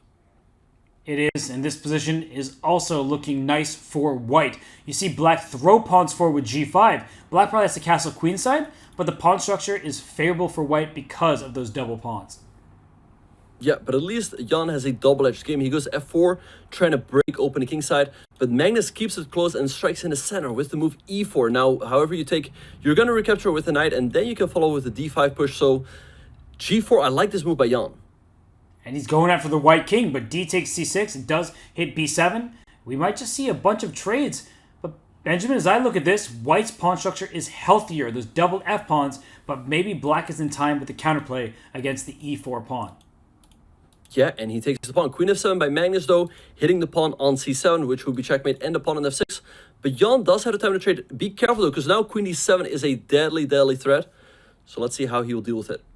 Rook d8 comes to mind, trying to trade off white's rook and go for a back rank checkmate of your own. But maybe there's just a series of checks after that. He instead goes for the e8 square. Oh. He had rook g8, and there would not have been a good way to stop checkmate. Oh my gosh, he rushed it. It is bullet chess. They're going to make moves quickly. But rook g8 would have given Jan a winning position. And right now it looks like Magnus is firmly in the driver's seat. Rook takes f4. Everything is defended. Rook e2. I mean, I guess maybe he's trying to take on b2, but maybe now Magnus can go for an attack with queen d8 and rook f8 to follow. To turn this around in this manner, I mean, Jan, he missed his one chance, and suddenly it is Magnus, who could have been on the offensive, but he plays a little slowly there. Yeah, a3 defending the pawn, queen e2 now by Jan. Okay, so now the queen can move rook f3. Still, he is defending every single pawn on the board. He's got these passers. Queen d6 now, though. Okay, h4 by Jan. I don't think you want to trade. No, you definitely do not. It's going to be a great rook endgame for white. And still looks good for white. Watch out for queen f3 check. That's why he goes back to the 8th rank. And white is just picking up h4. Nice technique from Magnus. Yeah, he's slowly but surely maneuvering his pieces. He can actually take the pawn in case of queen d6. There's rook f4. And you now have 3 connected passers on the king side. g3 defends everything. You have to be careful though not to allow queen d5. So let's see how he will deal with this. It's the only way for queen c5 check after queen takes c7 just leads to mate. So all of this is a problem. There goes the rook, and that's another game for Magnus. Can't stop, won't stop. Magnus Carlsen wins again, and Jan Nepomuk, he cannot be having a good time at this stage of the match. Yeah, right now it's a 9-point lead for Magnus. Jan going for a reversed Pierce or modern, however you want to call it. Magnus playing with a G6. Here, White can hope for a small edge because the knight on C6 is restricted, but yeah, Magnus playing great chess right now. When Magnus plays like this, it's both a treat to watch and a nightmare to face. So for Jan Nepomniachtchi, the match started pretty well for him. He was up a point very early on, but then Magnus started finding his footing, and it was all downhill for Jan Nepomniachtchi. So as we get to the final stretch of games, 15 minutes left in the match, now we just get to watch without the pressure of the match score because it is officially in the books. Magnus Carlsen is going to make his way to the semis. Exactly. Yeah, no, I think the thing for Jan is that Magnus' instincts are so good, and that really shines through in the bullet portion. He was hanging with Magnus in the blitz. However, I think to give himself a chance, he needs to at least be even going into the bullet, and perhaps even have a small lead. But the fact that he already went into the bullet portion with a 4 or 3 point deficit, it makes it very tough. Yeah, I can't even give any advice. I obviously don't know what it takes to beat Magnus Carlsen. There's pretty much just one player. I should say two, because Maxime Vachier-Lagrave, who is playing right after this against Nihal Sarin, he has beaten Magnus Carlsen in the STC format. But Hikaru and Magnus, they're the only two winners of the Speed Chess Championship. They continue to show their dominance. Exactly, yeah. So here we're sitting with knight c3 by Jan. We see trade. Now he's got the double pawns and c5 by Magnus. Magnus slowly but surely outplaying him in this endgame. Now perhaps b6, knight b7, knight d6. And yeah, like you said, how do you deal with a Magnus that's on fire, that's just playing out of his mind, playing quickly, finding every single move? The only player we can ask, like you said, is Hikaru Nakamura. And look at this rerouting. Knight b7, knight to d6 or a5. The c4 pawn is loose, and if you defend that with a knight to e3, the bishop go to h6 to remove the guard and pin that knight. The bishop on c1 has not a single inch in this position, no light of day for it. It's a miserable defense for White. Right, so maybe you have to sit with a knight on a3, but if you sit with a knight on a3, it's going to be super passive, and Black can prepare a central push with f5. And Jan going down to 8 seconds, I think he's given up. Well, he knows that it's mathematically impossible for him to win this match. Maybe he does want to steal a couple games against Magnus down the stretch. But Magnus, it feels like he doesn't care what the match score is. He wants to win each and every game. And by the way, Jan is playing pretty well to complicate matters here. Yeah, bishop f4. Okay, now Magnus can perhaps trade. Go king f6, or he goes king f6 right away. But yeah, that's what makes these top players so good, Robert. They're super competitive. They just won every single game. They cannot accept a single loss. And that's why, you know, we see Magnus and Hikaru year after year in these finals. And Magnus scoops up the c3 pawn, as you said. He wants to win even this game. And goes after now the a3 knight and the c4 pawn next. And suddenly Black seems to have a humongous advantage. Yeah, Black now has 3 queenside passers, maybe just b5 or bishop d4, and now just push the pawns down the board. This has to be a win for Black, Robert. For sure. Too many extra pawns. They're easy to push. White has an h-pawn, but it's on its starting square. This is no hope for White in this position. And now the a-pawn can push for Black as well. All three of them. Oh, that's a free knight. That's a free... Oh. He didn't take it? He's like, I don't want your knight. I want my 3 connected on the queen side. Yeah, that should be good enough. Oof, this has to be one for Magnus. The king goes back, and now the f-pawn's about to queen. And knight g3 wins and the there bishop. Goes the bishop. Yeah. Yeah, so Black up a piece. I was going to say, Benjamin, I don't even know what more there is to say. I mean, Magnus is just crushing it. Right, and now he's up 10 points. It's starting to look tough for Jan. I think right now his only goal would be not to lose by a 10-point margin. And it's going to be difficult to do that because there's still 12 minutes left in this match, which means we're going to get a number of bullet games. And it's very clear that Magnus Carlsen is far stronger in the quickest of time controls against Jan Nepomniachtchi. But Jan, he deserves credit because he kept this very competitive in the blitz, and then Magnus was able to run away with it down the stretch here in bullet. Exactly, yeah. Magnus playing... I would say Magnus is playing at his level, or maybe even a little bit beyond it. Jan, however, we talked about this before the match. If he wants to give himself a chance, he cannot lose games unnecessarily. But he did have a few blunders here and there. And yeah, as we see, then you're just going to have a tough day at the office against Magnus. Every day is probably a tough day against Magnus Carlsen. And in this position, Magnus is stealing the queen side. He took b7. a6 is going to be loose with that knight on c7. There goes I have his queen! Oh my goodness. Magnus just forgot a knight could capture his queen. And a Botez Gambit in the Speed Chess Championship. Who would have thought, Robert? Not Magnus Carlsen, but he has a bad history of the a6 and c7 squares. Because a year ago, when he was playing Hikaru Nakamura, I said, oh, what about bishop c7? Didn't realize that the knight on a6 could capture that bishop. Magnus played the move, and Hikaru stole that piece. And this was c7 to a6, so there's something about those two squares that are difficult for Magnus with those enemy knights. Yeah, I saw someone make a tweet that Magnus, the only thing he sometimes blunders are knight moves. Like, if you look at some of his losses, he blunders a knight move, like a knight fork or something of that nature, which is quite interesting. And here we see yet again. And he's fortunate that all of his slips throughout the day, losing on time in a drawn position, mouse slip to lose not just one but two pawns earlier in the match, and then there to just hang your queen in a winning position. He's so strong that even after that, he's still up 9 points. Yeah, he's still dominating this match. He's even better in this game. The rook on c1 is more active than the rook on b2, and his pawn on c4 is a little bit weak. We see bishop b5 by Jan, trying to trade with that active bishop on b4. And this endgame is one where black is in the driver's seat, because that a2 pawn will be grabbed. The knight on a5 is in an awkward spot, but I guess there's not too much life to this, because the a7 pawn, the c4 pawn, there's a likelihood that they'll be traded for each other at some moment. Exactly. Now, wait, you can take an a7, because knight takes c4, there's knight takes c4 with check. So wait, Magnus all of a sudden in trouble. c5, by the way, is a game-winning side, or knight b7. So Magnus blundering a second game in a row, and he plays rook a4 to protect his rook. The knight does cover that. There's no discover check that will win material. Right, so let's see how Jan is going to try to win this one. It's still looking very unpleasant for Magnus. He's down a pawn. He's in this pin or discovery, but rook a6. Now you just go king here or here. Well, king c5, he won a knight b7 check. So there were some tricks going after the f7 pawn. And will we just see a repetition? I don't think Jan wants that. Oh, but king c8, Magnus, maybe striving for more.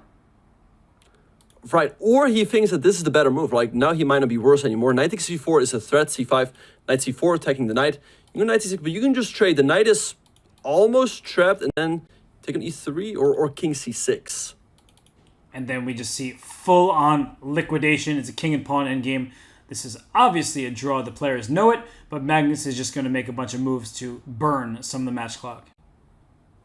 Well, there are still chances for Magnus, because after this trade, if you get the king to b3, it's winning. But can he make Jan run out of moves on the queen side on the king side first? Well, no, because Jan played g4 to freeze black's pawns. They just repeat moves. The king's in opposition, and a draw is reached. So it's still a 9-point lead for Magnus Carlsen. He's crushing it right now. But what is this? I think this is known to be a lost variation, but nobody knows like how to actually refute this. You take on g2, white has to give up their rook and gets a strong attack in return, but you have to know what you're doing here with white. And the knight is coming to f4 and to g6. That's clearly the plan. But can't black play rook takes h7 and then run the king to g8? You can, yeah.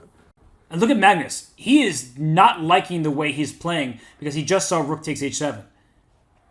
Exactly, and we see here the evil bar is in the middle, so it feels like Magnus did not play in the precise way, and now it's all the way down. So actually, this has worked out brilliantly for Jan Nepomniachtchi. He played a dubious opening, but a very provocative one. He made Magnus prove it. Magnus didn't know how to punish black, and now, after queen takes h7, I think black's just winning. It should liquidate into an endgame. That's a beautiful tactic in black's favor, and Jan Nepomniachtchi finds it. And look at Magnus, he kind of gives that face of, yeah, good find, double exclamation point, and he resigns on the spot. So Magnus, I don't think he's enjoying these last couple games. Yeah, no, I think he for sure would have loved to win by a 10-point margin, but now Jan is closing it down a little bit. He plays the Alekhine with knight to g8, Robert. What do you make of this opening? He loves doing stuff like that. Magnus has done this in Olympiads. He's done it in plenty of classical games. What's it called? The Norwegian lion or rat? Or I forget what the name of the opening is, where he puts his knight on h5, like the North Sea variation, something to that effect. Exactly, yeah. So we see bishop e7. It looks pretty alright here for black. White is the bishop pair, but the knight on c3 is slightly misplaced. On the other hand, black is pretty nice development. And the bishops, for the moment, aren't that effective. And I love this maneuver here by Magnus. Knight of 8 e6. I wish I could put my knight to f6 and back to g8 on my first two moves and get a position like this. I don't know how he does it, but we just saw a bad opening pay off for Jan, and now for Magnus, it's the reverse, where his bad opening, or not bad, but questionable, it looks pretty good for black at this stage. Exactly. This knight is jumping around, but now it has to go back to h2. And all of it... Wait, knight takes e5, that's a pawn. With knight f5 check is probably what he's looking for, and there might... Is there king f6 there? No way. Oh, he goes for it. He wins king of the hill. He wins king of the hill. And yeah, you can end the game. Yeah, that's done. King of the hill. We got this. But the king on e5 is somehow safe enough because queen c3 check, there's d4, and the king will scurry back to f6. And the f5 knight actually is hanging after queen c3. So what a decision from Magnus. He's getting away with it. Yeah, king f6, and now he's completely safe. Knight d4, do not take us after queen takes d4. Your king is in a deadly check, but maybe rook e8, defend the knight, and if he gets the king to g7, it's just over, Robert. And if he trades on e6 and brings the king to e7, that also looks very good. So queen c3, I really like that move because you take on d4, queen takes d4 check, your king has to go to g5, and there might just be queen d2, queen d4, some kind of draw by repetition. Right, so let's see what Magnus is going to do. This looks like a nice little move by Jan. I don't see how this king is getting out of here. I don't either. I think I would just swap knights and d4 and try to make that draw if it is indeed a draw. Right. Oh, queen b7. Robert, knight takes e6, d4, knight takes, rook takes e1, and then you take the knight. What a find. That is a beautiful variation that the knight on e6, it's free for white to take. Oh, he takes with the rook. But there's no way but now this should e5, it's over. There's no follow-up, and Magnus wins a brilliant game. Queen b6 there? Are you kidding me? I'm looking for a draw. He finds a way to get a victory there. Magnus Carlsen, I know it hasn't been his absolute best because of some of the mistakes he's made, but he's played a really great day of chess. That was a brilliant game. And yeah, to be fair, he should have already won after king takes e5, but the engineers finally got the win through a couple moves later. But yeah, brilliant stuff there by Magnus. And I think they're looking at the overall match clock. I'm not sure if Jan really even wants to continue at this point, but it is a match victory for Magnus Carlsen. He's going to move on to face Wesley So in the Speed Chess Championship semifinals. And Magnus wasn't perfect, right? We know that. There was some sloppiness there, a loss on time, but it seems the players, they're communicating and maybe the match is over with. Right. Do you think Jan has resigned the match? Maybe the game was a little bit too much, and I think you... Oh, wait, they're off. Yeah. But the thing is, they are allowed to resign the match if they want to, but there, I think, is a prize money cut that you sacrifice because, well, the fans, they want to see all the games played, and, you know, it's good just to play at the last couple bullet games. So we see here that these H-pawns are up the board. This is the type of opening you really only see in the quickest of time controls, but it's fun for the fans. Exactly. Here, knight b6, a tricky little move by Jan. Now, knight takes c4. Wait, there goes a pawn. And bishop takes c3. Magnus does not care. He just sacks the rook, and Jan doesn't care about the rook either. Well, he wants to keep his king safe, because in bullet chess, king safety is paramount. And suddenly, Magnus, who dropped a pawn on c3, is throwing his other pawns up the board. I think both players, they really do want this match to be done. Let's be honest about it. But for Jan, taking a few more points, he won't regret that. No, for sure. Because just to remind everybody, the prize money is split also proportionally based on the score. So these last couple of games still matter a little bit for a couple $100. As we see here, Jan has a pretty fine position with the rooks on the B and C files, putting maximum pressure on the pawn on C4. Yeah, it's a position where equal material, but the position is definitely not even, as the C4 pawn is loose. The dark squares around the white king are problematic, and the light squares too. So knight G4 played, taking control of the light squares permanently, as only black has a light square bishop. Yeah, black is in a nice position here. The pawn on c4 is a little bit weak. Knight e4 by Magnus. Perhaps he wants to go to g3 to put pressure on the bishop and prepare some h5 push. So let's see what Jan is going to do. Maybe like queen a4 to hit this pawn. Now, you can also defend with knight e2, but it's, of course, a little bit passive. It's passive, but it does get the job done. And at some point, white would love to double on the e-file, but black forces a trade of rooks. The e7 pawn, while it's targeted, it's hard to bring a second piece into the attack. But your h5, knight g3 idea, you need to keep an eye on that if you're Jan Nepomniachtchi. Right, and the knight can also go to e3, putting pressure on the bishop and defending the pawn on c4. So I love this maneuver here by Magnus. Looks, ooh, what is it? Oh, if bishop takes, there's rook e8 check and checkmate on h8. Magnus is going for the kill. Right, now knight f5 or knight h5 looks crushing. Oh, knight takes f5 was better because of the rook e8 stuff. Wait, check, you have to go king e7, but that looks deadly. You can't go to e8 because rook takes e6. So where is the knockout queen at? Oh, and if king e8, is there knight g7 check? Rook takes e6 is coming. But what is the threat exactly, Robert? You cannot take because of rook a1. What is the move here for white? Knight g7. Oh, what a move. Now starting knight takes c6. Oh, and the bishop. Rook e8. That is so sweet. Knight g7. It's so tempting. Rook e8. Knight e6. Rook e8. Queen g7. Oh, this also should do the trick. He does deliver mate, but rook e8, knight e6 would have been a forcing mate. That would have been just too much to handle. Right, and now Jan opens up with the move 1b3. This is officially the last game of the match, the move g4. I've seen Danya play this a couple of times. Usually goes like h4 or like c4 and knight c3. But here we see Magnus taking advantage of the open h file. And Jan Nepomniachtchi, a b3 cowboy, he goes for it. And we have a trade of light square bishops. I don't think black could possibly be worse here. Healthier pawn structure. King is now, well, it had to move, but it's safe. Well, there goes the pawn, though. Yeah, I spoke too soon. This is bullet chess after all. Exactly, yeah. Jan up a pawn here, but Magnus having pretty good piece play. The rook is pretty active. The knights are nicely positioned. And but, yeah, we see Jan up a pawn here, and he can now go e4. Yes, because after knight h4, there's rook g3 ideas. He brings his second knight into the game, and black targets the d4 pawn. Watch out, because the king on c1 is not the safest king, as that pawn would need to be back on b2 to cover up the dark squares. Right, so maybe now a move like c5. If you take the queen can slide in with queen a1 check. So I think Jan should have played king b1 to make sure that none of that ever happens. He simply allows the check. The king goes to d2, and he says, no more checks for you. But queen takes a2 there. Still looks like the white king would have been in danger. And this is so impressive, Robert. Magnus is down a pawn, but he offers a trade of queens. He realizes that his rooks are so active on the h-file. There's nothing for white to do here. He cannot set his queenside majority in motion, and black is slowly but surely going to push up on the king side. And how does he do this? He's down a pawn, but he's the one trying to play for more. He's got an active king. If you ever push your queenside pawns as white, I think that the king needs to stay put on d2, otherwise the black king goes to e3, and that's a problem. So, wow, I just can't believe what I'm seeing half the time when Magnus plays endgames. Yeah, oh, and rook h7. He's sacrificing the g-pawn with one to go rook c7 and go after the pawn on c2. This is a masterclass, Robert. Just the technique, it's unbelievable. He knows when to defend a pawn or to go on the offensive, and we've already seen him win nice endgames, 2 rook endgames. He's just winning a pawn now. Rook c5. There's no way to defend the pawn on b5. Maybe you have to go like b6. Or maybe some... Okay, go c4. He's allowing en passant, though. This looks lost. You just trade everything. You're equal on the king side and you're up a pawn on the queen side. This is over. And just go after this a6 pawn. As long as you don't allow the white king to f2 and like an e3 checkmate. That would be the only thing to look out for. But it's not going to happen. Right, rook e2 now, king e3, and I think e4 just wins the game. Rook d2.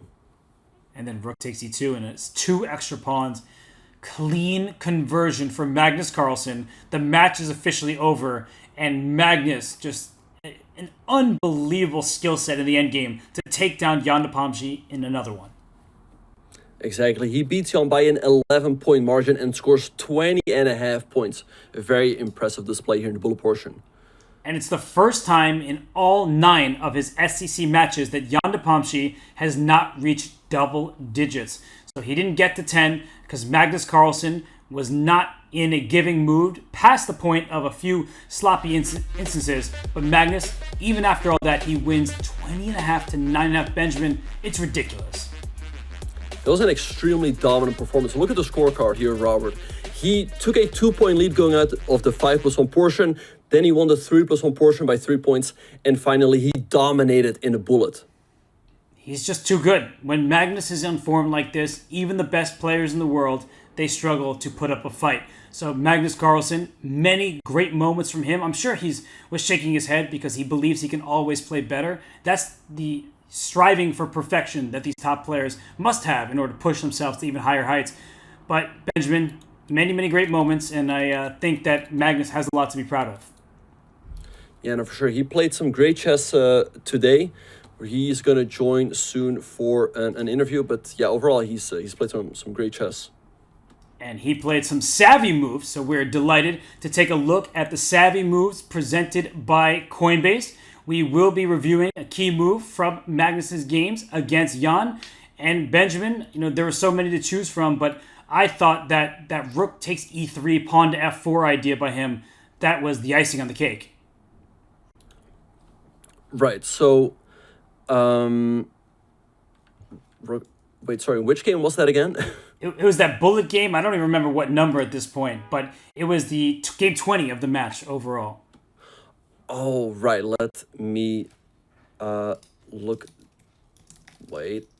Don't worry, everybody. We'll get it. We're going to get it. We have to go back into the archives to find it, and that's just how many games they play in the Speed Chess Championship format. But that move, rook takes e3, I think we have it just about ready now to show everybody the savvy move of the day. And Benjamin, take us away. Exactly. So here, after knight to h3, Magnus was already in a dominant position with all of his pieces active. But here he found the move rook takes e3, sacrificing the exchange. After Jan took, he's not interested in recapturing. Instead, he goes for the move f4, attacking the knight at h3 and the rook on e3. And all of a sudden, there's nothing white can do. White is completely lost. If you take an f4, black recaptures with the knight. Not only is black a material, but they're also threatening a deadly attack on g2. And knight h3 is also a threat. So Jan played the move rook e4, but now Magnus takes the knight f1, and now knight e3. And after takes, he takes the rook. And Magnus won a crushing game with the black pieces. And that was your savvy move of the day, presented by Coinbase. And it extended Magnus' lead in the match to 7 points, and there was no looking back from there. So Magnus Carlsen with some sexy tactics, if we could say so ourselves. And we are going to have Magnus Carlsen joining us for an interview. So chat, please ask questions. Some of them may be featured and asked to none other than the top player in the world, Magnus Carlsen. So we are going to head to a break, but when we return, it's an interview with Magnus himself here at the Speed Chess Championship presented by Coinbase.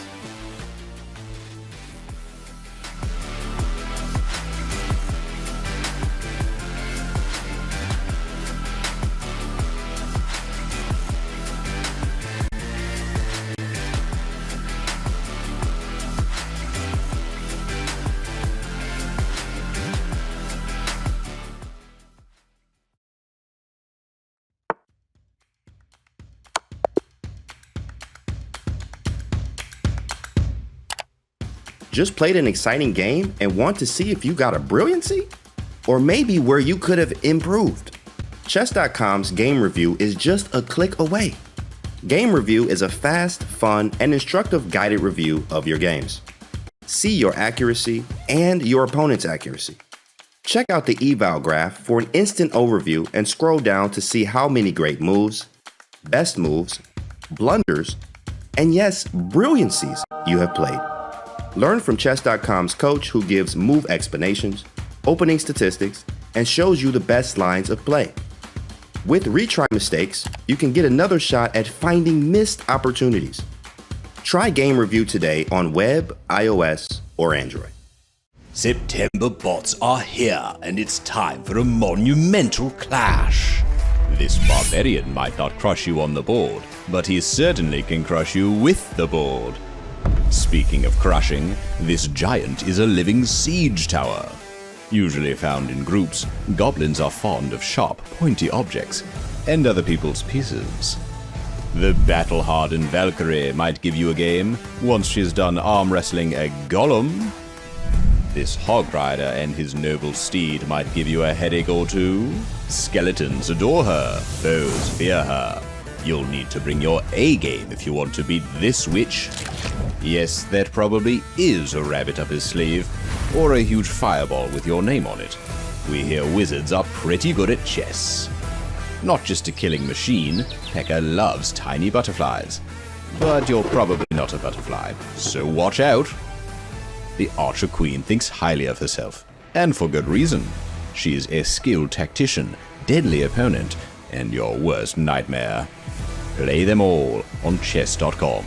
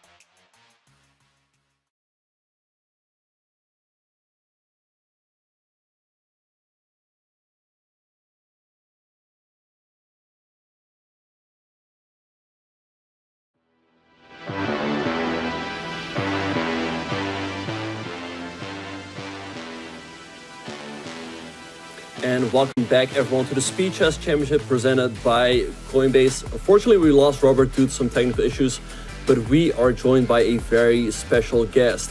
Magnus, you just beat Jan in a very convincing manner. How do you feel about the match? It was, it was a slog, really, from the first moment. I didn't actually know that I was going to play today. I was in the middle of a 21-course meal yesterday, and then like in the evening, and then I found out that I'm going to play the match, and to be honest, I was still so feeling so sluggish. So I think like against Vidit I played okay. Probably today I played quite a bit worse. It's not only about the moves. I did miss a lot of tactics, but you wouldn't believe the things that I actually missed that didn't show up on the board. So it was I think not a great day of chess. Felt like Jan really never got going after he lost that fourth game, which was pretty unnecessary. And then it was kind of close, but I never felt that I was particularly in danger. But it never felt like I was playing well either. So it was just a race to the finish line, and eventually we got there. Yeah, that fourth game felt critical indeed, that Jan also could have won. But overall, you did impress us with your chess. And Magnus, how do you feel about facing Wesley So in the semifinals?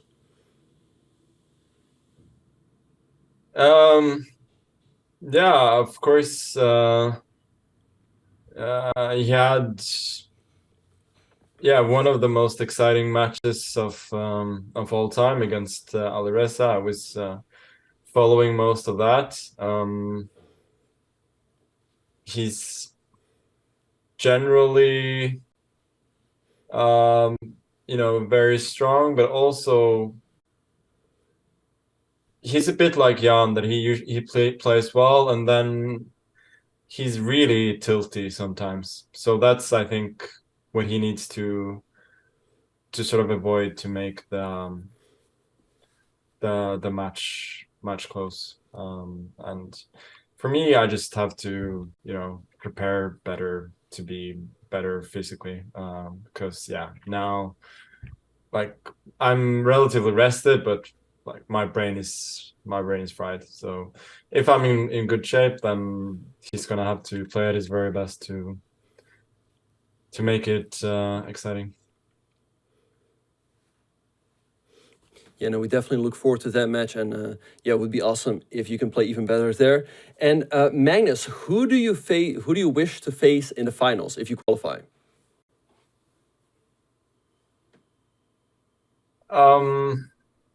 To paraphrase what Grishuk said in an interview a few years ago, it doesn't matter whom I wish to play, because it's most probably going to be Hikaru.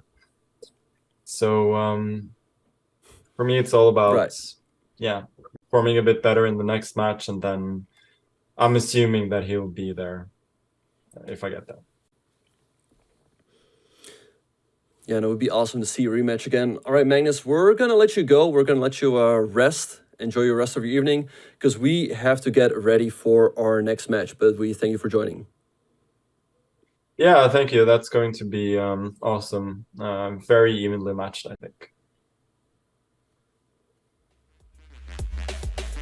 All right, so it was an honor to have Magnus here on the show. So let's have a quick look at our bracket. We see now that one semifinal is set up between Magnus Carlsen and Wesley So. So the big question is, who is going to face Hikaru Nakamura in the other semifinal? Is it going to be Nihal Sorin or Maxime Vacher-Lagrave? We are going to find out very soon, as that one is coming up in just a bit. All right, so we are gonna go on a break. Don't go anywhere, guys. because the other semifinal is coming up very soon between Nihal Sarin and Maxime Vachier-Lagrave. I'm going to be joined by my good friend Diana Raditsky, so we will see you in just a few.